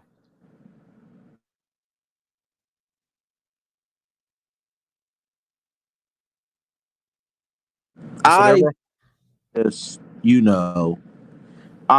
able to hear me good? I hear now. Yeah, I hear you now. Okay, my apologies. I mean, it's always competition is what you make it out to be, because you can't really change the fact that there's other companies in the niche that you have, but you can create your company to a fucking powerhouse. And I feel like a lot of people set themselves short because of the expectations of other companies have set onto the business industry that makes some people scared to go out there and do their thing. My thing is you have to block all that out and just go out there and do your thing, because when you scale your business up and reach different milestones, before you know it, those major companies are going to take notice. They're going to be like, oh, okay, it's another person who's actually doing something we got to keep a watchful eye out for. And I feel like those kind of situations open so many doors for other people to get the idea of, oh, this person started off with zilch and now their business is worth $10-20 million. I can bring mines up to that because it all starts the same goal, $1 in a dream. Nike had to start somewhere. Under Armour had to start somewhere. And a lot of people don't even notice Under Armour is only 26 years old. 26, 27 years old as far as a brand. So a lot of these household names, a lot of them haven't even been around 50 plus years just yet. And even with the ones that have been around 50 plus years, you know what's one thing? Can I run Father Time? A lot of these companies had to get with the times. And that's the reason why I feel like the younger generation and our generation has the advantage, is because a lot of the things that we pick up on with the snap of a finger, these big name companies are having a hard time do because they have to get with the times. You care if I go ahead and drop a link and see if anybody wants to hop in here? Sure. Not a problem. Guys, I'm going to go ahead and drop the link down below if you guys want to hop on and jump in on the conversation, you know. And as y'all see with me, you don't got to have your camera on. Just have your mic on. One at a time, though. I'm going to do one at a time. So just have your mic on and hop in here because I definitely want to hear other people's thoughts. And then, like I said, I agree with what you're saying. I feel like what we both say is not really a wrong in it. I feel like it's two sides to a coin because I feel like you can't have one opinion without the other, because it all is going to equal the same conclusion, because we all feel like certain things need to be implemented to get further ahead. I just feel like we need if you want me to be completely honest, I'm gonna be completely honest. I think we've had this conversation before. It's just that, and again, I'm not disagreeing with what you're saying at all. It just seems like, in my mind, it sounds like you're saying like we should fight, you know, capitalism with more capitalism. And I don't know necessarily if I feel like we've been doing that forever, and like it hasn't panned out in anything except like creating, you know, new billionaires who turn around and say fuck the working class and just go join the billionaire class. No, I agree. I feel like you do have to beat them at their own game, but I feel like that shouldn't be the only goal in mind. That shouldn't be the main core foundation of what you would want to do in regards to, you know, getting a good footing in the financial world. I feel like, you know, I feel like it's different steps to it. And we got Chris here. We got Chris here. Okay, not a problem. I'm gonna go ahead and add him in right now. Not a problem. Chris, you're on, man. How you feeling? Chris, how's it going? Chris? I'm good. How are you? Are you hearing me? Yes, sir. Hear you good. Yeah, are you picking me up? Yes, we are. Yes. Wow. Man, it seems like there's a bit of a delay. Okay. Yeah, there is a delay, but we can't hear you. Yep, you sound crystal clear.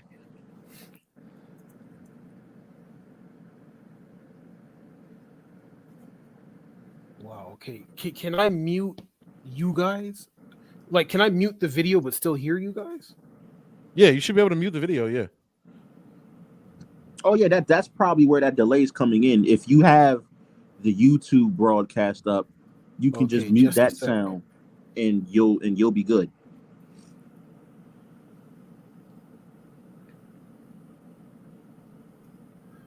What about now? How's it going now? Can you hear us? Wow, this is a bit confusing. I muted myself.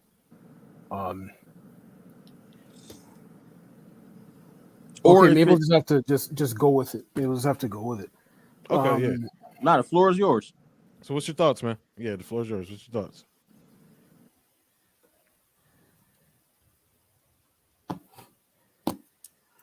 I guess to do what Joshy is talking about, it's going to need like a systemic, ideological, cultural change.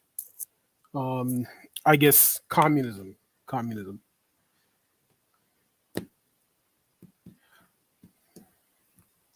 Yeah, and I hear what you're saying, and that's kind of where my mind is, because like one business or industry can't do it on its own.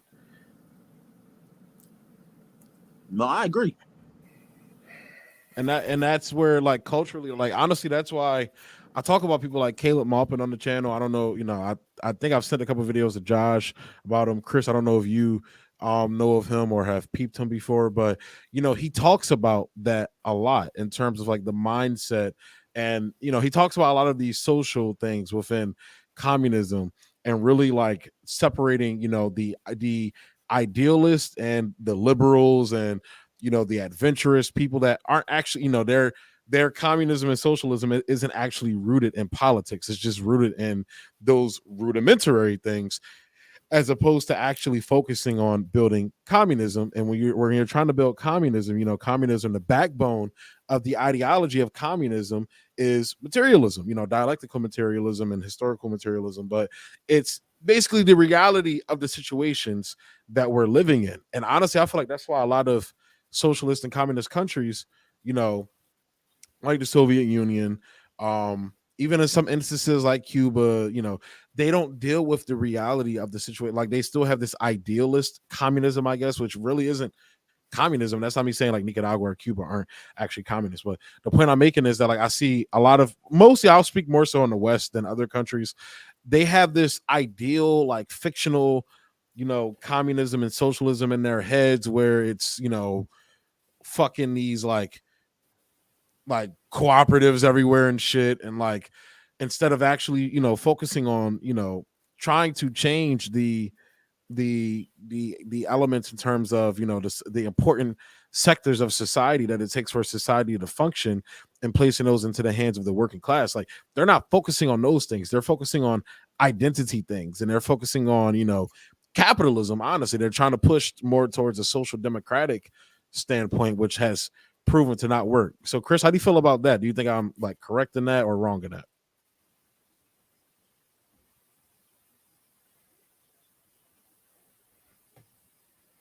Yeah, you know what? Let me type in the chat, because the delay is confusing me big time. I'll have to research to see what's wrong with that, or how to fix that later. Okay, yeah, just keep typing in the chat, man. Thanks for coming on. I would love, like, hopefully we can get it. We'll get it figured out in the future. We can have you on to talk, because I would like Sorry to about just. that, man. Nah, it's all good, bro. Thanks for coming on, though. Thank you so much for coming on. Like I said, guys, if you want to come on, you can hop on. That was my guy, Chris H, that came on. He's gonna come on in the future, hopefully, because like I would like to hear his thoughts about that, not just in writing and things like that. So maybe I'll get in contact. Chris, drop your Twitter down below or something, so we could have some form of correspondence off air, because I would really like to get your thoughts, because I feel like I'm with you there. But Josh, what did you think about what I just said, though? No, I agree. And to touch on what Chris said, it's one of those things to where, as of right now, with everything that we're facing and how shit is, everything right now sounds ideal, because we've dug ourselves into such a deep ass hole. I feel like our parents' generation did. Oh yeah, they definitely our was parents digging. and I would say our parents and some of our grandparents' generation. They wasn't even just digging; they had cat bulldozers. They really put us in a bad spot, and it's one of those things to where it's like you have a few people climbing out of the hole, but then you got some people who are kicking dirt on the other people trying to climb out the hole, which might make somebody fall off the ladder, fuck everybody else's pathway up, and then it's just a crab in the barrel type of situation. And it's like, to me, I look at it as, I always appreciate and I'm looking in our comments right now. I didn't even know I could do this. And what Chris said, where he said, is it really possibly too absurd that the capitalists, because they can go anywhere, or usurp the capitalists because they can go anywhere now and control anything or any country now? And I feel like, but I think technology gives us that same advantage. That's why they're so afraid of information now, and they clamp down on information like that. But go ahead, Josh. No, you're right. You're right. Information is real powerful. And not only that, to be honest, social media, the internet, that is like, that right there is like tug of war, because you have outlets and situations such as like I hate these people, Fox News, and then you have people like WikiLeaks and just anonymous whistleblowers who are leaking information that some of the people in the higher political ranks don't I want would to be say out Fox there. News less than WikiLeaks, but Oh, yeah, but go ahead. I just Fox News, they be swearing they be the data shit, and they're just horrible. But they're no different than CNN and MSNBC and all them. They're no I different. feel like CNN is more geared towards the left and Fox more towards the right. But who am I? Oh yeah, But, for sure. I get that's 100%. Yeah. And and just to let you know, Chris followed you on Twitter as well. I'm looking at it now. So yes, Chris, you can DM him. He said if he wanted to DM you. Bro, I just had like a huge flash of deja vu. Chris, I hope you're following the American Autopsy. Bro, I swear to God, I just had a deja vu flash. Like you were on here before, and you were literally saying like, "Yo, Chris, DM this guy," and like literally, I'll have to talk to you about it off air. My brain is literally, I'm having a headache, bro. You're good. I swear to God. Since this is American Autopsy, we'll talk about this. I've literally had deja vu that has given me headaches. Literally, I have a headache right now because it just fucked my head up. Because you literally just said it word for word. I almost like just said it with you just to freak you out, but I didn't want to freak you out. No, you're good. But I will say this. For more positivity, I will say that I am impressed with the upside that I have been seeing in regards to talking to the mic. Oh, my bad. I am really happy with the upside I have been seeing with the younger generation in regards to getting more politically involved and socially involved and just wanting to know more. I feel like we've seen a big spark in that more than we ever have. And I feel like that's one of the positives that we can take out of everything that's going on. What about you? Say that one more time, my bad. I feel like with everything that goes on, even like just the topics and the things that we're talking about, I feel like we are definitely like on the up and up, or more on the upside in regards to being more involved in talking about these issues, regardless of opinion, because whether we agree or disagree, these things have to be talked about. What you think? I think these are conversations we need to be, especially like when we're talking about these issues and things like that. I feel like it's kind of taboo, like even from our generation, to talk about it. Like sometimes I feel nervous, or not even nervous, but like I feel like I'm overbearing when I talk my political shit on Facebook, on my private Facebook, or I'm posting my political channel, because I feel like people are just so caught up in that. Like, do y'all not fucking see the bullshit going on right now? You feel me? It's almost like it's literally like the Matrix. That's why I love the Matrix so much. It's literally like, bro, like you don't see all this shit is like bullshit and fake. Like you don't want to do something about it. You just want to stay living in the Matrix. Like it's crazy to see, but it's like people, like you give people an ounce of comfortability, and I think that's the ruling class's that's their most powerful and potent weapon, is comfortability. It's the bourgeoisie. This is what Marx called the bourgeoisie. And it's like, but what I think communists now, especially nowadays, the socialists need to realize is that has been so ingrained within America, especially the middle class. Like you can't go around, like for example, like if you're a communist and you're starting to go around, you want to gain some form of power here in the United States, and you're running around talking about like, fuck the middle class, I want to, like, you're not going to get anywhere. That's like, you have to realize that like most of not anymore, but at some point most Americans were in that middle class lane. So, but to get back to what you were saying, we have to keep talking about it loud to make it a less taboo thing to talk about. You feel me? That's kind of where, like, I guess I push back on hustle culture and everything, because I feel like hustle culture has made it unpopular to talk about these things. Why does Twitter say you can't DM me? Yo, Josh, you still there, bro? Yeah, I'm here, most definitely. I agree as well with that. I feel like a lot of different rhetorics that Like, too many people are high off of Gary V's farts that as soon as I start talking about a living wage, or if I start talking about Medicare for all, or I start talking about any of these policies that the rest of the fucking world has, I'm called lazy and I don't want to work. You feel me? Like, I used to, they found a new way to make it cool for young people to say that. Like, whenever you would hear your parents say that or your grandparents say that, they would sound like some dumb boomers. But now people like Gary V and that whole hustle culture crowd, all of these people who come from money, by the way, let's not forget that they all come from money, tell you, hey, like, fuck universal health care, fuck all of these things that the rest of the world has. You can do it. Just hustle, get on there and start your NFT, your online business that's not backed by any, you feel me? Like, I feel like that has made it like unpopular to talk about these things in the way that you're talking about, in the way that you're talking about it, in the way that I'm talking about it. Like, we've effectively been made the outliers by social media, which is crazy to think about. Yeah, big time. And it's one of those things to where it also boils down to the fact of a lot of these old Mitch McConnell, I've been in office since Michael Jackson was moonwalking ass niggas need to just. Since Michael Jackson was black.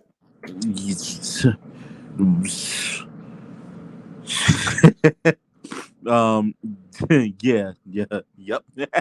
But nah, since like a lot of these motherfuckers have been in office since at the bare minimum the 80s, and that's bare minimum because some have been there even longer. And it's like, come on now, do people really expect their ideas to change? I think not. No. So I feel like that needs to. I don't give a damn what people think about that. That needs to something. Yeah. My apologies, but from what he said in the comments, I think that's actually true, bro. You got to follow him first. Sometimes Twitter does that. To see the DM, you got to follow each other back first. Well, he's not. I don't even see him as following me. That's the thing.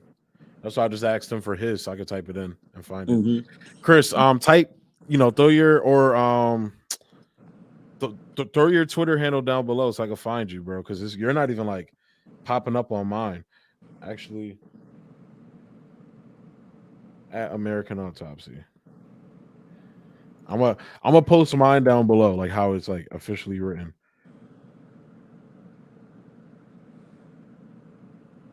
But I definitely feel like, that's one thing that everybody in the political ranks, they need to just get rid of that shit. After a certain time, hang it the fuck up.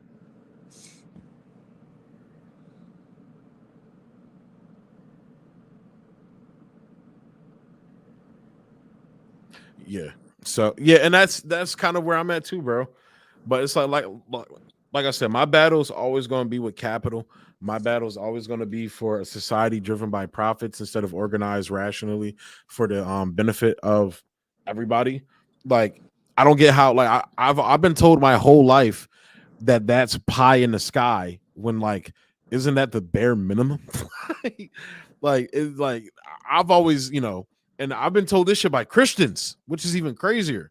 Like, just to get into the religious aspect, I've been told that shit by, oh, that's pie in the sky. You mean like the guy that you base your whole fucking personal ideology on? Oh, the guy who wanted to feed everybody, the guy who believed in housing the houseless, the guy who believed in taking in, the prostitutes, the thieves, the murder. You mean that fucking guy?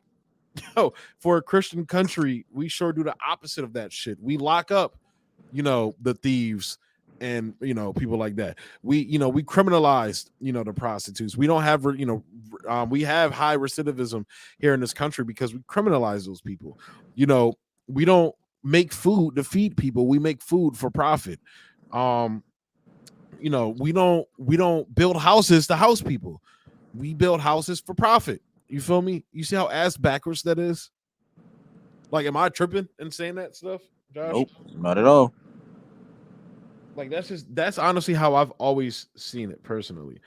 Like, this shit is so crazy. It's honestly asinine thinking that, like, in any way, shape, or form, my thinking is idealism when I'm talking about the material. Like, bro, like, we've tried everything when it comes to healthcare in the private sector except just give people fucking healthcare.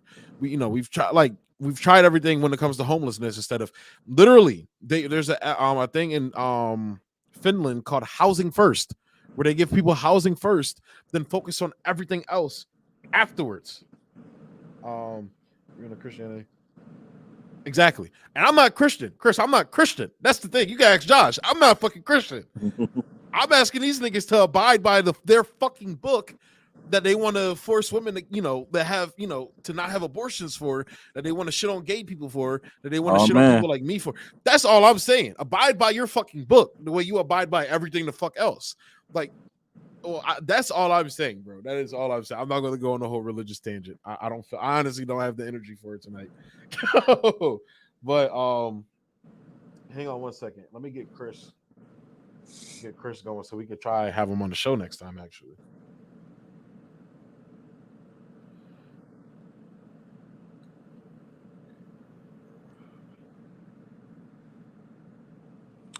Yeah, but definitely appreciate you having me on, though, bro.